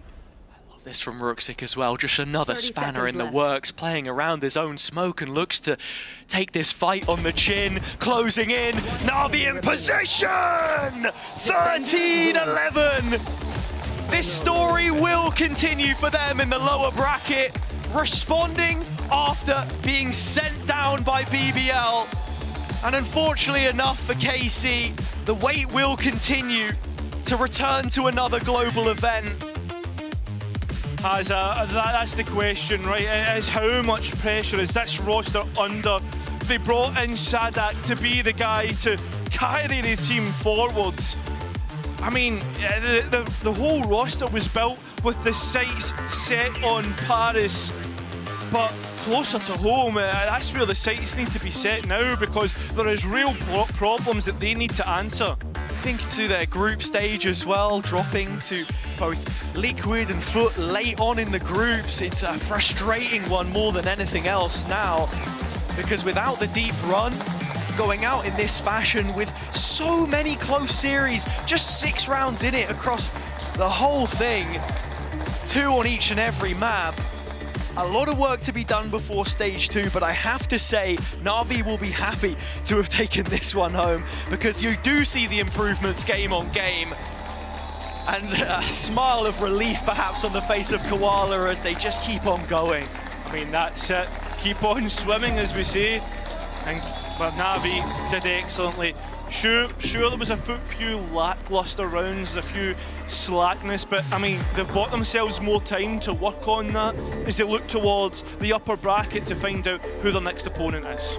All about finding that consistency. Look, you think to the last few games up until this point for Na'Vi, winning 2-0, then 0-2, then 2-0 again, you know, just back and forth. The question on my mind is, can they keep it going any further into this lower bracket? Because we've already seen the promise of what this roster could be in spells, but again, it's that stability that we're constantly harking back to, and that's the one thing that I'm thinking about heading into that next game. Yeah, I mean, that's right. I mean, we saw it in the Sadak interview, but more so as we move into that next game, it's match by match. You don't get a lot of time to prepare, and I think, like, in terms of your review from this game, what can you really take from it if you're Na'Vi? Well, that's what we're going to start to find out as we're going to toss it over to the stage. We have Yinsu waiting by with Xiao. Great day to be a Na'Vi fan. They are through, they survived for another day. I'm now joined by Xiao. Now, Xiao, I cannot count how many times in the history of Valorant that you have been saved, bailed out, shined on Ascent. So many years of this map. So why is it taking so long for us to finally see it display? Why haven't you guys been just choosing Ascent? I will tell it like this. We have very unique coach stuff. Okay. And it's in good way. It's in a good way? In good way, of course. Does it make your Ascent even better than before? I mean, we won. We have 100% win rate on it, so yeah.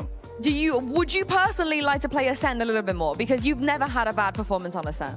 Yes, I like Ascent and I would like to play it more. Okay. And I am trying to push my idea in the team, but sometimes their vision like more clear, let's say. Maybe you've convinced them after the performance today. Let's talk about your personal performance because we're so used to the Xiao show, you know? So many years of every map, you're the star, you're the best player on your team. But this year, it has seemed like you and some of your teammates have struggled with consistency. How have you found dealing with that?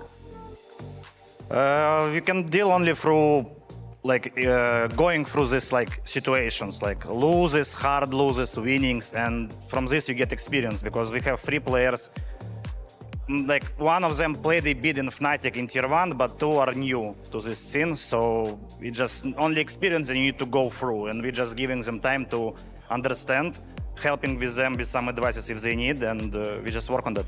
What about you personally? Because today you had an amazing map too, you know, Shao is back, you're doing great, but what about the times that maybe you felt like you're underperforming? I'm just angry at myself, and it's like a fuel for me to perform better in the future. So it's simple for me. Are you happy with the way that you and your team performed today?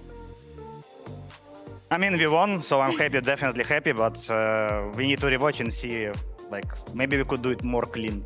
Let me give you something to be even happy about. I know it's haunted you and Angel a little bit to make playoffs and then go into that lower bracket where there's no second chances and instantly lose to Heretics or another team, you know. It seems like a bit of a pattern last year, but you've broken that curse now. You have the momentum and you finally can stay in playoffs a little bit longer. So surely that's you can feel a bit more relieved about that one. Yeah, sure, like elimination match is always fun because you like either win and eliminate enemy, which is like a nice feeling, I'm not gonna lie. And it's also this pressure experience, highest pressure in the team, like for players, it's like lower bracket when everything is like at price, if you know what I mean. I know exactly what you mean. But you have eliminated your former teammates to get to. It's bittersweet moment perhaps, or is there, you know, you wanted to beat them extra hard? I mean, it's still a game. Yes, we are in different teams, and yeah, it's competition. One of us should lose at some point, so. Has to lose. Very brutal, very, very brutal. But I'm glad you mentioned some of the younger players on your team. How proud are you of them? You know, some of the other members, like you said, they don't have experience in situations like this, but they performed so well today. It seems when it's needed, they step up, and I like it because they have a character, and it means they're potentially very good players like in the future. But they just need a bit of more experience, and it's good that we play more and more. We went through group stage. Now we have one more match in the playoff at least, so we will see. And lastly, what is Navi's super weapon to give you guys this lower bracket run? How are you going to make it all the way to the final now? What is your win condition? Just believe in our work, in our hard work, and just trust this process. It's that simple. We believe, Shao. We believe. Your fans believe as well. So thank you very much for joining me, and we'll see you in a couple of days. Yeah, see you. Thank you, guys. Navi have made us through, but Elimination Day is not over just yet. Coming up after this, we're going to have Foot taking on against Vitality. Plus, Hero will be joining us on the desk. We'll see you after this break.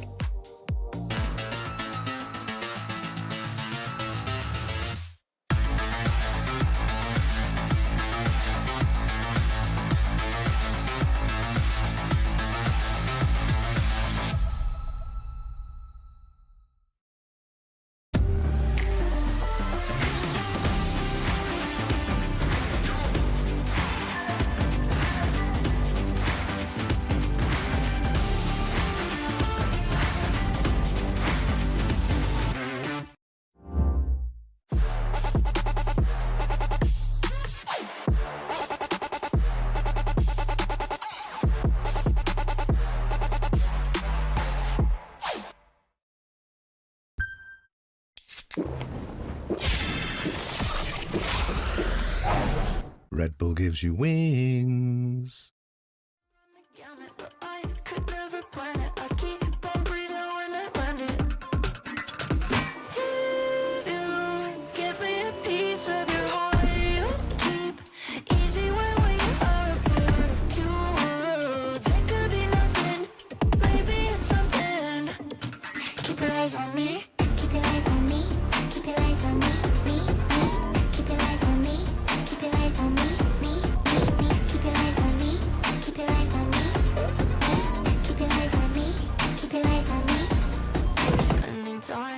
Like a butterfly, you flip a switch, keep a secret, let me come inside. When you run the gamut, but you could never find it. You keep on breathing when you're in it. If you give me a piece of your heart, keep easy when you are part of two worlds. It could be nothing, maybe it's something. Keep your eyes on me.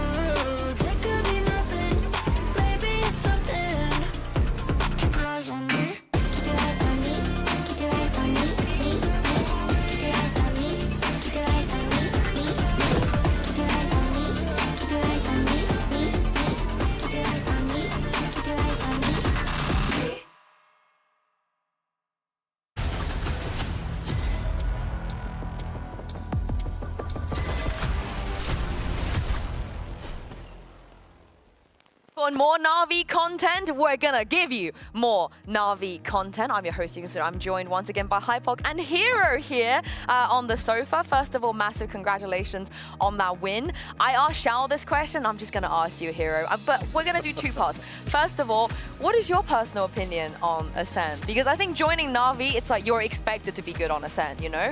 And why didn't we see the Phoenix? I really wanted to see your Phoenix. I would say like, I like Ascent, first of all. It's a nice map. I like any map where I play Cypher, to be fair. Oh, I like okay. Cypher a lot. It's like one of my favorite characters. And why I didn't play Phoenix? Would you rather play Phoenix killed or the Cypher? dream now, yeah. Yeah. I mean, I love Phoenix. Like, he's probably like up there with either Cypher or like Phoenix. Oh, okay. Because he's also, I think I'm like the, like stats-wise on VLR, I'm like the best Phoenix, I think, in the world. Was there ever a chance of, have you even said to like Happy and Angel, I could play Phoenix, let me try? Has there ever even been floated this idea? I say like almost every day. And what do they say? We've tried, but not on Ascent. Oh! I can't say too much. Okay. You've already said enough, to be honest. I'm excited. Yeah, I mean, with the performance like today, it would be, well, to give No-brainer. Two deaths in a round is a pretty terrifying prospect. But I mean, today, obviously, elimination game. One of the things that we were kind of talking about coming into this is that it's an interesting like matchup between Angel and Sadak. What is Angel kind of? What's it like playing under such an experienced IGL in an elimination game? I mean, I love Angel a lot. Like, I call him Unk. Of course you do. So we have Unk and Papa on the other side today. So, yeah. Like, it's like, yeah. Oh, that's great. But Angel like gives a lot to the team. Like, even after the talk, after the BBL game, like he is like a really good caller under pressure and like just any like pressure he's given, and I like that a lot. And he responds like good to feedback, which I like as well. Oh. Well, what's his style in these moments? I think I like the way that, Hypo, you address the elimination, because, you know, some people can get a bit stressed, some people get a bit emotional. What's his kind of general vibe in these moments? General vibe, I would say, like, he's like really like, he's like helping the team a lot, like behind the scenes, kind of, like not like shooting wise, like the most. He did not just do him like that. What? I mean, he played pretty well today, to be honest. I mean, like, even in scrims, like, he's shooting, like, sometimes I'm like, damn, he still got it in him. Still got it. Yeah. But he does shoot. I guess what's, actually, just to follow on from that, how is it like playing with Koala Noob? Because it seems like Koala Noob's like the most energetic, like getting everybody like riled up after a round win and stuff. Like, is he kind of like the vocal kind of vibes bringer? Because it seems like a lot of the time it's him, and then it cuts across to like Angel, just tight-lipped. Shao said nothing for 3 rounds. Like, yeah. I mean, I love Koala a lot as well. Like, he's really energetic when like we need it in the team, like, which reminded me a lot of like back when I was in Fnatic with Alpha. Like, he's I get it. I like the energy that he gives to the team, and like even if we're like not doing the best, like he's still there to like hype up the team, which I love. Yeah. We all know how much Koala wants to make Toronto, right? That's so special, you know, for him. I think he even spoke about, you know, having his daughter watch him, his family there, and so on and so forth. Does that rub off on the rest of you that you want to go there extra just to give make that, it, give that to make Koala, his dream come true? Yeah. Yeah, I would say so. Like, I mean, of course, like it'd be like a dream for him, and I'm trying my best to make that come true. Yeah, you are we trying can see your that. damn We can best. see that. Yeah. We're going to show some of that F in a second, but let's take a look at the Ascent comp that we mentioned. Unfortunately, if you just tuned in, we did not get to see a Phoenix.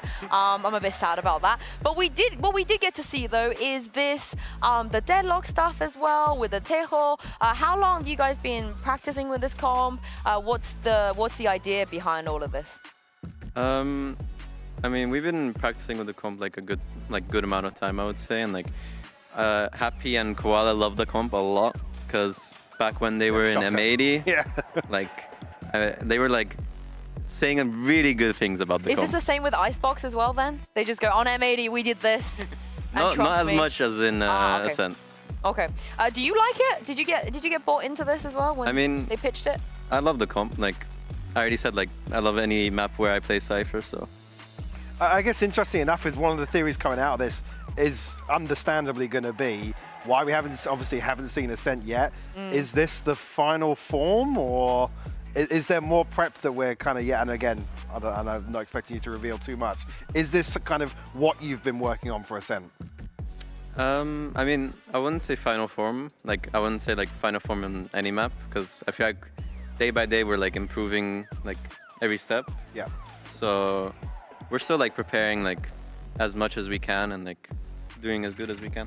Saving strats for Toronto. Sandbagging. Saving strats. Just typical Angel. Yeah. Yeah. I mean, you mentioned that you're trying your best, and you know, Shao was also saying on stage that when the youngsters on the team, when you need them to step up, they always step up, and I think you're an example of that. Today, though, there were some just unbelievable things we saw from you, Hero. We've already seen some unbelievable things from you before today, but talk us through what was happening. Play by play this. In the 1v3, I was like thinking by myself, like, they have Fade ulti, but I didn't expect them to use it in a 1v3. And when they used it, I was like, damn, they like put respect on me. Yeah, yeah. In a 1v3. Well, I mean, Sage threw his hat off, I think. Yeah. Oh my god. That's what you did to that man. Yeah. That's what you did. But like, you couldn't see, you couldn't hear anything. Is that just your pure and also this as well? What was this? Yeah, this was disgusting. Yeah. Oh, I mean, here, like, I was like hearing like a bunch of steps everywhere, and like I started hearing, I think Cypher shoot in heaven, and I was like, I'll just peek in, and I just started hearing a plan with low time, and I'm just running at him. It does feel like just absolute freedom in some of these rounds but it's also like, what's so impressive as well is like the on-the-fly decision-making that you make sometimes. Well, like, what's going through your head there? Are you getting much info from your teammates, or is this you kind of just like, I guess, channeling into like your instincts almost?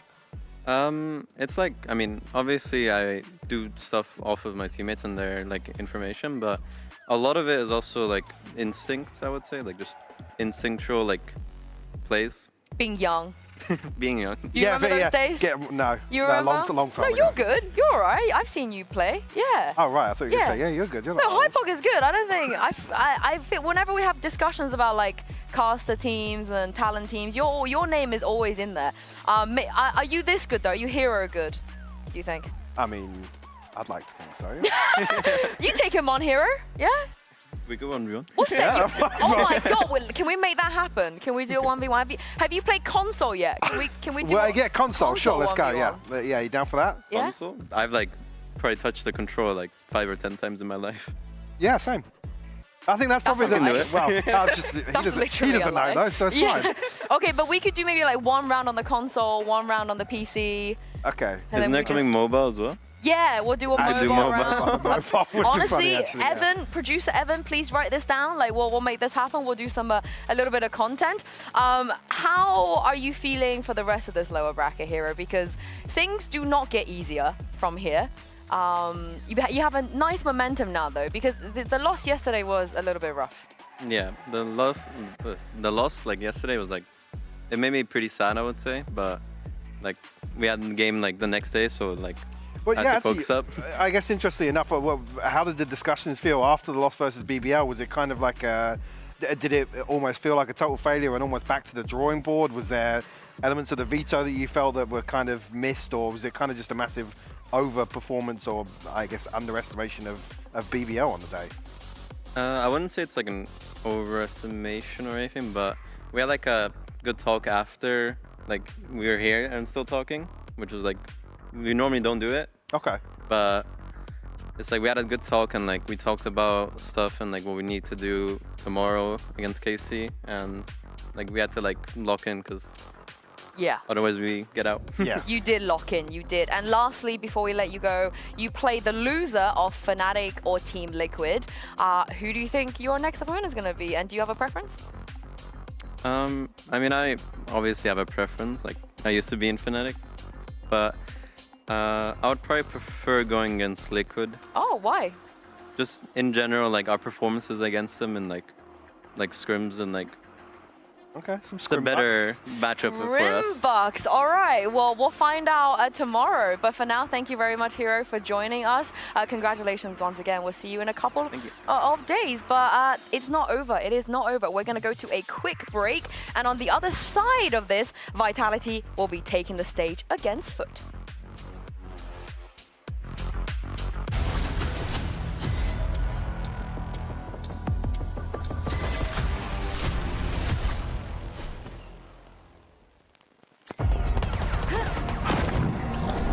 We're making new games, and this one's different. I'm so freaking excited to try out Valorant. This is our take on a competitive shooter. We want to attack shooter with more creativity. Okay, you guys are gonna see this epic play again? More expression, and a lot more style.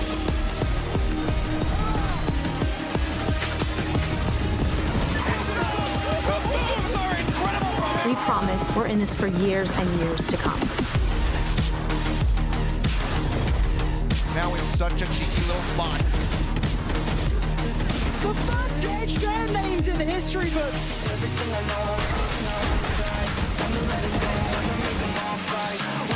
I know it.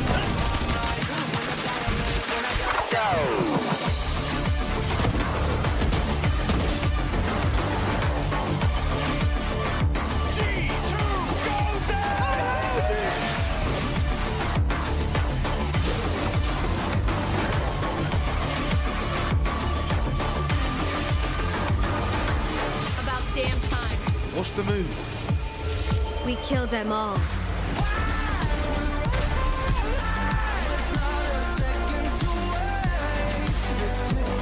Look at it. So now here they're protecting me. Here it is. You did it! Enemies close. Drag them down. Buddy. We're out of time. Feel like a comeback kick, got no time to spare.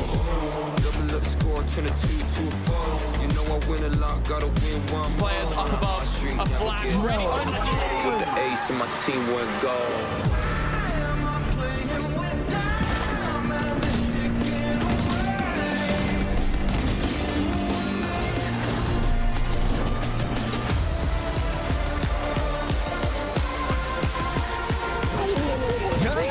Let's go! That's a gel carry. Don't worry, guys. I got this.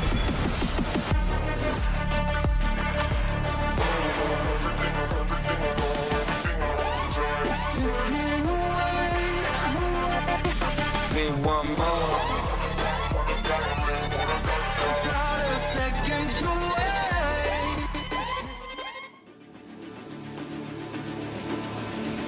Where you been? I'm back, let's bump that. Got a phantom in my hand, I'll crush that. Get an agent on flank, got a loop back. Shall we simmer on down with a 5-step? Where we been? I don't know, going downtown. Got the city lights here like a ghost town. Got the butterflies hiding all spooked out. Cause we got radiant night, you better bow down. Now, whoa, you from Omega with the oh no. I'm with the alpha and you know, don't make that ticket spike sound. Put that away, you'll hurt yourself. Be an anchor, let it all come your way. We got plenty for you, boy. Just say we got sheriffs, so sorry-eyed boys. Got the venom highs, going to the venom well. Who's there? Know this. When my back's against the wall, all the mirrors will dissolve. Bring the heat, bring it on. Watch me ignite it.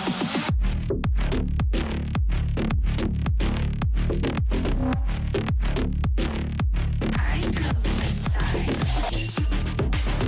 No footsteps. Moving into position. Signal. I'ma take you all down like dominoes. I'ma take you out with another spike drop. Overheated, but I love to lock and load. I hear the echo. I hear the echo. Bang bang on the back team with the versatile. Ba-ta-ta-ta-ta all day. Enough with the chit chat. Steady with the one tab. I'ma set it off. Just wait. Oh, eres de Omega con la oh no. Sabes que la alfa soy yo. Go, vete y vuelve cuando no estoy así. Desapareció. Oh, ¿cómo piensa que no? Traigo la peña, las de Sheriff se lo. Llama chatarrero que se va a hacer rico. De lo que dejaré ti por el suelo. When my back's against the wall, all the mirrors will dissolve. Bring the heat, bring it on. Watch me ignite it.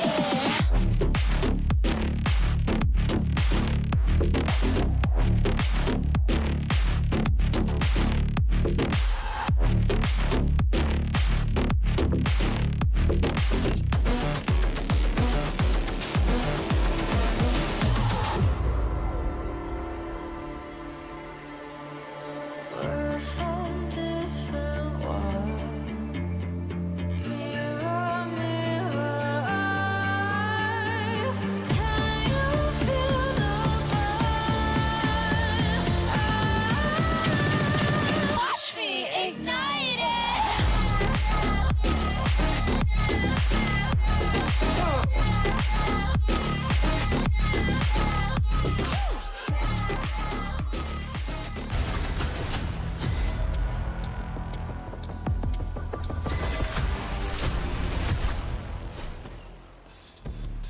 It's time to get into our second elimination game of the day. I am Yingsu and I'm back here once again, joined by Hypog and Mini. Well, Hero looks a little bit different otherwise. Welcome back, Mini. Welcome back. I kicked him now, again. I kicked him again. Oh, no. No. Just like you did Durka. Every single match we play, it's a player that Mini's done dirty. It's kind of crazy. I kicked Durka? It's kind of wild. Jesus. Yeah, isn't it, Mike? I can't believe it's all your fault. I cannot That's believe crazy. everything is Mini's fault. But let's talk about this second matchup because it is once again elimination. No more second chances. Did you guys ever expect that these two teams would be up for elimination this early on? No. To be frank, like after Well, hang on. So actually watching Vitality back through stage one, yes, but I guess coming into stage one as a whole, no, absolutely not. No, Foot we expect to always be that kind of third, fourth team, even if their kickoff wasn't quite there. And at Vitality, we're supposed to be top 2 in Europe, and they're down here, which is crazy. Yeah, it's got upset potential all over it. And going back on the topic of people that, you know, Mini keeps kicking on Fnatic, 2 of them have joined Team Vitality. 2 people that you're very familiar with, Mini, in the past. We, of course, have SLK coming in as the assistant coach, and Edgar as well. Both of them at one point or another worked with you. So give us a little bit of insight. Yeah, so go on. SLK worked with us in 2023, was my assistant coach during our infamous run. Yeah. He was very good. He did a lot of prep for me, helped us out quite a lot. He works remote too. He didn't even come to the events, he'd just stay up all night working, so that was good. So you was there with Lock-In and Tokyo. And Champs. Yeah, very successful tournaments for He you did guys. loads of good work for you. And then you kicked Wonder why he wasn't there in 2024. But sorry, carry on. Okay, yeah, that was all me. And then Edgar worked with us last year as a performance coach quite a lot. And we also worked with him in Summon FC in 2021. Yeah, that was That's a throwback. That is a big throwback. Yeah, just both really good people. The only thing I would say here, though, is that I think both of them have been working with Vitality for a little bit, so it's not like a really new change. It's a confirmation almost, basically. Yeah. So the pass the trial, I guess. I'm a very big fan of both of these guys. You know, they're the kind of people that's been in our scene for so long, and in situations like this should be a difference maker for sure. And perhaps maybe a Vitality in the game could also make a difference. But the comps, though, are we concerned at all? Is there any concerns around the kind of speed in which they change things up from game to game? Yeah, it's definitely a concern. I think one of the kind of overarching issues has kind of been Vitality not being able to find their identity. And then kind of some role overlaps, I guess, within some of these compositions have looked a little concerning. And again, we've got a question, it's a big question mark around the prep behind it and kind of discussions that happen coming out of a loss. But stability seems to be the issue. Yeah, the big narrative for me here is that they're losing to teams that are extremely good. So on Lotus, for instance, losing to Fnatic, who are very good at Lotus, and then instantly swapping comps. And then Icebox and Haven losing to Heretics, who I think are the best in EMEA on both those maps. Yeah. And then switching. To me, that shows that potentially maybe a lack of vision or a lack of kind of... Overreacting, you think? Maybe some emotion going on within the team. Something not quite right to me. So you would have preferred to see them maybe not change the compositions. But how do you think they could fix things if it's not within the comps? That's a I think there are $1 million question. Yeah, there is, but there's also other issues, right? I guess coming back to the identity thing, it's another question really around. I mean, it sucks to say, but when the biggest positive really you can draw from stage one so far for Vitality is the Seavoffs come in and look phenomenal individually. That's not really, I guess, face value. That was the look of death coming out of safe there, by the way, on the slow-mo. But coming into stage one, you look at it on paper and you think, damn, Vitality like should deliver here. And there shouldn't really be any questions about it. This is a star-studded roster, even ahead of Seavoff coming in, who I think has already cemented himself as probably like I said, the highlight of stage one. Yeah, and it has not been easy for Team Vitality, and Faded did not shy away from talking about it. Take a look at this.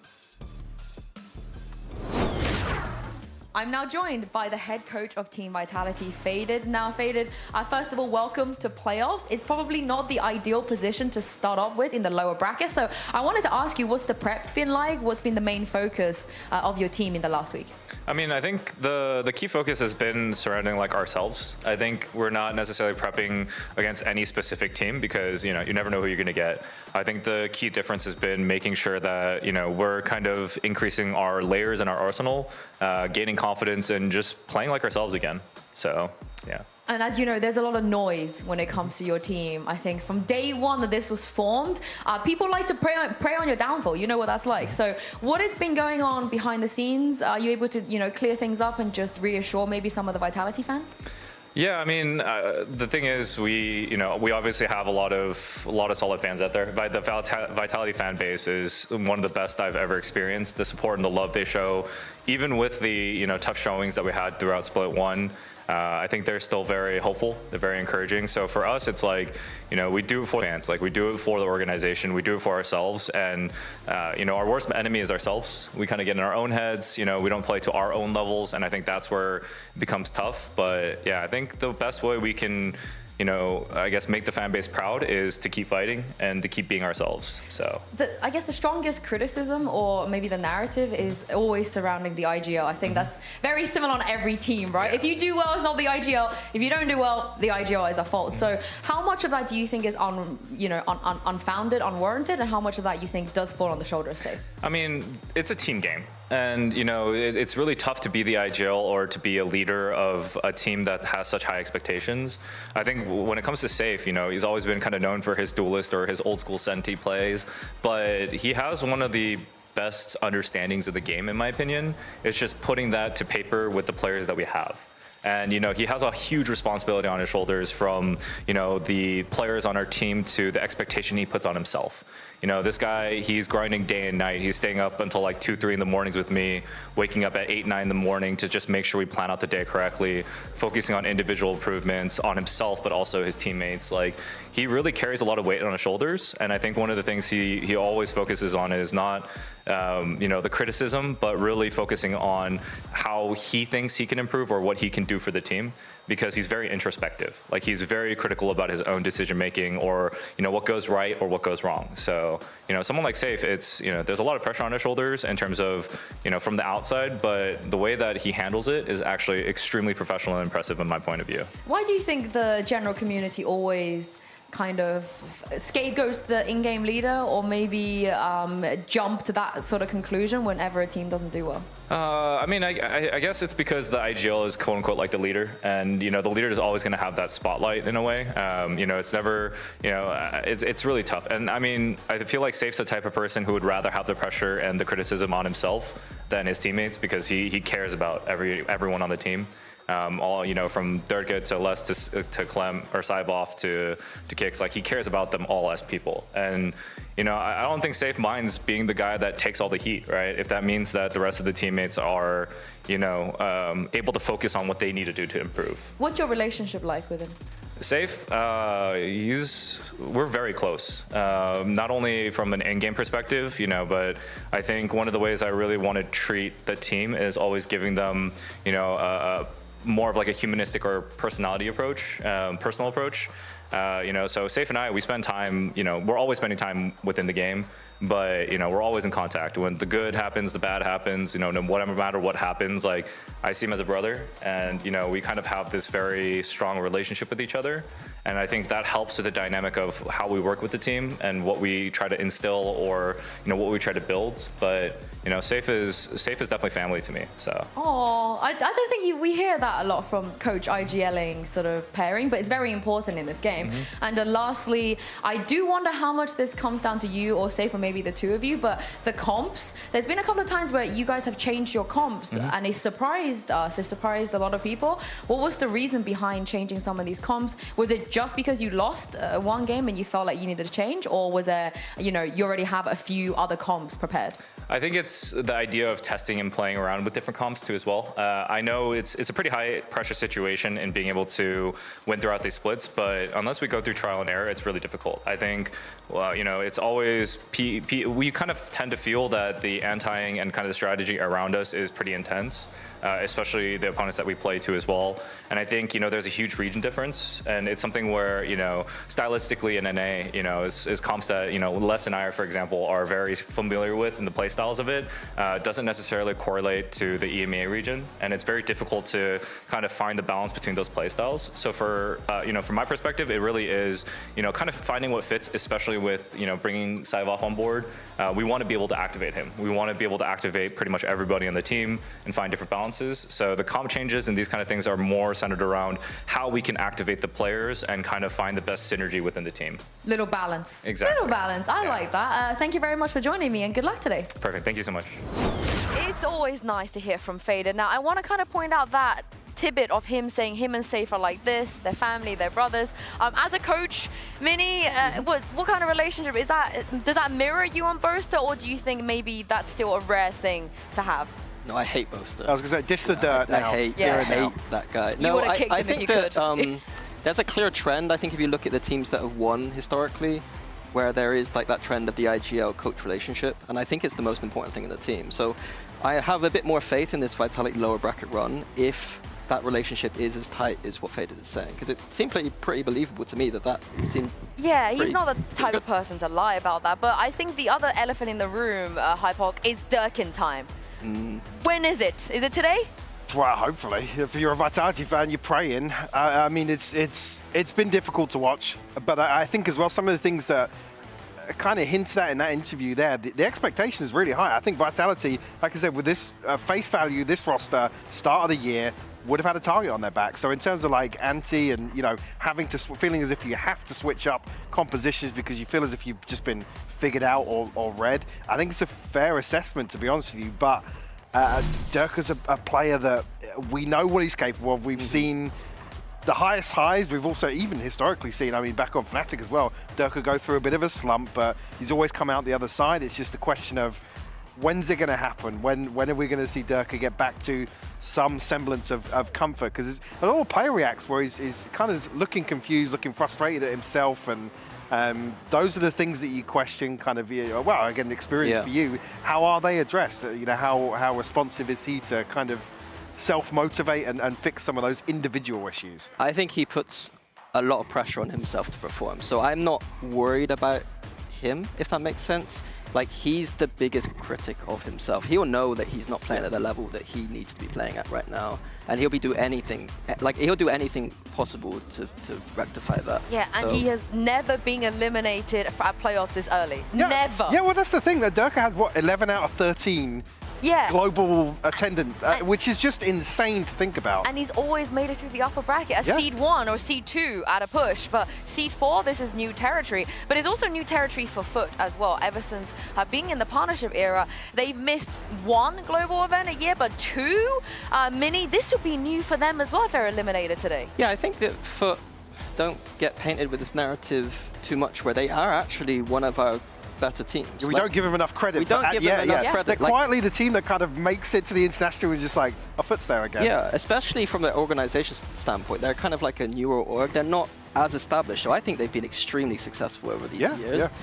This year, you know, it's not gone as well so far, and they've got a very tough lower bracket run to go. Everyone said they trolled their vetoes yesterday. Do you guys agree? Yes. Yes.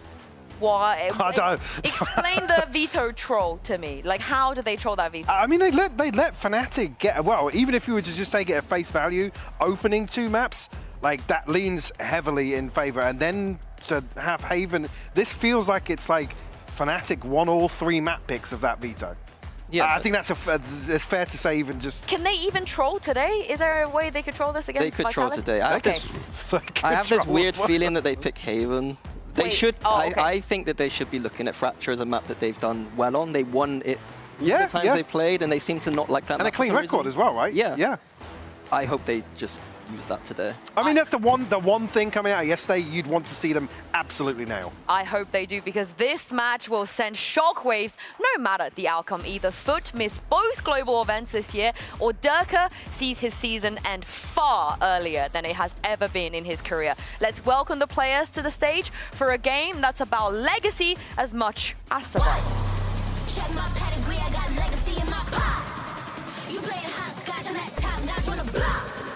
Slipping slide like me, nah. Spice it up with the sauce. Yeah, my lord said don't do it. I said bop, bop, bop. Yeah, my lord said don't do it. I said bop.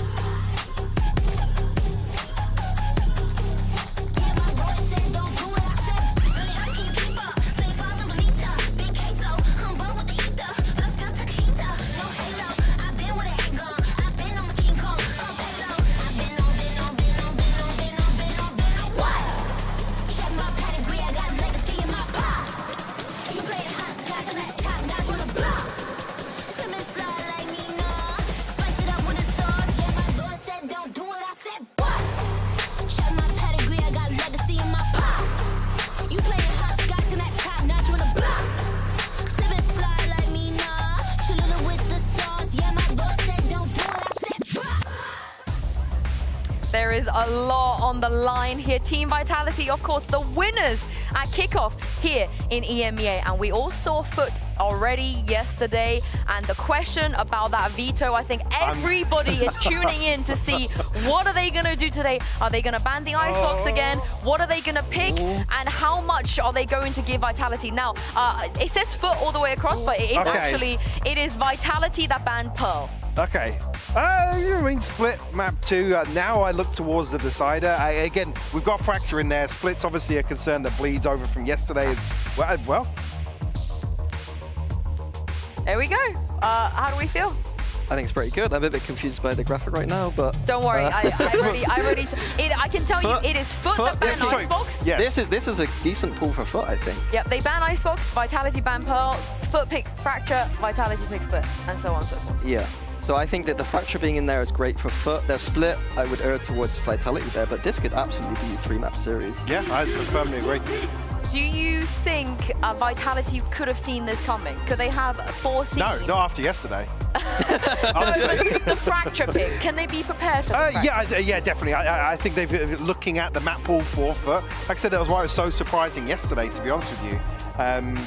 Again, to see Fracture here for map 1, Vitality have got to be looking at, like we said, clean record for Foot.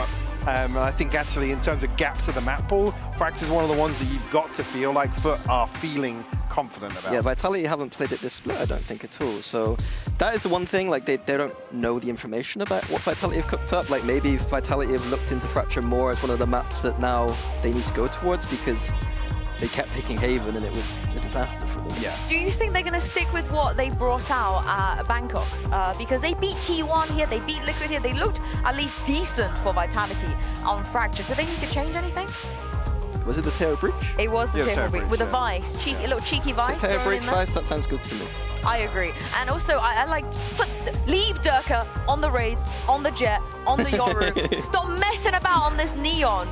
That is the simplest thing. Yeah, I think even you know, rolling it back a little bit, there's always been that question of comfort. I don't think Durka's ever found comfort on Neon to the level that we see potentially. I mean, Jet's up there, obviously ahead of the Raze, but even it was a slow burn to get him on track with the Raze as well, historically. But he got there. I think with Neon. Yeah, I never made him play. Yeah, so. exactly. Let's see what he's gonna play here. Oh my God! Sorry, out the window. Bin it. Wow. Bin it. Now we're fake analysts. Like he needs to have a big game today. That's all it is. Like he's had the Neon games where it's not looked fantastic, and today it's all or nothing for him. Yeah, I agree. Again, it's a good comp, sure, but I mean, for that individual comfort factor, again, why not go back to exploring the Raze and the Jet? Obviously, we've seen a lot of switch ups with the composition, so whether or not it's something that they've tried and just not felt great about, I'm not sure. There's also a little bit of switch up here, right? Because we saw Trex was playing the Brim when he was there. They didn't have, they've been the Vice as well. The Vice is no longer here, and they've moved Seavoff on the Brimstone too. So again, there's a lot of pressure for someone like him having to do this first time on Fracture and Elimination in the lower bracket. I don't necessarily have any concerns about Seavoff in general, to be honest with you, because a lot of the concerns would be around newcomer, finding his feet within the team. You've never played Brimstone before, though. Yeah, I know, but well, again, unless we come out and it's an absolute disaster, but I think Omen, I don't necessarily think around plant stuff, lineups and whatnot. I think it's a plug and play. I think Brimstone's a pretty plug and play agent most of the time on this map. I don't think it's a big concern. Yeah. I do like the less to Cypher angle. The Cypher is a bit easier to use on this map, and less is, of course, a great Cypher player. Well, this is the pick of Foot, and we're hoping to see a better version of them coming out today. It's time to jump into this map and send it over to your casters. It's Mitchman and Tombiz. Thank you very much, Yinsu. This should be an exciting matchup indeed. Always fun to see these teams butt heads. Vitality come into this stage with high expectations. This is a low bracket final, right? Oh, I think we missed a little bit more of the playoffs, right? Because there's no way that we're playing a first round elimination match, because between Vitality and Foot, Mitch, that would make absolutely no sense coming into the year. Well, it's like Yinsu said, we need to see that bounce back from Foot. I think finding themselves down here early on certainly isn't the expectation that they had set coming into stage one. Now, the chance with survival on the line up against Vitality, the team that took the crown in kickoff. One of these teams will be setting foot on that stage for the last time, but not on this map. It's a best of three starting out on Fracture. Now, Tom, when we look at Fracture, where do you see this ballpark for both teams? It's going to be an interesting one, because you talk about, like, where would the ballpark be? Well, initially, I'd talk about that defensive side for Vitality, but they now have a different player in the mix the last time they played it. So already an aggressive start. Durka looking to try and get in their face as much as humanly possible. And, well, manages to get that opener onto Adacaptain. He's found himself an opening, and they're looking to crunch on it, but a big play by Foot, wrapping themselves around. They've made it to the south side as Zeus picks up a triple. This round has quickly fallen into Foot's hands, and now with just one player left to fall, it is the new gun that has to face off against almost the entirety of the opposition. Foot with a pistol under their belt. It feels like Zeus managed to slip through the cracks, which is a terrifying thing to happen in the first round. Like, this guy has been an absolute highlight, which I think you have to also talk about expectations for the teams overall. Like, Vitality built a super team, got top 4 at Masters, and right now are looking vulnerable. Sorry, I had to pause for a second for the screams. And then you look at Foot, they were a squad that last year and the year before at least made a Masters. In fact, in 2023, they were at every single international event. They've added in Zeus, who's been their best player, and they're right down there, potentially not making either of the Masters to kick off the year. For Foot, 1-0. Vitality, Seavoff, a big name that's been added to the server. Is someone that we had doubts about, you know, in terms of facing off against the top-tier competition. And I think this is going to be one of his greatest tasks. Not just Foot as a squad, but with Elimination on the line, they are definitely going to be a team that steps up to the plate in a big way. Already finding their opening with a 1-0 start. The attackers, well, they've gone for a light buy. It's just going to be classics and moseying on towards the B site. They hope that numbers can be the difference for them as they pick up these orbs and look for any sort of advantageous fight. But nothing's being offered up. One of the things with Foot that I think it's going to be a make or break for Vitality. It could be what kick-starts them back into the tournament.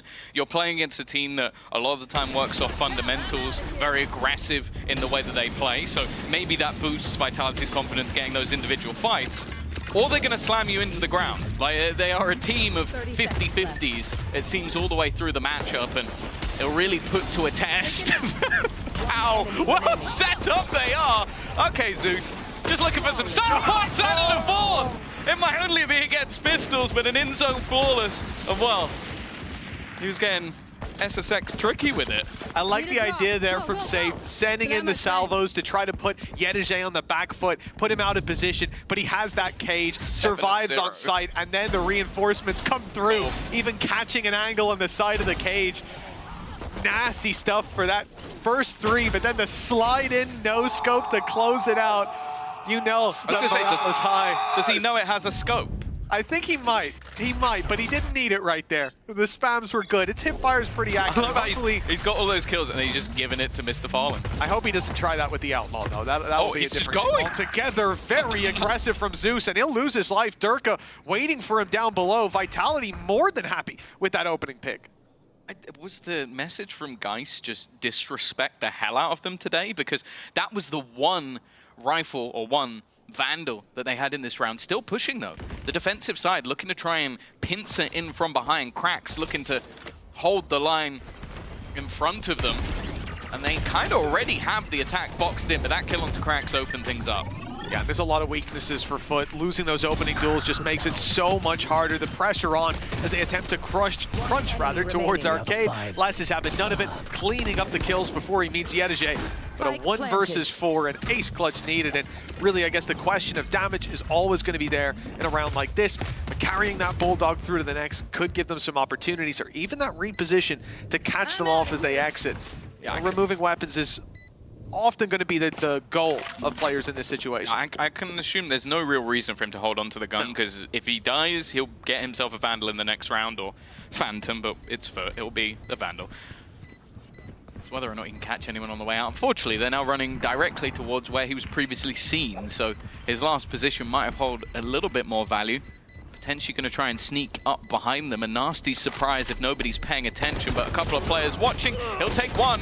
Almost manage a second as well. A little bit of extra damage, but ultimately Vitality have done well. They'll keep 3 guns forward to look into the next round. Yeah, if Seavoff wasn't the man he is, if he played a little more passive, he might have gone down with his low HP as well. It's a decent opportunity created by Yedege in the late round, but Vitality still, they've got their round on the board. They've done what they needed to, and they've carried a few weapons through to the next. For them, it was a solid showing. Being able to pick off all these players, move around the map without too much of an issue. But this round will be a different story because we saw those weaknesses. We saw the disadvantages in a lot of those fights, the ghosts in play, the quick nature of some of those flanks on a round like that. This one, well, when we eventually get there, will be a little bit different, but I'm not seeing a lot of movement. They're chilling, vibing, floating away.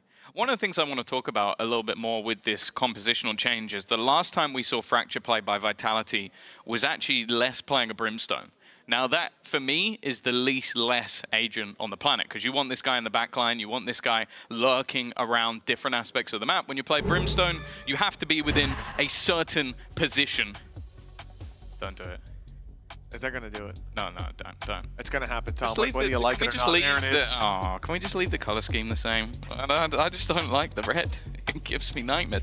But yeah, I think I want to see him and how he's going to play on this Cypher, because firstly, it's last we know he's pretty damn good at the Cypher, but it puts him in a different role completely. Like, it takes him away from the team, it puts him on lurk positions and allows him to catch the timings, which before was actually Trex, which when Trex was on the team, that's not normally his role on any other map. So I think this might work slightly better with the roles, which I do think has been a bit more of an issue for Vitality on other maps, but here I think things will be nicely set up. I'm actually watching the countdown continue to tick, but I'm assuming that's just because this whole round is playing out. Yes, it will be reset. No damage done, don't you worry.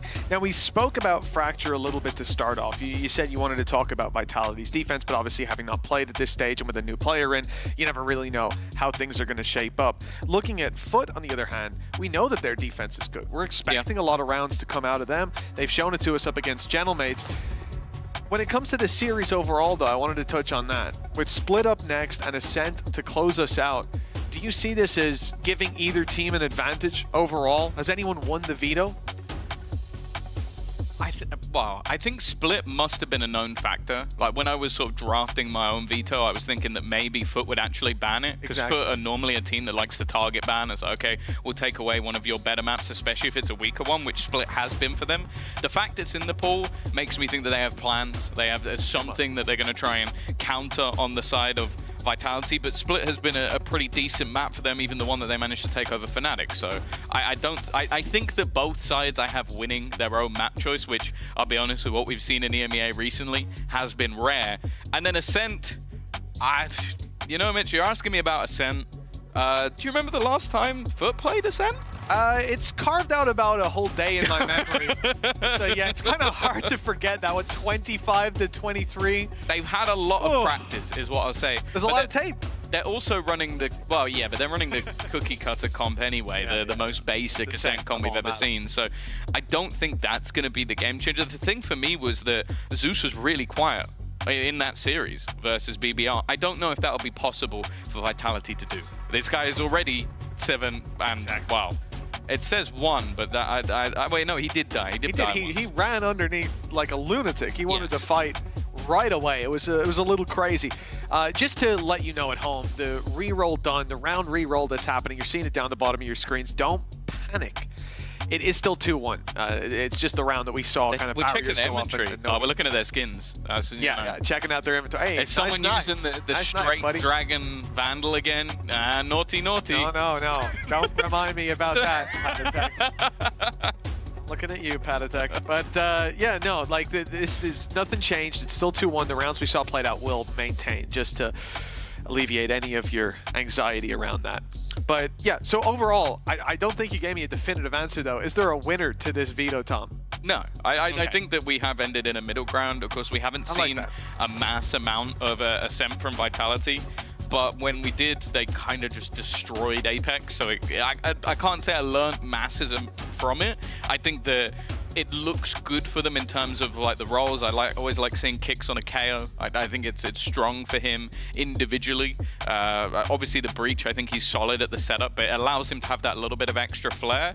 And then yeah, I've seen 48 rounds of Foot playing Ascent, so I know they can win rounds. I know they can lose rounds, but whether or not they'll come out on top at the end, I don't know. But I do expect from the veto that we'll get to a third map. The only, I guess the question for me will be like, Fracture, obviously the element of the unknown comes in for Vitality because we just haven't seen them really play it since they played T1 in the first Masters, so they kind of avoided it for the entirety of this stage. And then the games that, well, the one game we saw from Foot on it throughout this stage was a very close one again, always went to OT. So I think that there's opportunities here if Vitality have like a little bit more up their sleeve, which with some of the comp changes, maybe they do. Well, before we get back into the game, as we may have a moment or two left, let's take a look at what Kix had to say ahead of today's match.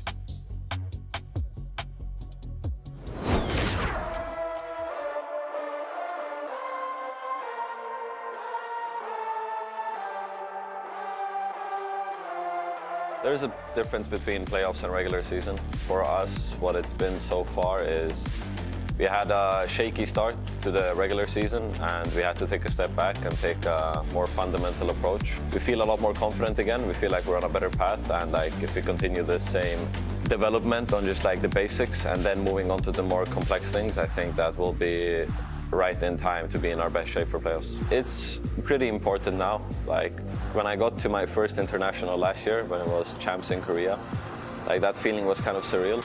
Governor's up and over as well with a TP. That's a reveal. Well, to save, they still want to take this fight straight up into their face. Trex decided not to break it, waiting for reinforcements first. Right out through here, trying to take point and contact. Still kicks. You cannot be dominating this. My God, a 6-piece available, and here and now. Goodness me. But I wasn't really used to it yet, and now when we went to Bangkok after winning kickoff, like, it was the same feeling, but this time I really felt like I wanted to be there, and it's kind of like this point now where I really want to go to every international, like just chasing that feeling that, you know, when you qualify and like going to a different country to play against the best teams in the world, like that feeling is the best for me.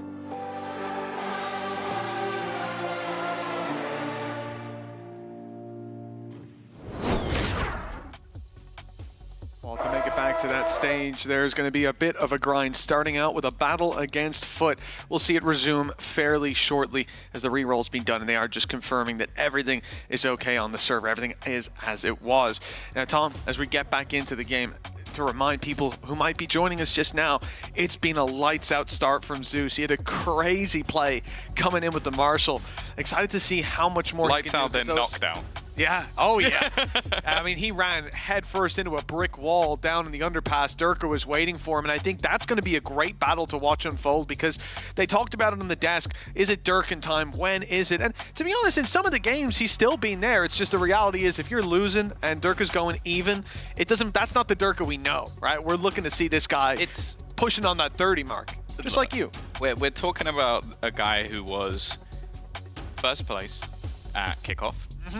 First place at Stage 2 EMEA last year. Yes. He was first place at Stage 1 EMEA last year as well. So do I doubt Durka at this point? No. No. He maybe he's not in the best of form, but like the moment I feel like they get to playoffs, he sits down on the stage, whether he has his hat on or whether he doesn't, the guy's probably going to be a menace in the server. So I think that even though like Zeus has been incredible, the reason that we find Foot in this current position is because some of the other players haven't. Like, I don't think Yedege has had anywhere near the peak that we saw from last year. I think at times, like, Ada Captain has gone a little bit of a miss, and I've mostly been looking at the likes of Zeus and Mr. Fallen and a 50-50 coin toss of whether we get cracks. Yeah. And that, for me, is like, okay, sure, there's definitely been some vulnerabilities on the Vitality side. I think coming back after Masters, they didn't look as good. I think teams have maybe figured them out, and they obviously had a player change. And Trex, although maybe didn't fit the vibe, I'm not sure what the exact reasoning was,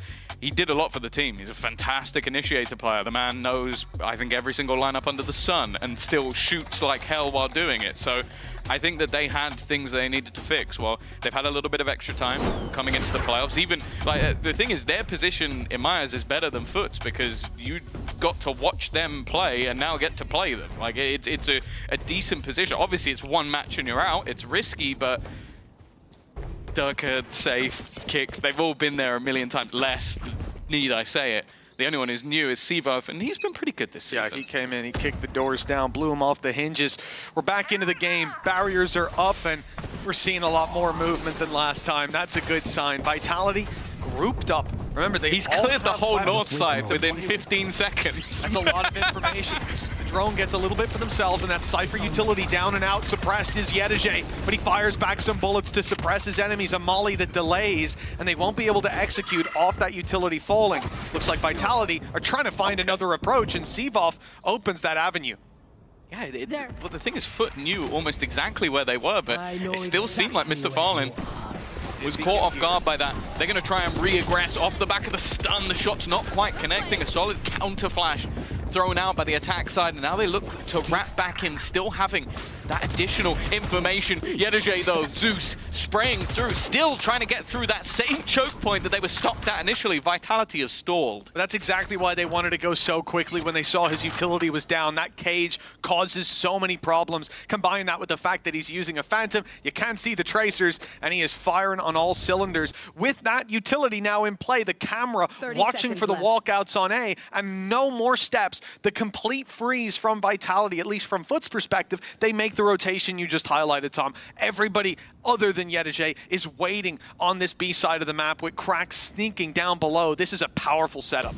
Yeah, there's not a lot of time either. Spike already dropped onto the ground, and it's left all onto Sivov. Zeus already putting that first nail in the coffin, but even just surviving here is going to be nigh on impossible. The spike plant will go down at least, but you are boxed into a corner, trapped with your opponents standing in line. You need both shots immediately, and he won't even get one. Foot with a fantastic defensive round and an immediate response. Many a player would have panicked there in that 3v1, ran in to try to end the round on time and given him an opportunity, but they wait patiently, knowing he's trapped in the corner. There was no way out. Nice opening by Sivov, but once this util came back online, look at the trouble they're facing. Thinking those smokes could have helped them out, but not a chance when Yedege is waiting. And that's how confident they are in him to lock down that side of the map that they send everybody else running away, waiting for that rotation that came through. Vitality being red in this round, slowed down by some of the utility as well. That's exactly what we like to see as Foot get off to a good start, but it could be a slow start 27 for the game. 27. Now I'm panicking. Well, seems like we're chilling at least for a little bit. But yeah, I think that the bit that's worrying me, I sort of mentioned the concept of the less lurk. Yes. He wasn't on the lurk last round. There was almost a very direct attempt being made I need this by this attacking side. And because of that, Zeus was able to clear out the full top side of the map. And they know they've been pushing. They spotted that in early rounds. They were looking to try and pincer in behind them. If they allow that much map control for Foot on this defense, they're going to get blasted. Like, they need to start catching some of these players. And while, Mitch, I'll be honest with you, this isn't really the round for it. Their buy is shocking. It is. It is almost a good start with some utility being destroyed. The salvo sent out, but Yedajay quickly repositions his traps and will still have full control over on this B site. Because they've got him, you might even see the rotation from Cracks in the near future. Vitality making noise now towards that A site. Zeus, well, many a player would back off from here, but he wants to play aggressive through the smoke. Stun comes in. A smoke as well from his side as they get aggressive. Captain doing the same on Dish. And it's a lot of aggro to put out there. And he's going to be forced back by the utility, sent in the other direction. Nice passive molly. That's going to stop anyone from pursuing.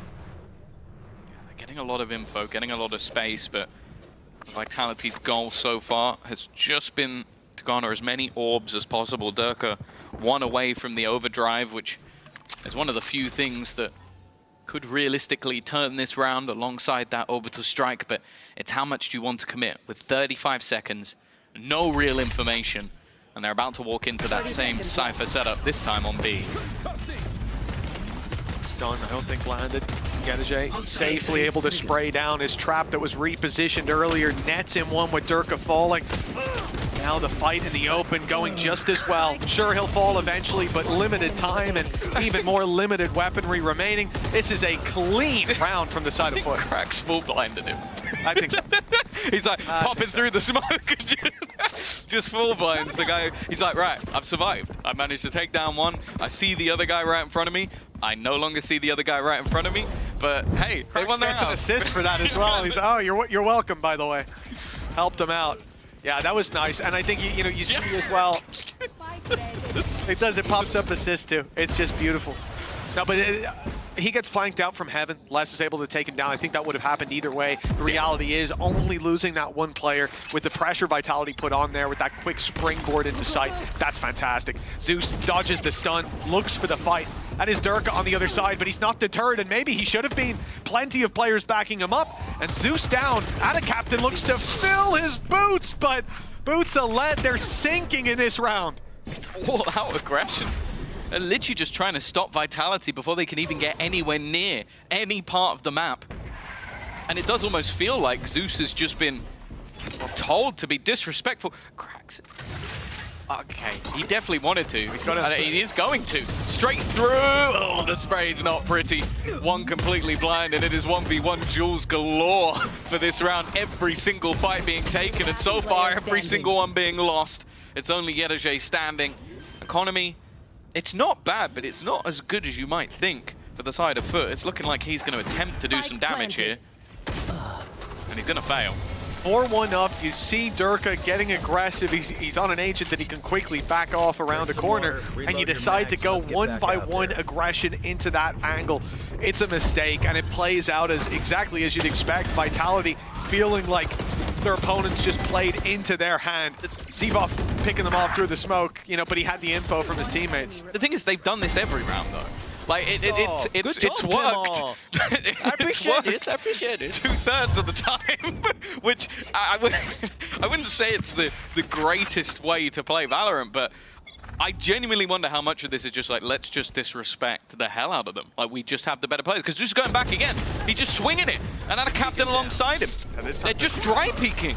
This makes a difference being together on that swing. Stuns traded out. Zivov gets close. He's so aggressive. And look at his reward.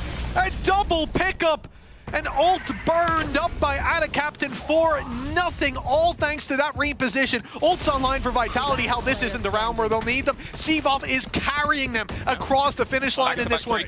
And it's Yedajay with a stinger in a 1v3. If he can take a couple down, even force an ultimate out, that would be an ideal scenario. But there is no chance. Okay, if he made it around that corner, I start to get worried, but he's put to bed early. Yeah, it is similar to the last round. Okay, this time they had Mr. Fallen with him, but it is still Zeus takes a fight. Then the next person swings after. Oh, this was after already. The initial player was gone. But it is really just this super aggro Good boys. defensive And they use stance. their ults, man. But that's exactly it. They use their ults. The idea there from a weaker buy coming out of Foot to see that panic from Ada Captain in throwing it down, almost to use it as a smoke, deterring their aggression and allowing them to back out of this nasty position when they'd already used up their stun. But that didn't work out, and a huge investment for so little return in a round where you're already at a disadvantage. That's going to be something that's discussed during this timeout. This is called by Foot, of course, to correct the course, as Vitality are now just one round behind them. Yeah, it seems like so far they've had two win conditions. Either the opponent walks directly into Yedajay's setup, or they walk directly into Zeus. That will win you the round. Anything else, and well, even sometimes when they do walk into Zeus, they still manage to hold on. And I do think Vitality are already making that realization of, okay, for the first 20 seconds of the round, they're going to run at us. So let's just wait, let's be patient. And they have already utilized some of those ultimates, whereas Vitality, they've still got everything online. And even think about the round where they ran into Yedajay's setup. It was based off of, like you said, the same thing. Zeus getting aggressive north side, seeing nobody there and coming back, right? They want that early aggression for information or for the fight. And now it's not working in either department. So Vitality forcing Foot to, well, hopefully change their approach to this. We'll see if that's the case, as I do look at the barriers, and that man's going to get aggressive. If anything, a lot of the time it works better when he doesn't run into anyone. Because then he can reposition onto the side, play with the rest of the team, and that is what's happened here. He's got A control, Mr. Fallen. They've had someone on this angle, I think, 3 rounds in a row, so I'm fully expecting there to be some sort of flash, or no, it's just going to be the dry peak. We'll be able to fade away. Flash for Zeus. Safe immediately swaps off his utility. He was setting up salvos, but he knows there's going to be someone in this corner ready to try and fight him. And well, Zeus is going to get both of them. Somehow he still makes it work. But they've lost the site now. Plan can be acquired safe. Spike goes back towards that site. The smokes are down, but not for too much longer. The decision needs to be made. Trying to find it. That's a very open plan, but he's going to get it in. I mean, this is fantastic. Zeus, super low HP if he can swing through and catch them off, but Les wasn't really sticking that fight. Yedajay just on the other side, and that ultimate gets them info. They'll know exactly where these last 2 players are. They've got them boxed in, and it's Yedajay who's looking to finish them off. The cam for the info, and he hoped that he could catch Les off. Ability in from Kicks, he might be able to stop them, but it's already halfway. Time pressure is on, reload is heard, spam's coming through, and not quite landing, and the repeat gets them across the line with a sneaky defuse. Just as the smoke was fading, it's Foot 5-3. Yeah, it's just an aggro round again. I don't know how Zeus manages this. Just utter filth of his own individual brilliance. Sturker responds in form, and Les, honestly, he's been having a pretty decent start to this game. Back on that Cypher, try as he might, but I think they got so focused in on working out where Zeus was and clearing him from A main that they kind of just then lost the entire site and had those smokes down on the diffuser. As you said, it was halved so quickly, it became very, very difficult for Vitality from then on. Yeah, just a little late getting that utility down, or I guess putting too much stock into spams. Either way, the result is the same. A round to their opposition. Vitality looking for new ground. It's towards the B site, but as you said, Tom, one of the successes they've had is when, on the side of Foot, is when Vitality go running into this setup. And now, a salvo destroys one of the traps. Second, though, still very much covering the walk through. I think they're trying to bait the push. The pump fake. Yeah, they know that at this point, every single round they've made any presence known on the map, Zeus has gone pushing. So they've got Sivov watching the backline. They've got Les trying to lurk around for the top of the map. But this time Foot are actually sitting a little bit more pretty. Okay, they will spot out Zeus still deep within A main. But because of that, he's forced back. The only thing they haven't spotted out is still this B aggression. A little bit further forward towards Arcade, which is a pretty nasty double trap if they go in that direction. As Flash is burned up by Cracks just to enable Zeus to keep this position inside of A main. Not going to be available for the retake to play through those smokes, as we've seen plenty of times before. Late play by Les. He's been spotted though, and now they're coming back to this 2-man setup. The high-low grabs the kill, and now a huge advantage for Foot. Kicks and safe. In fact, just safe. Last alive. The spike down up above. He needs everything to work out in his favor, and nothing does after the first. 6-3 as Foot they were being closed in on, but now steaming into the lead. Yeah, I really love this setup from Foot. I think realizing what ults are on the other side, like you know that your opponents have that opportunity of the Armageddon, which if you're playing anywhere near the site, you're going to get cleared. You're playing any of those close lanes, you're going to get cleared. So what do? They take Arcade. No one's going to ult Arcade. Like, that would be a really weird spot to hold. But then you have the cross on anyone on the site. And that's exactly where our captain is watching. They managed to hold on to all of those positions, and I think Vitality were caught off by what is a bit of an unorthodox position. Look at Zeus again. He's just running it down. Big north side play. They've got south of B covered in by the trap, but this means one less for Yedajay to play off of on the site, and pressure is on him. A lot of weaker weapons here for Vitality as they get aggressive. Ult popped by Durka. An opportunity to really turn this back in their favor as they've pressured the weaker side. And Foot left into a very disadvantageous spot. A 1 versus 5. Mr. Fallen grabs the first. But with 4 more to go and the spike very much planted, it's not looking too likely that he takes this across the line. Now, they don't need the money for the next round, but there's a few more to play for. It looks like the decision might be to carry this one through to bolster that economy. A great response from Vitality. Especially from Dish. Like, you basically have to jump into your opponent's angles. Like, the chance of even doing damage are slim unless you just wait for them to exit on the round. It's the same sort of attempt, though, from Foot. They again, like, go for that aggressive push on towards that north side, but I like the fact that this time Vitality just react. They go, okay, you're going to run it down onto us. That means you've got at least a couple of players trying to push and hold onto these positions. We're just going to take it towards Dish, because guess what? We know who's not there. Zeus. And it's also so frequently we're seeing this play. If you look at the last round for Vitality and how they approached it, probably Foot's aggression would have worked against that. They had players spread out. They would have been isolated in a 3vx fight, and that north side crunch would have either gotten them info into a slow play that they could then adjust and rotate into, or gotten them fights that were very advantageous for them. Instead, they go for this aggressive play when Vitality have adapted to play as a unit, to be more direct, and put the pressure on what happened to be the much lighter side of the map. A great adjustment from that attacking side, using everything, every disadvantage to their advantage.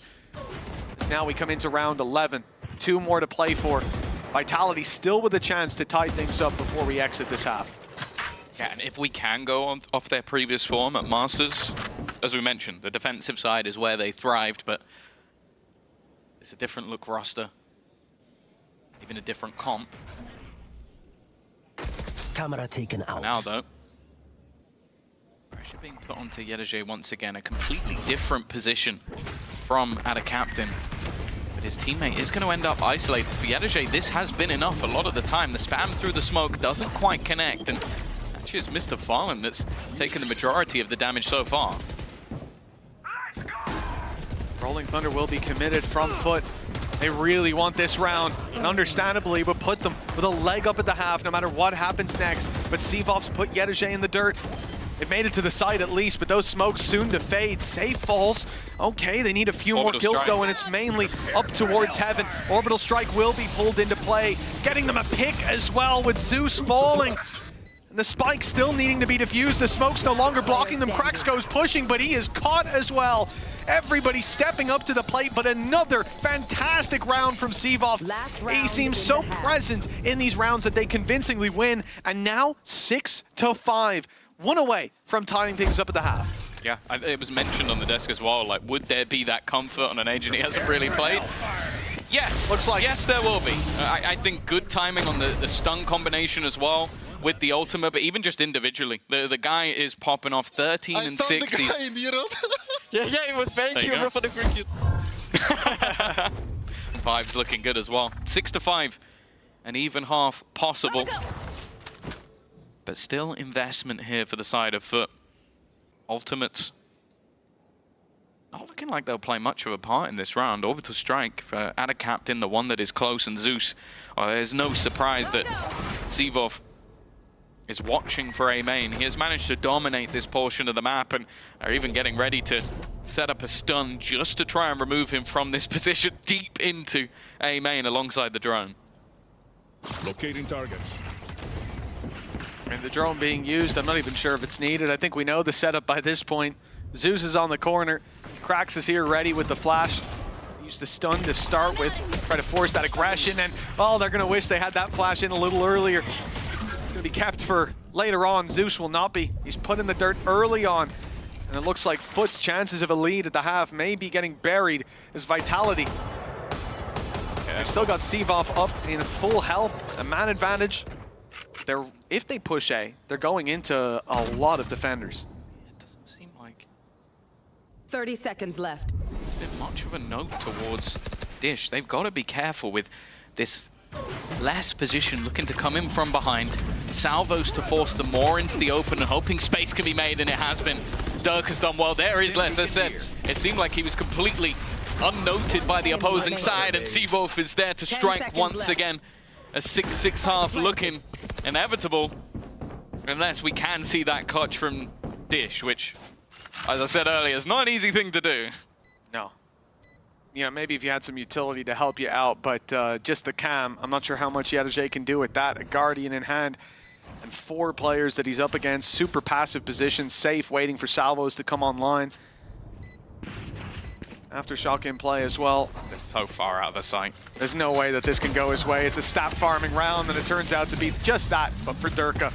6-6 at the half, an impressive resurgence by Vitality, always within punching distance in this half, but eyes drawn to Cvov. What a phenomenal performance. Off the top of my head, 3-3Ks he was able to deliver here, owning the early momentum for this squad. We'll see how the second half pans out after the break.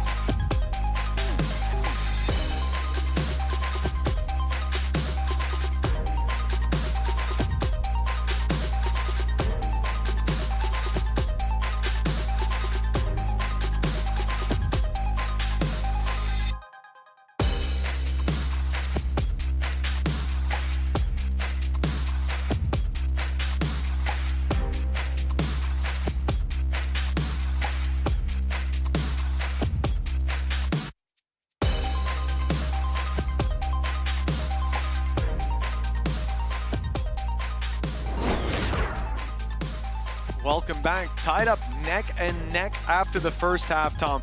Big performances in the early game by Zeus, but Cvov stole the show in the end. But it seems like it could be anyone's game. This pistol may hold a lot of weight. Yeah, for sure. And we have to give that additional context again that for either of these sides, the loser is out. There is no opportunity to make it to Masters. The next will have to win a game and another game if they are going to be looking to make it to Toronto. And there you go. They do love a ghost over on that Vitality side. Is the 20% just Cvov? Because right now it is almost perfectly encapsulating the stat. He is keeping the stat exactly on par. Man, I'll tell you, if I'm going to give an upgraded pistol to anyone, it might be Cvov after maybe he doesn't need it. Half. Exactly. There you go. He's too cool for it. Also, he wants his utility, but no, it's because he's too cool. He's playing the cool card. Oh, Salvo's in, and okay, forced forward is out of captain. A little bit delayed to the rest of the squad thanks to that util and Foot. Well, they're pumping the brakes on this, hoping that Yedajay can find value, and that he does. Been good so far. Even manages to double up onto kicks as they are trying to catch him out around his own cage. Durka and Les. Deadliest of duos. First will come for free. A tiny tag to Durka, but still a whole lot to be found. This fight versus Ana Captain could be everything. The smoke lasting an extortionate amount of time. That means they're going to go past each other, but Ana Captain might just have the drop on his opponent. It just depends when he peeks around the corner, but he doesn't manage to land the shots. And both players now within the tower. The main issue is that time has been ticking. A stun available, a knife if needed, but the fact is Cracks already just looking to swing out, and with the clock already gone, there really isn't any more time for less. It needed to be the insta-kills, and in the end, it's Cracks to close. Got a little bit close after the whiff in main, but they get there in the end. A pistol for Foot, and this is where they found their rounds. It was the early half of the first. It seemed like Vitality were only able to sprinkle in a little bit of resistance, but in the end, they certainly heated up. They'll start this half off cold, though, with a 1-0 deficit, and presumably a full eco coming into this one. And for the defensive side, I mean, it's tough to make that work. When we saw them on the attack, they tried to create some opportunities. They moved as a unit. It is more difficult to do that in the defensive side. But from what we're seeing, they're going to do it anyways. 4-player push towards north side from Dish. One holding in that aggression on the B side, but nobody there. No one's home. Foot have sent it all through the standard spawn of the south. Stun looks good. Very good. Oh, okay. Well, never mind. The weaker weaponry has been absolutely slaughtered. I don't mind the idea of Vitality moving as a unit in an attempt to try and cause a little bit of extra damage, but Foot are well aware and already farming up a decent amount of those orbs. Unfortunately, a lot of them have been onto the Ediger, but as you can see, Les is going to try and have a couple of his own. The main worry for me is going into the next round, you're going to have a captain with the potential to buy up and get himself a rifle, but more importantly, if he can find this final kill, which I'm hoping Les won't allow, he would already be on his ultimate, and you're on a map where you got a good chance to collect one of those orbs anyway. Yeah, there's a couple opportunities to do that. For Les, with just the classic, Zeus is pushing him. Chance for one, but not when Zeus has got that rifle in hand. Yeah, I don't think he even used the scope there. He doesn't like to. Why not with that accuracy? It is an in-zone flawless coming through for Foot, and a 2-0 start to the half. Very nicely done by Captain too. He's under a lot of pressure. He's got the pistol. The stun comes in just that little bit late. That gives him the chance to pick up a double. Now, though, is where the real challenge begins. There you go. They got Cracks. It's not like if it was any other team, I'd be like, oh, that's really cool. But it's kind of, it's just the fact that Cracks really loves KO. Although he's been playing a lot of Fade recently. I think those are his two. Durka, Operator, doesn't have the shields, and he's just about going to get out of there. His counterpart of Zeus that was the main person to highlight in that previous half has already gone down. Mr. Fallen has just gone walking through the smoke. It seems like Les is more than aware and will be able to hold on, but not for long. The trade out eventually. How they're going to go for the plant? Getting into a position where they have rifles to play with. This round might not be as easy as a normal bonus. Salvos were used start a round by Safe. I think they'll be online soon, and probably you just wait for that refreshing utility to come back into play. Here we go. Salvo's online, being lined up as we speak, but Captain, he's got a read on the timing. Stun goes in. Beautiful from Captain, disrupting the play completely. Stopwatch in their head, and now a 2 versus 3. Vitality stalled out, op in hand, and that's something you're gonna want to carry through to the next. They're running for the hills, saving these weapons, and it's all thanks to Captain. The double in the last round was nice, but it was an anti-eco. Sure, he had a ghost, so the playing field was a little more level. That one there, that's got a very important round on the board. Yeah, and I was looking at the after-plant positions from Foot, and I won't lie, it made me nervous. Yeah. More for them, because they're in spots where it's like, okay, you can't hide. If you get spotted, there's absolutely nothing you can do. And instead, they use the stun and swing straight into it. I don't know if you caught that in the replay, but our observers, our EVS were kind enough to catch an angle of the nade that cracks through, and well, listen, it fell apart a little bit. It fragmented for sure. It was up there. It was up there, unless it was an anti-camera setup, I think. No, I think we've seen that one used by KC last year, right? It's a distraction nade. Exactly. You hear the sound cue and you think, I better get out of here. Red Gus still has nightmares. I love that that comes exactly as we're saying, like, oh, well, it's Cracks on the KO. You got to have him in there. Well, hey, a little bit of work to do on the lineups there. Hot flashes, binds teammates, gets killed. That's all you need to know. He feels confident, and that's all you need from Cracks. Yeah, he doesn't see where it lands at the end of the day, unless he's paying attention to the little... No, he's too busy headshotting people to care. Exactly. Durka with the operator. That's the gun we'd like to be highlighting, but looking where he is on the map. And Zeus is just, by the way, Zeus is just running it down from B. He's like, yeah, guys, I don't think they're going to rotate too quickly into this one because I've just thrown all of my utility onto one side of the map. But the delay's good. Les has managed to buy time, full rotation in. Ada Captain is looking to try and do this once again. But already, Safe has managed to do well. A single kill. I think he's even picked up a rifle in the mix of everything, but is quickly dealt with. That flash was actually very good, but because Seavoth didn't see anyone, they don't go swinging out through it. They don't want that battle. Decide to wait a moment longer, but that is their downfall in that duel. Durka will save this weapon again. At least he'll try. And you can see how quickly Foot are pushing into the spawn, realizing he's going to want to carry this forward. Now, only one player's got the right read. It's Mr. Fallen. Right place, but is it right time with Durka holding the angle? He's walking right into it. A free pickup. They hasten their pace towards the spawn. They'll catch him. He's going to be trapped inside of main. Crossing out. They'll catch him as he does, and the angle's good. Both swinging at the same time. Patience on display. No weapon saved for Durka. The big gun remains on the floor, unpicked by Foot. 10-6. We talked about the pistol being valuable, but this start to the half for Foot, it's gotta be fuming. You just. I love the fact that Zeus literally has no fear. Like, I think that is why this works so well with Mr. Fallen, because I think Mr. Fallen has always been a creative and intelligent IGL. Like, someone who I love watching the games they play, sometimes because it's insane, and sometimes because it's genius. He's on the fine line. But the thing that works with him and Zeus is he'll say, Zeus, I want you to run through 15 pieces of utility, slide in and headshot someone. He goes, okay, boss, see you later, unless it's dead on the site. And that's the main, even though you've got other like weapons like the operator, I think Safe even managed to get a rifle because of that. The main danger was all of that Cypher utility was eliminated immediately just from that guy diving into the site. A timeout called by Vitality because this start to the half has been so scary from Foot. The 4-0 beginning, the op taken out of play for Vitality coming into this one as well, and that's somewhere that they found those early picks with. Can't allow this to spiral too much further. A real opportunity for them if Vitality were able to take it here. I think this is how they won kickoff as well, right? It was map 5 up against Liquid in the grand final. They managed to take it in the end. They had a lot of momentum. That was what seemed to change within that series. It's been a little while since we've seen that sort of full fly Vitality.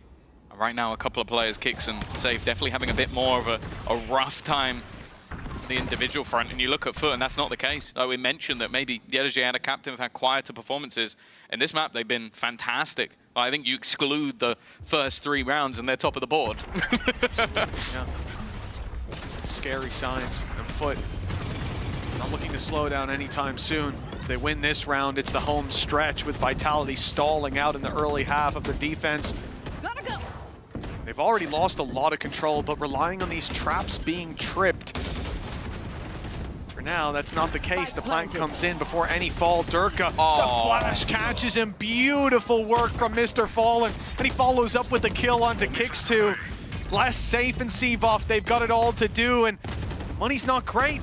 The chances aren't looking fantastic. They might want to consider a save at this point. They've got to be nervous of the post-spawn as well. They could literally be anywhere. The way the Foot have been playing was so aggressive that you can even see just the nerves. There's 15 angles they need to check all at once, and the players just swinging one by one. We mentioned Cracks for his utility this round. It was irrelevant. 4 kills for him, 11 onto the board, and it does seem like Vitality are just almost completely flabbergasted by the sheer pace of some of these rounds coming out from Foot. They are showing their opponents no respect whatsoever. Ultimately, it comes down to someone like Mr. Fallen in that round when we talk about utility. Cracks was the one running in, gunning them down, but Mr. Fallen, he had those flashes. We saw it from his his opponent's POV in that initial fight onto Durka. He came out with, I think, 4 assists in that round, helping Cracks every single step of the way. That's what himself and Adacap do so well as well, but like not anymore. Yeah, do you now ult when you are on 58 HP? Probably not. It's one of the ones where you can kind of throw it in and it's not the end of the world, but that's got to be infuriating. They really don't have much to play with. And with Foot, Oh, you have to remember this was a 6-6 half. Utility offline. I said the major danger when you go into A is having less and his utility. But less is no longer on the site, and he's got no utility. This is do or die really for Vitality in the next round. It's looking like this won't be one they have too much of a say in. Like you said, Durka's ult unlikely to be committed, and you can see why he's dealt with so quickly. The pistol's in play, okay, good stun, but they can't follow up on it because there's 2 more players on the angle holding for that peak. The opportunities being given away are slim to none. I mean, I do see Adacaptain getting a bit aggressive, but again, that's because Zeus is there. There's 2 players on the site with that bit more of a passive hold, just peeking off the flashes. Sometimes peeking out wide, as Krax just gets punished, but you know, even economy management's not really in the realm of conversation here. Foot, we've got so many credits. They will be good to go for many rounds to come, if there are many rounds to come. Just 1 needed for the attacking side to close this map out. Feels a little bit cursed, but comfortable conversion. I think other than Zeus, who is on 4,500 credits, everybody else hit max that round, so they are in an incredibly good position. And finally, clearly the game plan was to get that operator on Durka as soon as possible. Well, this will be that addition brought into the round. Hasn't really found too much other than the opening pick onto Zeus. We'll see if he can get something here, but immediately smoked off the angle so they can flash through it. Oh, it's nasty. The double flashes too, but Kix still manages to walk away with 1. The trades, though, are there as the op steps into play. Durka lands himself 1. Ult activated, throwing everything at this one, and he'll lose his life immediately. A connection from Krax that maybe doesn't level the playing field. See, there's info to play with on the other side. With the hat off Les's head and the spike down in the open, there's almost no choice for Foot but to run into this angle. Mr. Fallen has his ultimate. Don't know if they'll commit it at this point or write this round off and play for the next. They know they're still up against an op, or they could be. Safe's the one to retrieve it. They're just checking there's no one on the flank. I know the Cypher must have been around here somewhere. That's where all the bodies lie, but maybe still a little nervous for where Safe is sitting. Vitality know that Spike was on the deck, and Less. They're going to have a rough idea that he's around the sand area, but that time now ticking. Safe already honed in on the site. They could try and hightail it back, but that clock is getting far too low. They need to make a move, and the crossfire setup should make it impossible. They are well aware of Les's position, but he'll find both anyway. A round finally in this second half for the side of Vitality, but Mitch, they need 5 more. They do, and the problem is Foot not committing that Rolling Thunder. It means it's online for an immediate execution in this one. They put a lot of stock in those double flashes. KOs, blinding main, and breaches going deeper into sand. But Kix was able to dodge them. They trade out the early fights, and then in the end, Les's position proves to be superior. The reality is, that's a damn close round, and not something that you'll be confident that you can connect another 5 in a row to push it to overtime. We need to see another level reached by Vitality, one that hasn't been hit so far in this half. I love that. You put all of your utility to try and control B main, and Zeus just runs through everything. Means there's been no push, there can be no control.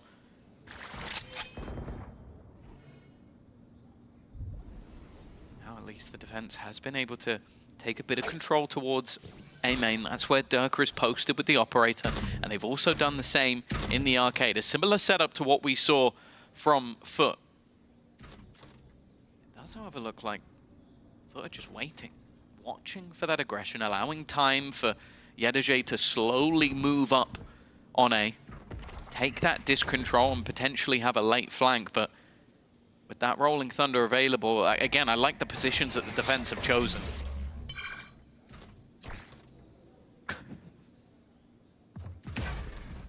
The big push, Molly up top, but Safe is the second player in the setup. Big swing around the back, but Les gets nothing.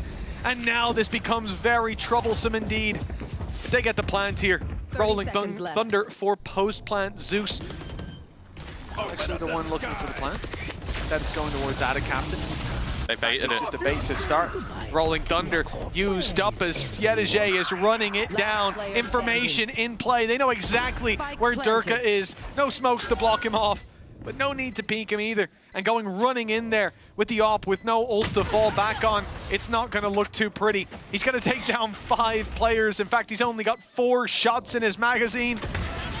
This one looking like it's too tall a task to ask. It's 3 players lined up in a firing squad. Yedege, the safety in this play, to swing in and close it out. Just moments away from connecting their own map pick, 13-7, and momentum in Foot's favor as they move on to split. Yeah, a fantastic attack side. The sheer pace just didn't seem like something that Vitality could really deal with, but that's the map we expected Foot to win. Split up next, we'll see if Vitality will respond.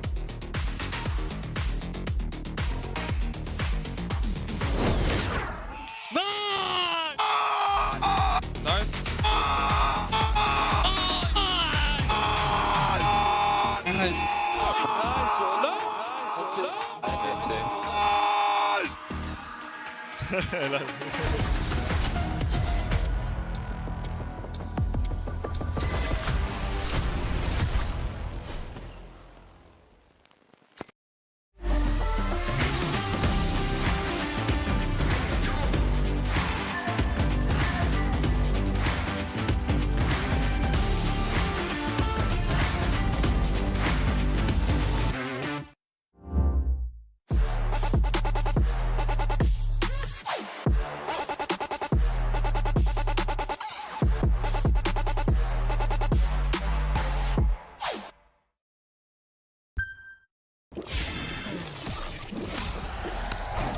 Red Bull gives you wings. Never take a L, no. Foot's in the game, can you tell? Now hold on. Work it and work. Watch me get it from the dirt, put in work. Yeah, and I'm always the first. Don't let nobody tell you you can't be the first. Now work. Let me see you work. Try to get some work. And be big. Let me hear you say.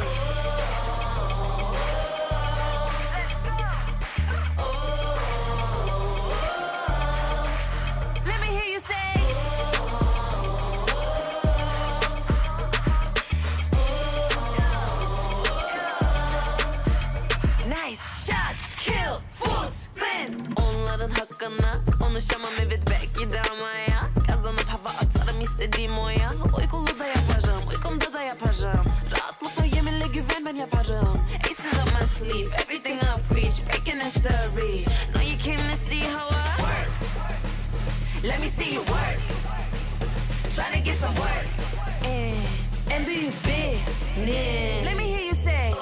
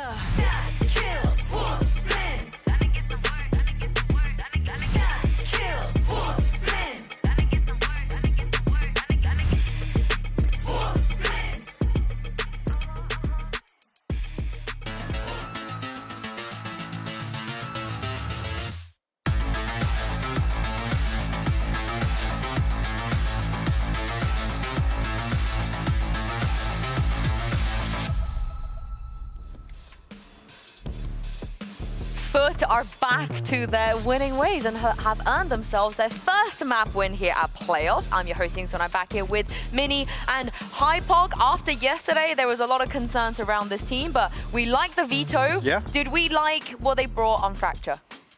I did, yeah. I'm not the biggest KO fan in the world, but I think they made it look really good. I think that they had a simple game plan that worked really well. I think the stat that was shown that Foot are the only team to play KO globally, and it seemed like Vitality didn't really know how to adjust around that, in my opinion. Yeah, I think, and actually, funny enough, yesterday we were having a conversation. This actually feels like one of the examples where, I mean, Foot have one of the best support systems for Zeus in the form of Mr. Falling and Cracks, and even though there's a couple of missed lineups and stuff, which, again, you can kind of put an asterisk on, I think this actually was one of the maps where we feel as if Zeus isn't on an island in a lot of situations, and there's some kind of approach to kind of include him, and obviously it helps that Mr. Fawn's having a much better performance today.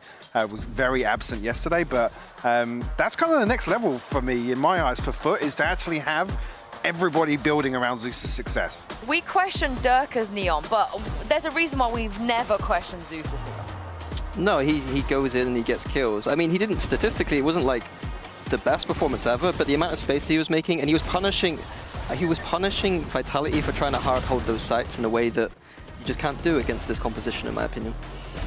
Yeah, I agree. Yeah, it's something that I guess you should get away with a couple of rounds, but I think what the issue that Vitality kind of had on that was just a lack of recovery in general.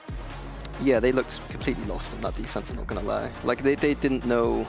Nothing was working. They tried a few different approaches, but nothing was working at all. And Foot kept it really simple on their attack, where Vitality were messing up a lot, I think. Like Foot were identifying the places that are strong to attack from, and Vitality didn't seem to have that as part of their playbook, in my opinion. Too many dish XX, not enough arcade XX, like not a lovely fracture from my side. Maybe underprepared, you think? I mean, with Fracture going out the pool as well, you have to question how many teams are even scrimming Fracture. That's true, but I just think it was just some bad theory on attack, I'm not gonna lie. Yeah, I don't know about that for playoffs, to be honest. That for me would be unforgivable, to just let it slip, because then don't allow it to float in the veto if it's that much of a dismissed part of the map pool, and especially against Foot as well, like with the success they've had previously. I would hate to hear that would be the case. Okay, well, let me on the off chance like we talk to them in an interview or something, I'll try and get that answer out for you. But on the other side of this, though, despite losing that map, you guys were very big fans of Suvov coming into this. The player that had to replace Trex, of all people. And Hypok, the Brimmy debut, you want to see it again on this guy? Absolutely, yeah, for sure. I mean, again, it's similar to what I kind of said leading into that, which is, again, even in a loss here, Suvov just looks fantastic. Yeah, there's no other way to kind of paint that. It's a little bit worrying though when it's like the rookie player that's coming into the quote super team is the only real saving grace right now. He's having to put up numbers and they're still not winning. The rest of the team needs to be looking at him and being like, well, what are we doing wrong? Because they do call him Zywoo. Like, if you have Zywoo on your team, you know he's probably going to do pretty good. Yeah. Arguably, probably even bigger shoes to fill actually than Trex, but yeah, we played that on. Yeah, and it's not just a Brimmy that he's looked good on. He's come in here, role swap too. He's not a smokes player, but he's come in here, filled this role, and looked very, very consistent. Yeah, and I think as well, you wouldn't necessarily expect him to come and outperform because on Omen, obviously, you can get away with murder in terms of like outplayability and things like that, but on the Brim to still deliver the same from what we've seen on the Omen, big tick in the box for me. You a fan? I'm a fan. You're a fan? Well, hopefully he can dig them out of a very difficult place that Vitality now find themselves in. Granted, not their map pick. We can give them some slack. Foot looked very prepared. Kind of makes you wonder why they didn't choose Fracture yesterday. But let's not focus on the past. Look to the future. Yeah. Let's look to the future because Split is next. And you were both very convinced that this would be the map that gives us a map 3. Tell me why. I don't think Foot have historically ever looked comfortable on this map. And if they run the chamber, I think that they've never looked comfortable with the chamber either, so I just don't think it's a map there, Yeah, so I mean, actually, so they're sitting 0-3. We've seen 3 different compositions, 3 different approaches in terms of the compositions as well. And they've just struggled massively on the attacking side. And it's not even really in situations where you can put it down to being comp diffed. They've just had a lack of ideas of how to approach the attack on Split. And I do like that we get to see the Yoru over here for Durka on the other side, something he's a little bit more comfortable with, more well-known for. And while we're talking about Durka, I just want to reiterate how impactful he is in situations like this. Even back on Fnatic when they were getting eliminated, which wasn't very often, a few more times on the global stage, Durka was never the issue. He was dropping 60 kills, 64 kills at one point, and they still lost. And they never, ever got 2-0'd. They at least got a map, and they go to map 3, and there's a chance, and he was always leading from the front, fragging out. And I think people always knew him to be that guy, you know, he was never the issue. He could always perform even if his team is staring down the barrel of defeat. So now more than ever, I will ask you this, Mini, because now more than ever, Durka has to step up. He doesn't have a choice anymore. Yeah, I'm liking what I'm seeing on the screen though. That in these situations, like Durka can be quite emotional at times. Like he puts all of that pressure on himself, and that's not always the best way to be in these moments. But right there, he's laughing, having fun. That's the Durka that we need to see, and the kind of attitude he needs to have if he's going to perform in this next map, in my opinion. Yeah, I think as well, because one of the things we've noted throughout stage 1, start of the stage, you know, it's vocal, they're laughing, joking, and that kind of died a death come week 3 onwards, and that's a real concern, especially again knowing the internals and what sort of a player Durka is. Again, who's lifting the spirits? Because again, you look towards Seavoff. Seavoff seems to be like sometimes the most vocal as well on the reactions and things like that. So big concern, but when you're asking a player to dig deep and kind of undo a few weeks worth of a slump, call it a slump, however you want to kind of cut it up, but I'm telling you, he's dropping 30. This is it. He's yeah, dropping 30. But on the other side of this, though, you talk about vibes and someone that picks him up. Yutuje has never run out of his voice. His voice is just so consistently at an obscene decibel. Get him in the caster desk. he's got some pipes on him. Roaring. Yeah. But I do like that he's like this, you know? He's never, ever, ever faltering. And this is an incredible chance for Foot to turn their playoffs around. Yeah, I think actually just to come back to that as well, to have somebody so vocal, kind of almost vocally muscling the stage, it's tough to sit there and have to dig deep and then win a response map back as, well, when elimination's on the line. Yeah, I love it from Yasuke. If I was in the coach booth though, I'd probably turn him down just a little bit. Apparently they all turn him down. Oh, really? Yeah. They have him a little bit lower. We don't get that option. What's going on there? Yeah, that's crazy. Mitch will be the first one. I think all of us. Can we get Mute Man back, please? But yeah, this is going to be very, very good for Foot, considering they had a great chance yesterday to move through the upper bracket. But if they're able to 2-0 here against Vitality, they're probably going to be the team that makes statement. Yeah, they're going to make a lower bracket run, surely. Yeah, I think that their run Fnatic into Vitality, like we're saying earlier, that's a tough run. So if they're able to do something today, like a 2-0 clean, like that's a very good sign. Oh my God! Safe is on the Yoru. Oh no. Durka has moved to the race. I'm very worried. We have seen this on every iteration of rosters that Safe has been on. This is just... I'm nervous. I'm very yeah, nervous. Pull all the stops out, right? Like Right? Right? Yeah, and for Foot, it looks like, do we get a 4th comp coming out of them into this? I don't think we do. I think this is the I messed up. They played us this last time. They switched away from the chamber. Yeah, the Vitality side, the last time I think Safe was doing this, he switched away from the ISO to the Jet and Haven, and it wasn't a great look, so he's got a lot to do this series. He didn't have a great map 1. He wasn't shooting at all in map 1, so he's going to have to turn that completely around in this map. And if it helps, he has never played Yoru before. This is his debut here in the lower bracket for Elimination. Mitch and Tom, have fun with this one. Well, I think I have to align with Hypok here, Tom. I'm a little worried. You mean the concerned dads? Yeah. Oh no. Like super excited, and then the dad's in the corner like, no, I don't like it. I'm nervous. I'm excited. Well, listen, it's certainly an exciting time to see what they can do, but momentum in Foot's favor, and now Vitality, as Sue said, pull out all the stops. Safe for the first time, debuting a Yoru in an official, not just down on that stage. That's a lot of pressure on his shoulders. He had a stinker of a first map, but that's exactly why we wanted to see a swap up to a duelist, just maybe not this one. If it fails, they're out. That's literally the point that we're at. If this fails, they are out of the tournament. They have to get ready for stage 2. Like, that is the spot that they have decided to pick this on. And there you go. Is what I was mentioning is that since the Star Partnership, Foot has always made that second Master of each year since they've been in. So this is a squad that is looking to make that lower bracket run, is looking to have made improvements since adding in Zeus. And you know what? They are looking to get straight off to the races. Safe will do a lot of early damage, but he's also taken a lot of early damage. Tianajay with the opening pressure on him, though. Durka quick to trade it out, and the site seems to be theirs. They still have to cross through, though. Zeus dealt with, and that'll at least get a plant out of this situation.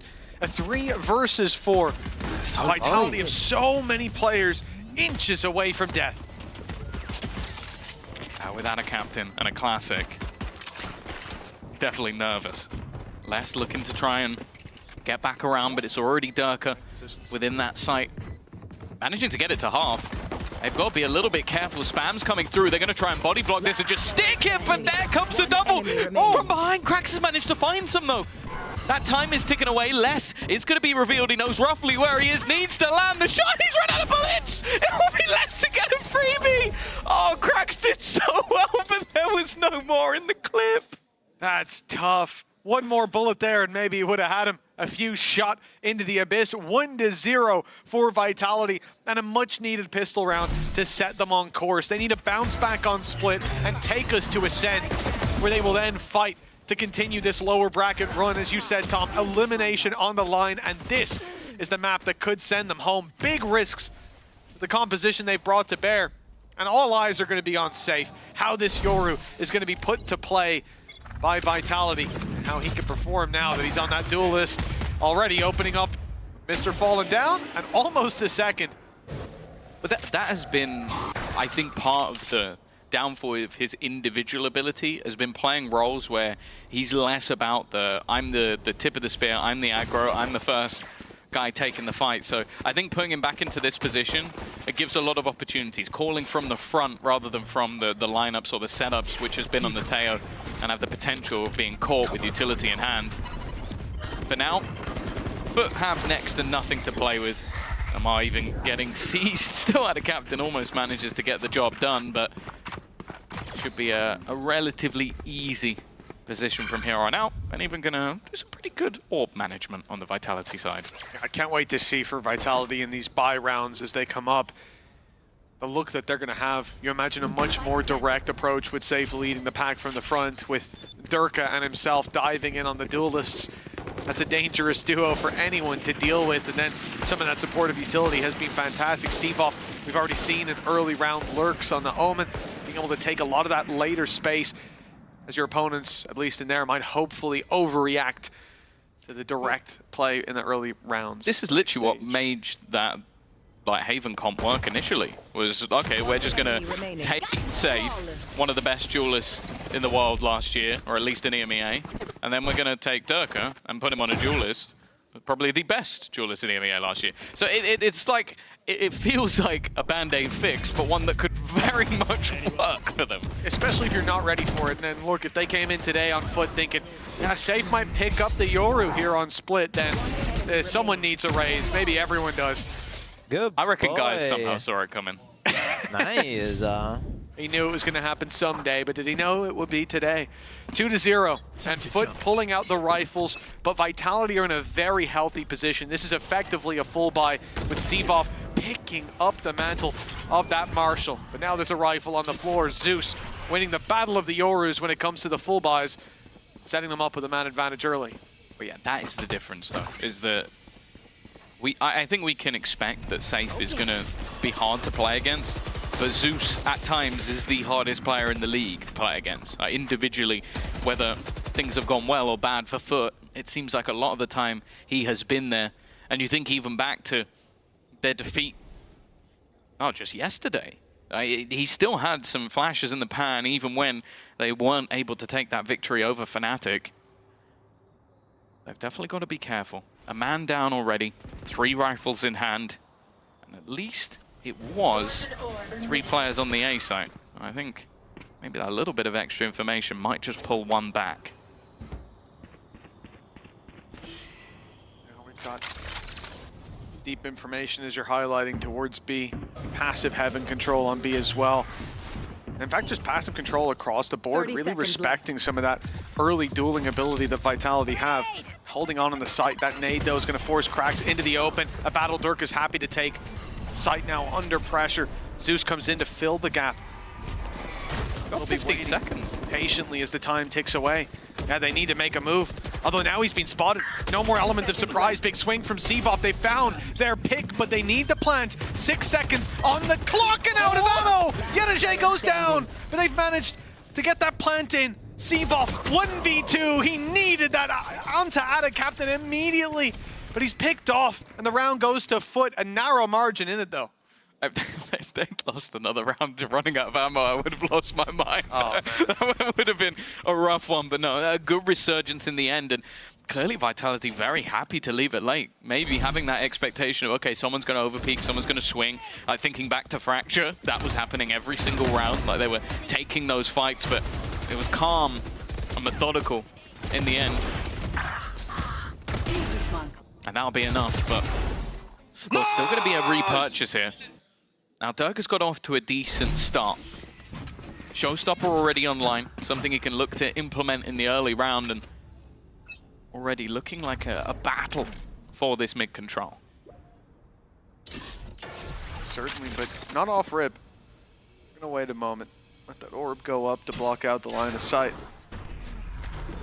That was Foot's orb, of course. Yenajay using it to reposition into heaven. That leaves vents open, and that's exactly where they're going.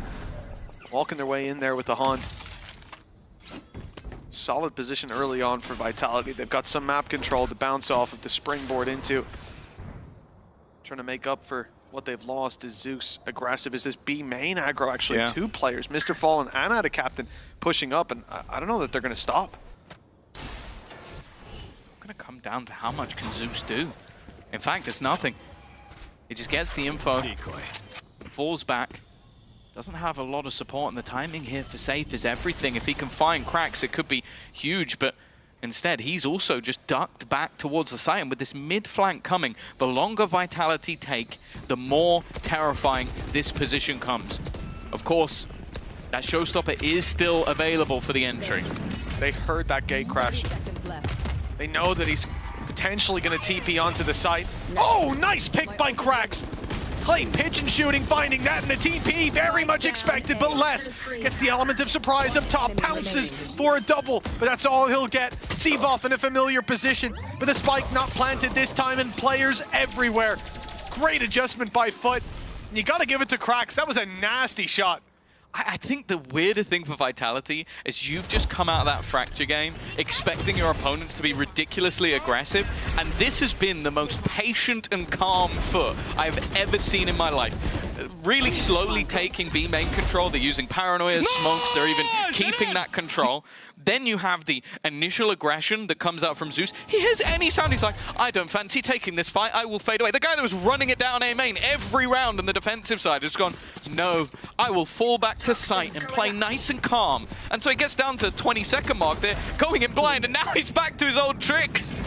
Knowing he's up against the low buy, all right, I'm gonna brawl. And last round as well, just to say, the fact that Krax gets pressured by your player Durka diving in with the ult, he has to fall back out of that top position, but he knows when that gate crash that he's been warning about for 30 seconds now, when that comes in, Zeus will be the one to take that player down. He emerges from the smoke just in time while Krax is covering the main walkout.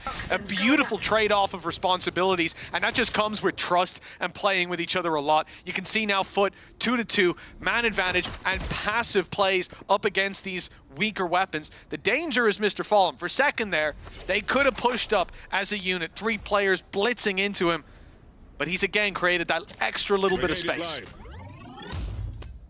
Stun to slow them down. Salvo's and a on. passive fallback. And a captain coming in from behind. The problem, though, is he might be a little bit late to the party. Mr. Fallen's goal, once again, is just to try and slow them down as much as possible, but he's under some serious pressure. Smoke will be there to cover him and still just surviving within this smoke. Even potentially going to go through it. That's the spike on the ground. Another coming up with Ada Captain finally making that long rotation through.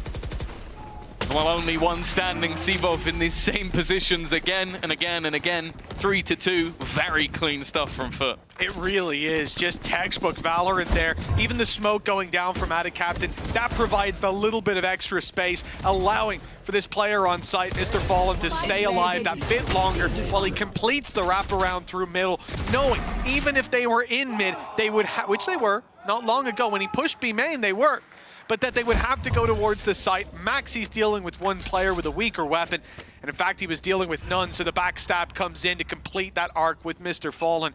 Beautiful play, and 3-2 as a result. The lead is now there for Foot. I don't know how Attic Captain wasn't actually caught by that Prowler. Angle slightly off, I suppose. The interesting thing with this is that Vitality have basically, other than Astra for Omen, they've taken the Fnatic comp from yesterday that beat Foot, like using the exact same composition. The thing is, I think Fnatic are always very good at those very late round executions, whereas so far for Vitality, it has just been a complete failure in that regard. And although sure, Foot haven't had a mass amount of time to adapt from yesterday, you've kind of given them an opportunity to learn from the mistakes. Exactly. You think they've come in here with no idea what went wrong yesterday? It's going to be most of what they talked about. The reality is, we'll see that in the second half. If I remember correctly, the Fnatic game, it was Foot struggling on the attack. I think 4 rounds in the first half. So we'll see if they maybe need a really big margin coming out of this one. I don't know where the expectations are to be set, but again, with the learnings from the previous day, Vitality have their work cut out for them. Not just in that second half, but in this round as well. With Kicks and Durka down, 3 players coming in through Heaven, but this super passive hold that Foot have shown in almost every round towards this A site so far. They are playing back, allowing Vitality to take the space, confident on their crunches after. With Cracks down, there's still more players than they should expect. Zeus saves the day with the double. Just 1 left, and he'll clean him up too, making it look easy against Cvov, and putting 4-2 on the board with money in the bin for the attacking side. All I'm going to say is Cvov's clutch statistics are getting blitzed in this map. He's been in, what, like 3-4 already? 1v3 scenarios at the end of rounds. 2-1v3, and now this. This one was actually tougher because you had those early fights into middle. It was something we mentioned, that the defensive side were leaving pressure around that part of the map, and they get 2 openings. The second that happens, it almost looks like it's done. And, well, Vitality are going to take themselves a pause. You can understand it. You win the pistol second round and then 4 in a row for that defense. And a lot of them have looked incredibly comfortable for Foot. I have one real question, and that's, do you think that Yedishe gets that loud in scrims as well? There's no way, right? No man's throat can withstand that amount of screaming. Well, you say that. I'm going to bring this up again. Do you remember the last time we casted Ascent?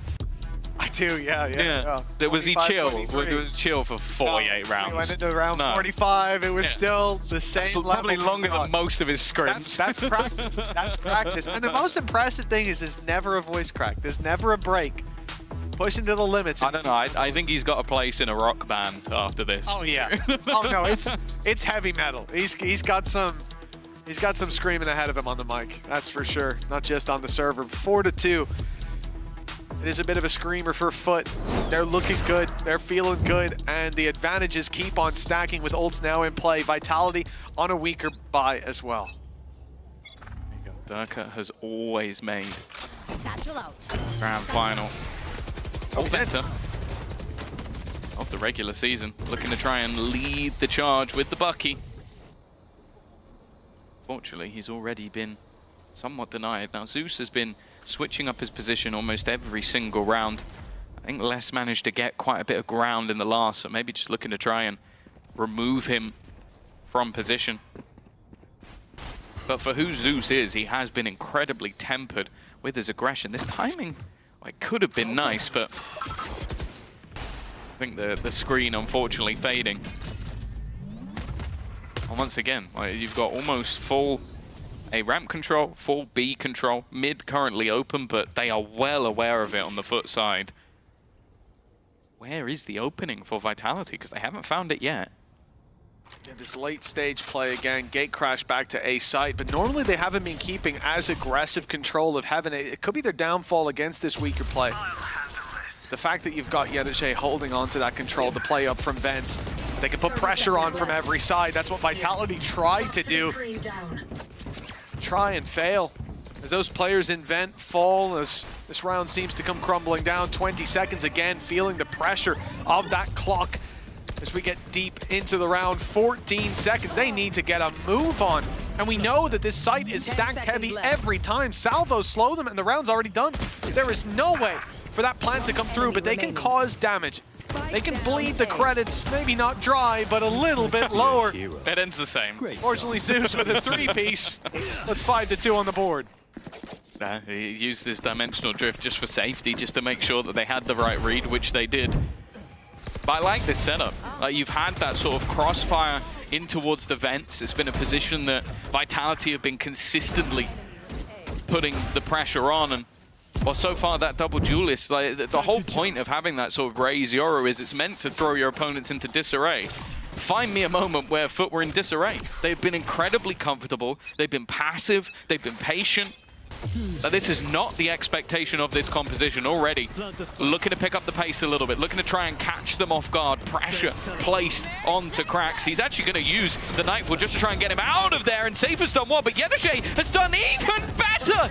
It's 2 kills already from this aggressive position. Safe managed to get past, but nobody else even made it into sight. And they needed Safe. They needed that player to link up with. Instead, now they're in a position where you're pushing through a smoke, running into open territory where you've got no idea what lurks around any of those corners. And this is a position where, hell, looking at the economy, you could see a save at this point. But normally there'd be a lot less time on the clock. A 1 minute 15 save would be a new thing to see. I think they're resetting to try to hit the other side of the map and see what they can get out of this. Making it to a site, less with a Viper's Pit. This is still winnable, but this is a very much an uphill battle. At least they still have that, I suppose not second smoker, I suppose less is more the second smoker. But with the wall down, Seavoff being alive is essential to get them onto B site. Yeah, the worry is most of the time when you avoid the A site, you won't be running into Zeus. But they are running into Zeus. Homed in on the angle, nice shot on the first. Captain is there, but I don't think he wants to overface this one. Viper's Pit might be utilized. Never mind, Captain does want to do that.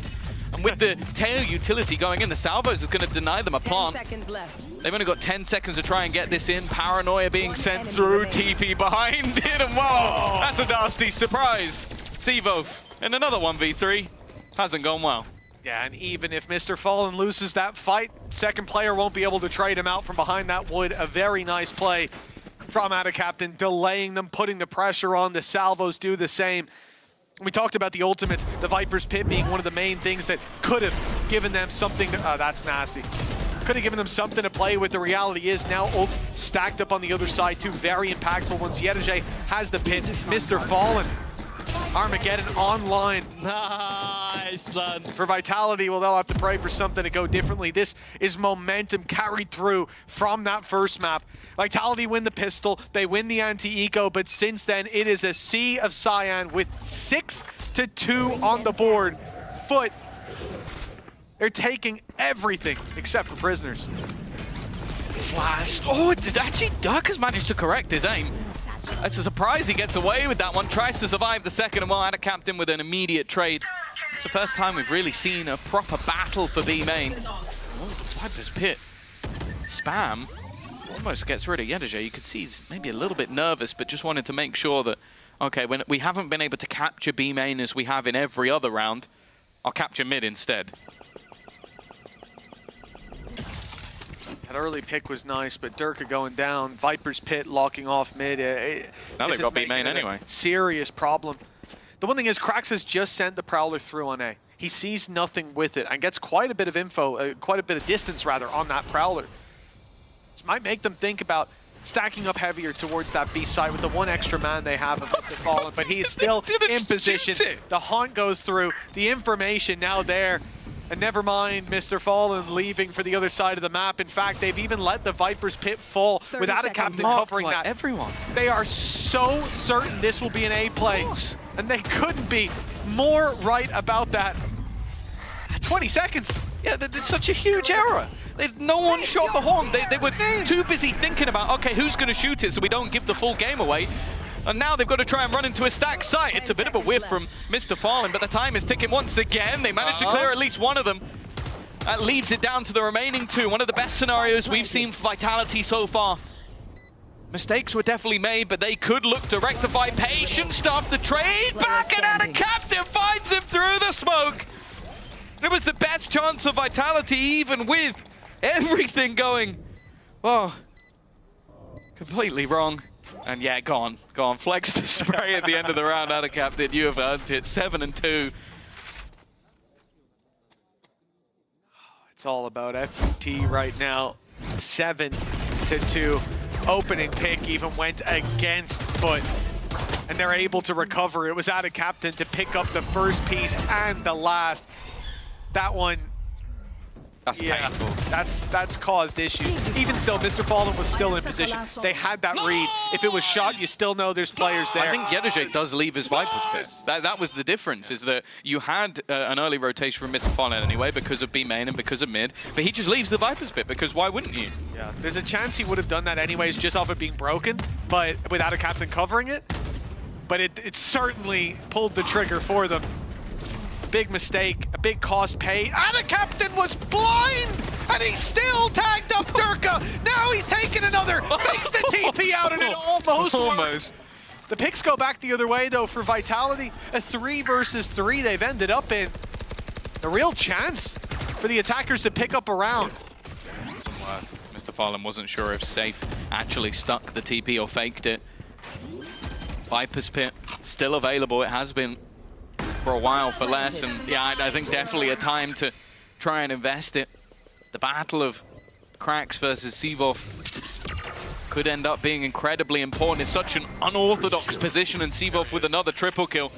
We've seen so many in that first map. Yedajay looking to try and push through and clear him, and actually Let's has gone down. He's been taken out by the salvos. That's the Viper's pick gone. Yedajay now finds another. This was looking like, again, a great opportunity. And now Sivov, he needs to ace. He needs to find it all for them to be able to win this. Already looking to try and tag that to half. And his head has been spotted over the top of the box. It will be the defusal coming in for Foot, and I don't know how they've won that one. Man, my heart goes out to Sivov. That's the 6th clutch he's been in on this map so far. He lost 3 kills in that round. And he needed an ace to win this one. Trying to carry them kicking and screaming through this round, but just too much asked. And a Captain getting that double, phenomenal. But they recover from it.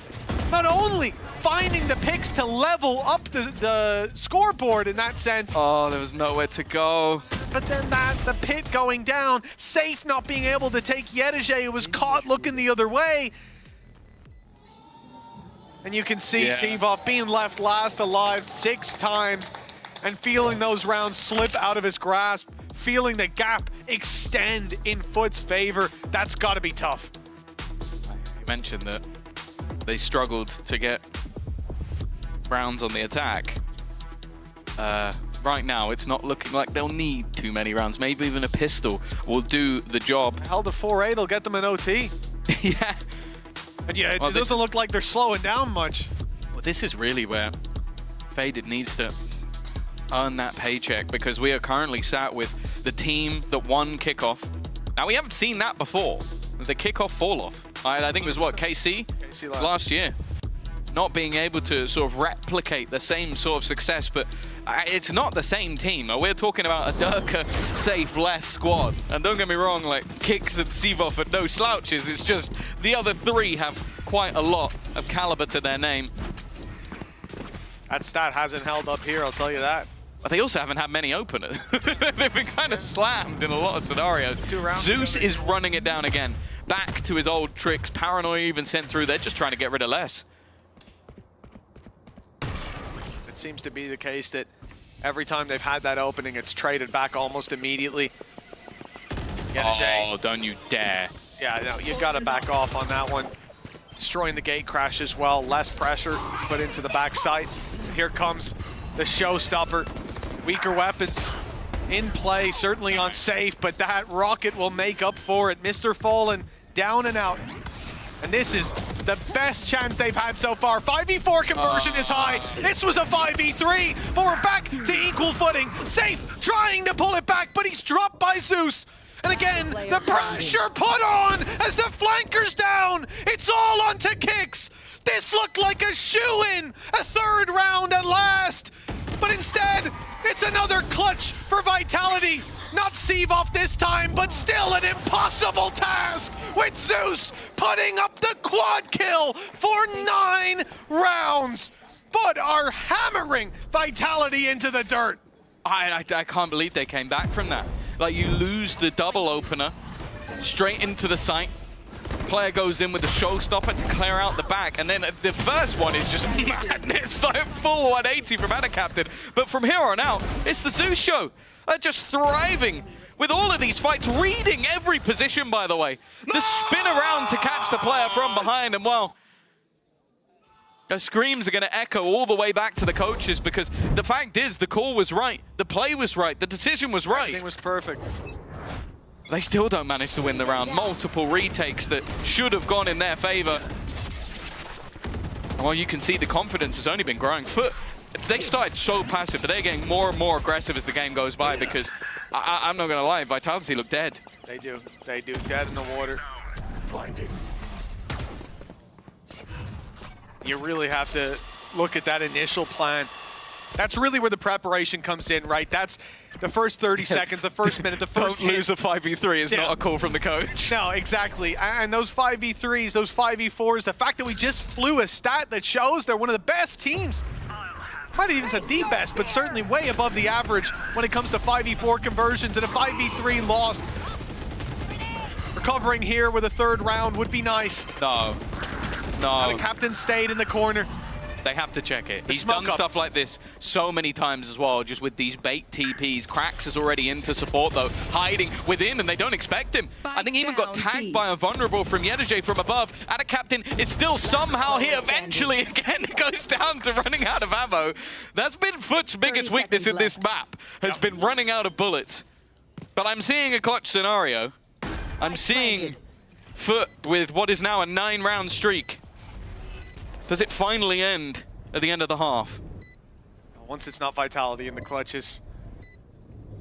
It's been tough so far. I like this though, stacked up on the backside of firing squad. An impossible task for Yedege. He swings in and he's out of the round. Vitality, 3 rounds on the board at the half. But like we said, for Foot, even that 4-8 we called a weakness, well here it would be enough to take them across the line. Yeah, it has looked like some severe problems for the side of Vitality. They need to dig deep, otherwise they are out.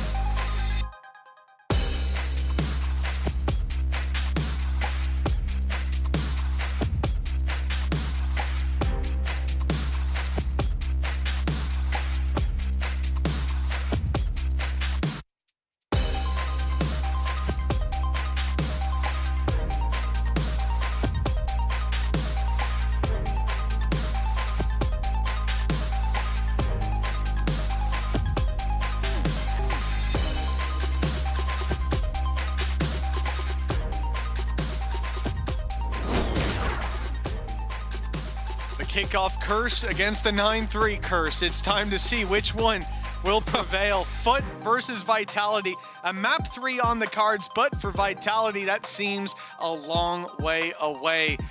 6 just to equalize. A long road back into this game, Tom, and for Foot, it's all about momentum. Disrupted in the very last round but I don't think they're going to let that get to them.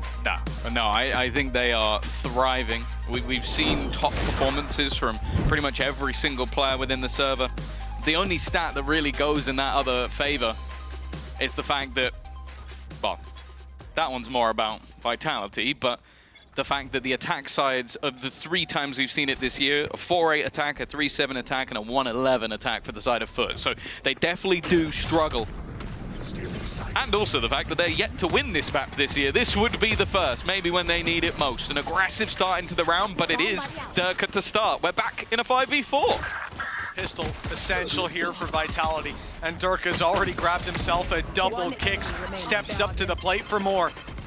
It's Cracks isolated in the open to finish out the round. Vitality have claimed their much needed pistol. Still so much more to do.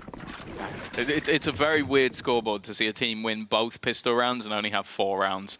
That is not something you're going to see too often, so there's definitely a very, very long way to go. The Snade to kick things off.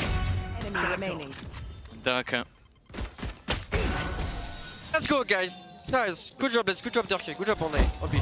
Looking to get them back into this one. Still feeling like there is an opportunity. Look back to them versus Fnatic, an 8-4 defensive half in that 18-16 victory. We know that they can play the long game. We know that they can dig deep into this one, but when you look at the individuals, when you look at the players who have been performing throughout this series so far, they are definitely on Foot side. There really isn't an argument to be had there. Even in a round like this, I'm nervous. Nice conversion, nice pick on Ada Captain lurking out on B. The opening pick going to Foot made me a little bit scared, especially with the stat we just saw. But I imagine that's hampered a little bit when your opponents are on Classics. Range very much in Vitality's favor, and it's kicks to pretty much secure this one. Mr. Fallen, it's not like he's got a Bucky. It's just a Classic to play with on backside. Doesn't have a Bucky or his ultimate. Exactly, yeah. Those 2 things might be able to save him, and well, I now know exactly where he is. A big round from Kicks as well. Farming up those additional ultimate orbs towards that Nightfall. Definitely going to be important. And that's the thing, I look at this Vitality squad heading onto the defense. They need to get that momentum, and I think that's exactly what they've done here. Yeah, the rest of the shots were nice. That one was a little bit lucky, but we'll give it to him anyways. This is what we want, and we already saw in the pistol round, Sevov getting the squad a little bit hyped up, keeping that positive energy flowing, and that's essential when you're in this stage of the game. If this was a group stage matchup, if this was week 2, maybe you'd come in and go, okay, they're going to write it off. You might see less energy behind that. It's only natural. But here, this is your last chance in stage 1. NRG. Leaks? Sorry, FNS. Already.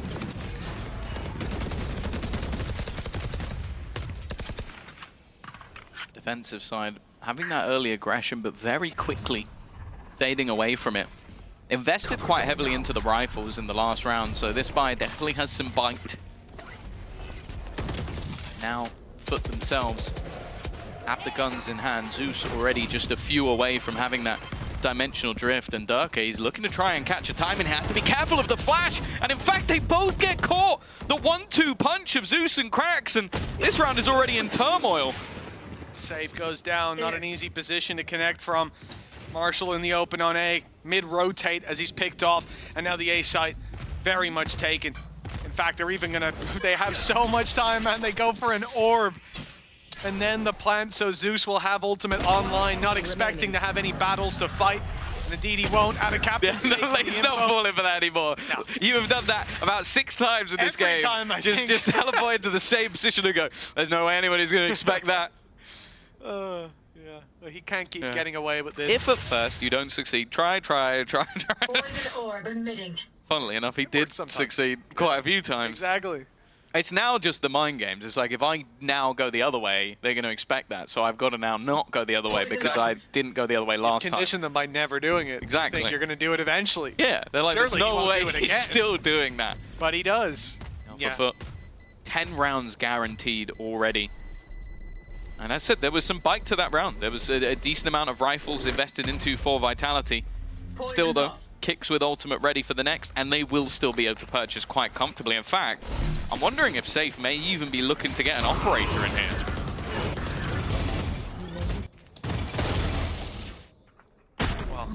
seeing what's on the server, and it looks like he is. Cheating. This is going to be it all put in 10-5, everything. Indeed, the life of stage 1 on the line. They'll put the credits up to match it. Operator for safe. Early pick towards the B site, perhaps, but take a look at where Foot are. All 5 players looking at that A site. It will be the old sent through to find the info. One spotted. What's Zeus's idea? Salvo's in play. Decoy sent and a great flash. That is beautiful from out of Captain. The paranoia lands, and with it the opening pick and the A site falling. Durka, the last bastion of defense, trying to sneak forward and get some space. In fact, he's not cleared his corner. Yeah, why would he expect that Captain to just be sat there watching another obscure angle and what? Save already? Yeah, I don't think there's much more they could do. That execution was wonderful, by the way. They put the salvos in. It's a teleport into the salvos, but also you know that, okay, now if I paranoia, he can't go back up against the wall and get away from it. There's no way for him to go. Like, it really is just picture perfect from the side of Foot of how they got into that site. And once you get the opener and Durka gets caught, all right, we talked about, I don't think we saw their 4v5 conversion was awful. Yeah. I don't think their 3v5 is going to be any better. With an op on the retake, yeah, I can see why they're not feeling that. And I think the only damage done to Foot in that round was salvos onto Zeus as he came out of his ultimate. Yeah. So Foot's from his teammate, is what I'm trying to say. So it's not exactly an inspiring position. Yeah, look at that. It was literally the only damage done. We end up 11 rounds on the board for Foot. And the most important thing is they've lost the pistol in the follow-up in both halves. That's 4 rounds. Vitality have 5. So if you're looking for hope, I ain't got any for you. This is a Foot game. They are going to dominate based on what we're seeing, and Vitality need a major turnaround. Now, the save that they just played is their one opportunity. Operator still in play, rifles across the board. If you lose this one, your chances of pushing to OT, not just with the amount of rounds you need, but where your economy is going to be at. Let's just say, Vitality fans, you better hope this turns into 11-6. Back to kickoff. The upper bracket matchup between Foot and Vitality. And it was 13-4 in Vitality's favor to send them into the lower bracket. Is looking like a completely different story this time around, but Durka is there to find the start. He's definitely been like one of the few beacons of hope in this map, at least. Looking better on the raise, but what it's done to the rest might not have been worth it.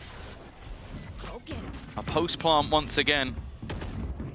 All they have to do is convert that advantage. Durka, nice blast pack.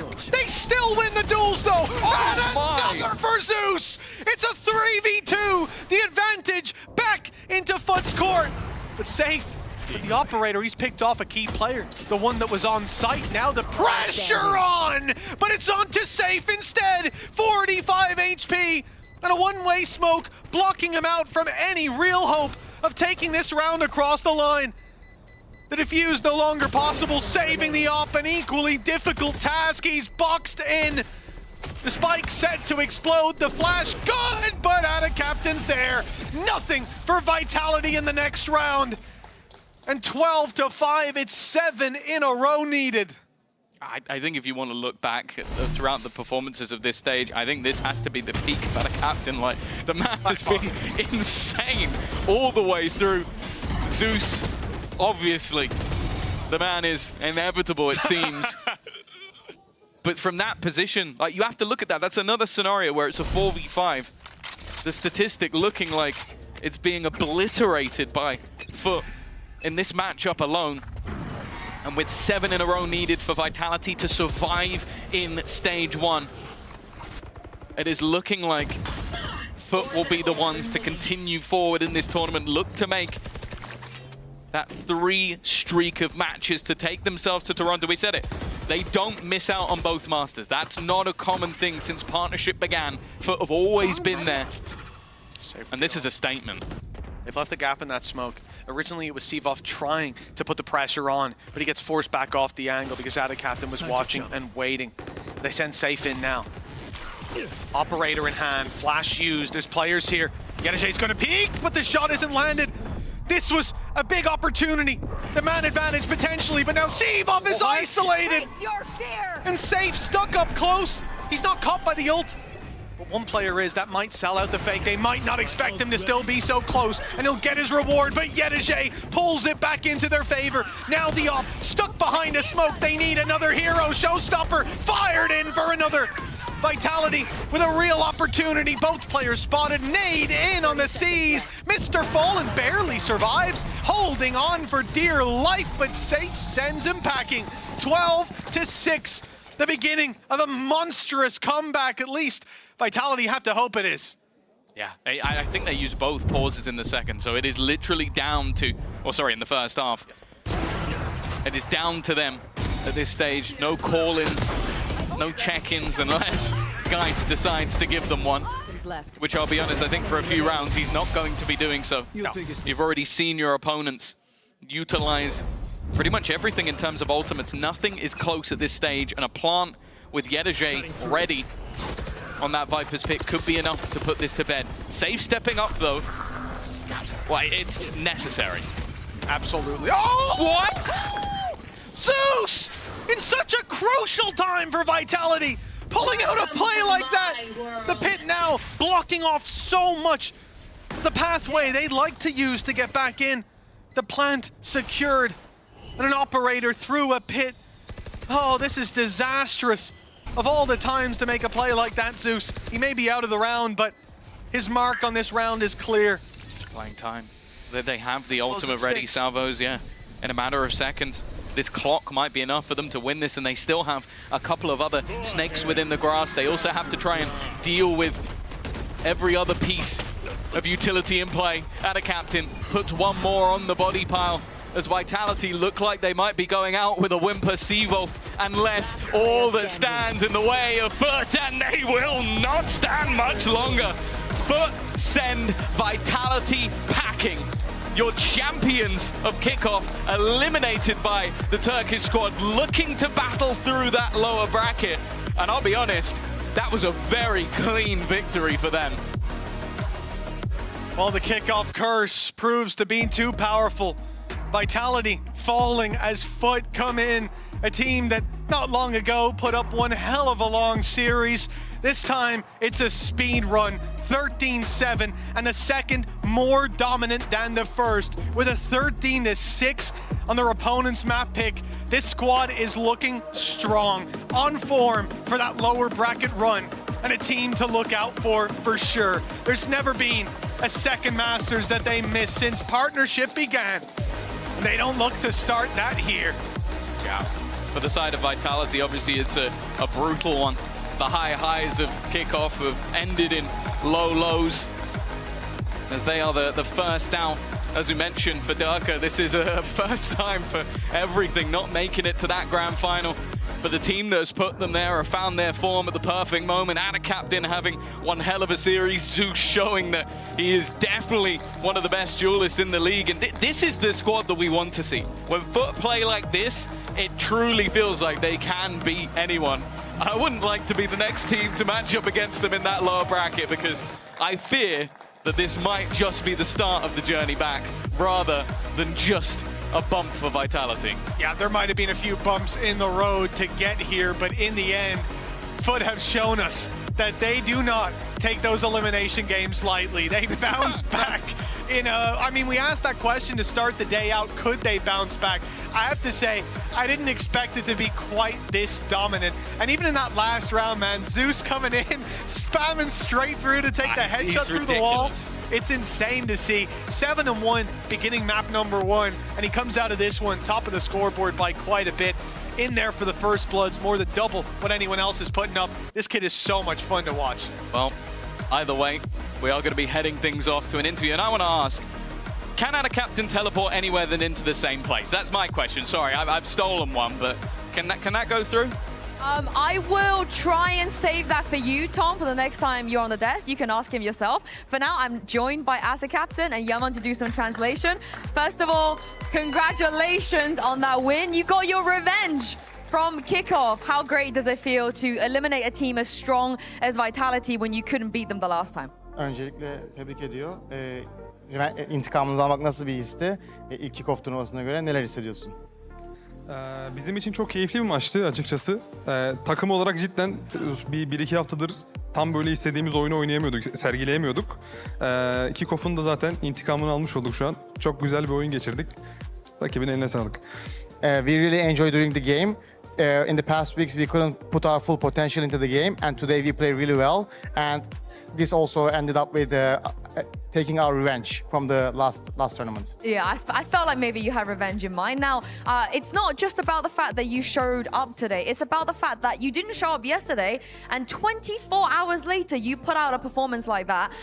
What happened? How did you guys manage to do this today after yesterday? Bu sadece tüm olarak dahil olmak değildi. Dün performansınızı gösteremediniz. Bugün 24 saat sonra performansı ortaya koyup yendiniz. Bu nasıl bir şey? Bunu ne olarak yorumluyorsun? Dün maçtan sonra bir takımca konuşma yaptık. Koçlar, patronlar, herkes dahil. Güzel bir konuşma oldu açıkçası. Güzel bir motivasyon konuşması oldu. Bizi birazcık kendimize getirdi. Zaten ya böyle oyun oynamamız lazım. İletişimimizin kuvvetli olması lazım. Son birkaç hafta kopukluk vardı. Şu an kendi oyunumuzu gösterdik. Güçlüyüz. İnşallah böyle devam eder. Yesterday after the game we have an extensive meeting with our coach, team owners, and we discussed what were things were missing, and we pointed out that it was missing. Communication was missing in the last couple of weeks, so we talk about it, we managed to solve it, and today we showed it. We definitely saw that today. I have to talk about the vetoes. Everybody had an opinion about your map veto yesterday. A lot of people said maybe you trolled giving Fnatic the maps that you did. I know it's not within your control because Gaius does all of that, but did you feel that way when you saw Fracture, Lotus and Haven, and is that why today you went for something like Fracture? Kısacası dün yapılan map veto'da Gaze'in yaptığı map veto'larda sizin bir etkiniz olmamasa da dışarıdan trollendiğiniz olarak yorumlandı. Bugün ne düşünüyorsun yaptığınız map veto hakkında ve dünkü yaptığın seçimler hakkında ne düşünüyorsun? Koçuma, koç ekibime her zaman güvenim tam sonsuz. Onlar ne yaparsa her zaman arkasındayım. Her zaman da desteklerim. En iyisini bence onlar bilir. Onun için bir yorum yapamam. Her zaman arkasındayım. I always trust my coach and our coaching team, so I'm always behind their decision. I can't comment on this, so that's all I can say. Very diplomatic answer. Thank you for that. Now, when it comes to this stage of the tournament, having good energy is so important. And Yetuje never runs out of energy, it feels like. So do you think having someone like him, it does help, even in moments that you need a little bit of better positivity, I guess? Turnuvanın bu döneminde enerjiyi korumak çok önemli. Yetuje gibi birinin de enerjisi hiçbir zaman bitmiyor. Sürekli takımı yüksek tutuyor. Yetuje gibi birinin takımda olması sana nasıl hissettiriyor? Ya Yetuje kanı hızlı bir genç. Bu nasıl çevireceğim bilmiyorum abi. Ya bizim yani enerji kaynağımız zaten her round sonu nice diye bağırıyor. O ne kadar çok bağırdıkça, ne kadar çok sesi yükseldikçe biz de daha çok hype'lanıyoruz. Biz de ona destek veriyoruz. Hep böyle birbirimizi yükseltiyoruz. Onun enerjisi direkt takıma yayılıyor. Yetuje is like a very fresh-blood young talent, and he is always putting energy to us. Whenever he screams, we get more motivated. He is always positively helping us to perform well. You're all young. You Captain, you're young. You're all very young. I think everyone knows Yetuje is the loudest, but who do you think on your team is maybe the second loudest, the person that brings the second most energy? Yetuje sürekli en çok fazla yani sesli konuşacak ve takıma enerji getiren biri, daha doğrusu enerjik biri. Yetuje'den sonra takımda en enerjik ve en çok pozitif anlamda bağırarak motive eden kişi kim? Yani Yetuje çok bağırıyor. Bir yandan Zeus'tan ses geliyor, Dodo'dan geliyor ama yani Yetuje'nin yanında bir tık üstü kim olarak diye sorarsanız yok, herkes eşit bağırıyor. Genelde Zeus çok vurduktan sonra anlık bir bağırıyor. So it's Zeus and Dodo is always speaking after Yetuje shouts. But if you ask me who is the second best after screaming Yetuje, I can't really tell. But all I can say, when Zeus had multiple kills in a round, he's the second one who's talking most. Oh, that's good to know. And lastly, you play the loser of BBL versus Team Heretics. I'm not saying it's going to be BBL, Forza BBL. I'm not saying it is, but BBL have never made playoffs, so you've never been in a situation where you have to potentially eliminate another Turkish team. If, a big if, it is going to be BBL, how do you feel about this? And does that change anything for you? Heretics BBL maçının kaybedeniyle oynayacaksınız. Şu an tabii BBL kaybetti demiyorum ama eğer ki BBL kaybederse, çünkü daha önce BBL hiçbir zaman playoff yapmadı. İlk defa bu playofflarda BBL'le karşılaşacaksınız. Bu konuda ne düşünüyorsun? BBL bu sene cidden çok güçlü. Geçen senelere nazaran çok iyi bir çıkışı var. Takımdaki zaten arkadaşlarla da samimiyim geneliyle. Volkan olsun, Yampi olsun, hepsini severim. Yani lower'da karşılaşmak açıkçası istemem çünkü ikimizden biri elenmek zorunda. O kötü olur. Ama tabii ki de bizi yendikleri için birazcık daha o maçı daha hırslıyız, daha heyecanlıyız. Bunu diyebilirim. Compared to last year's, it's obvious that BBL is playing better. And also inside the team, we are also aware that they're playing good. I know the team BBL players very well, like Yampi, like Volkan, sociable. I know them well. Also, compared to, I don't want to see them in the lower bracket because we really want to go to Toronto. And if we match on the lower bracket, that means one of our going to be eliminated. So, but it will be also nice to see them having a revenge, so we will be really motivated if that game happens. Imagine 2 Turkish teams at a global event. That'll be great, that'll be great. But thank you very much, Ada Captain, for joining me. Thank you, Yama, for translating. Congratulations, we'll see you in a couple of days. Now, today was all about elimination, but tomorrow, 2 teams will qualify to Masters Toronto. Make sure you all have a lovely, nice sleep. Come back and join us, starting with BBL versus Team Heretics, and we'll see you then.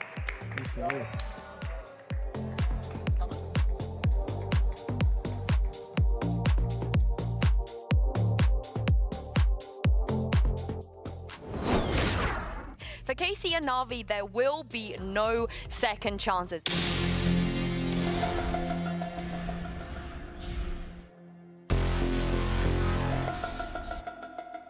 I'm cooking them! I'm cooking them!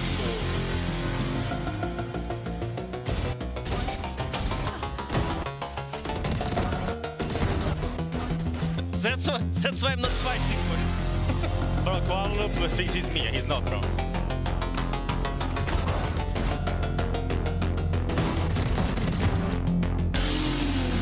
Martin's gonna stick it all the way through!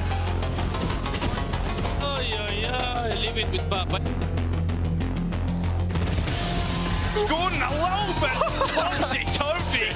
Oh my God! He had no sight, but he doesn't even need it!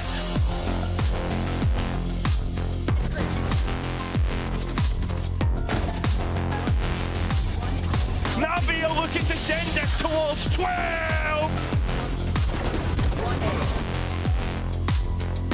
You are him, bro. You are him.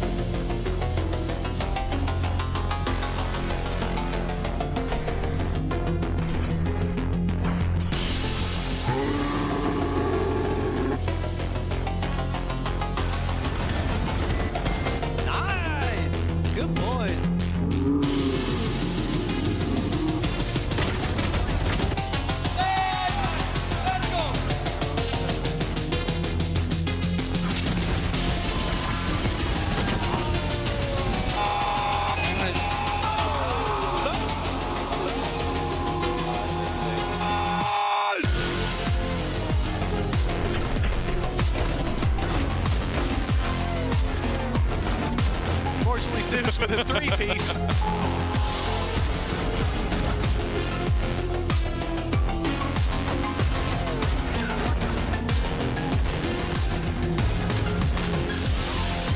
They still win the duels, though. Oh, another for Zeus.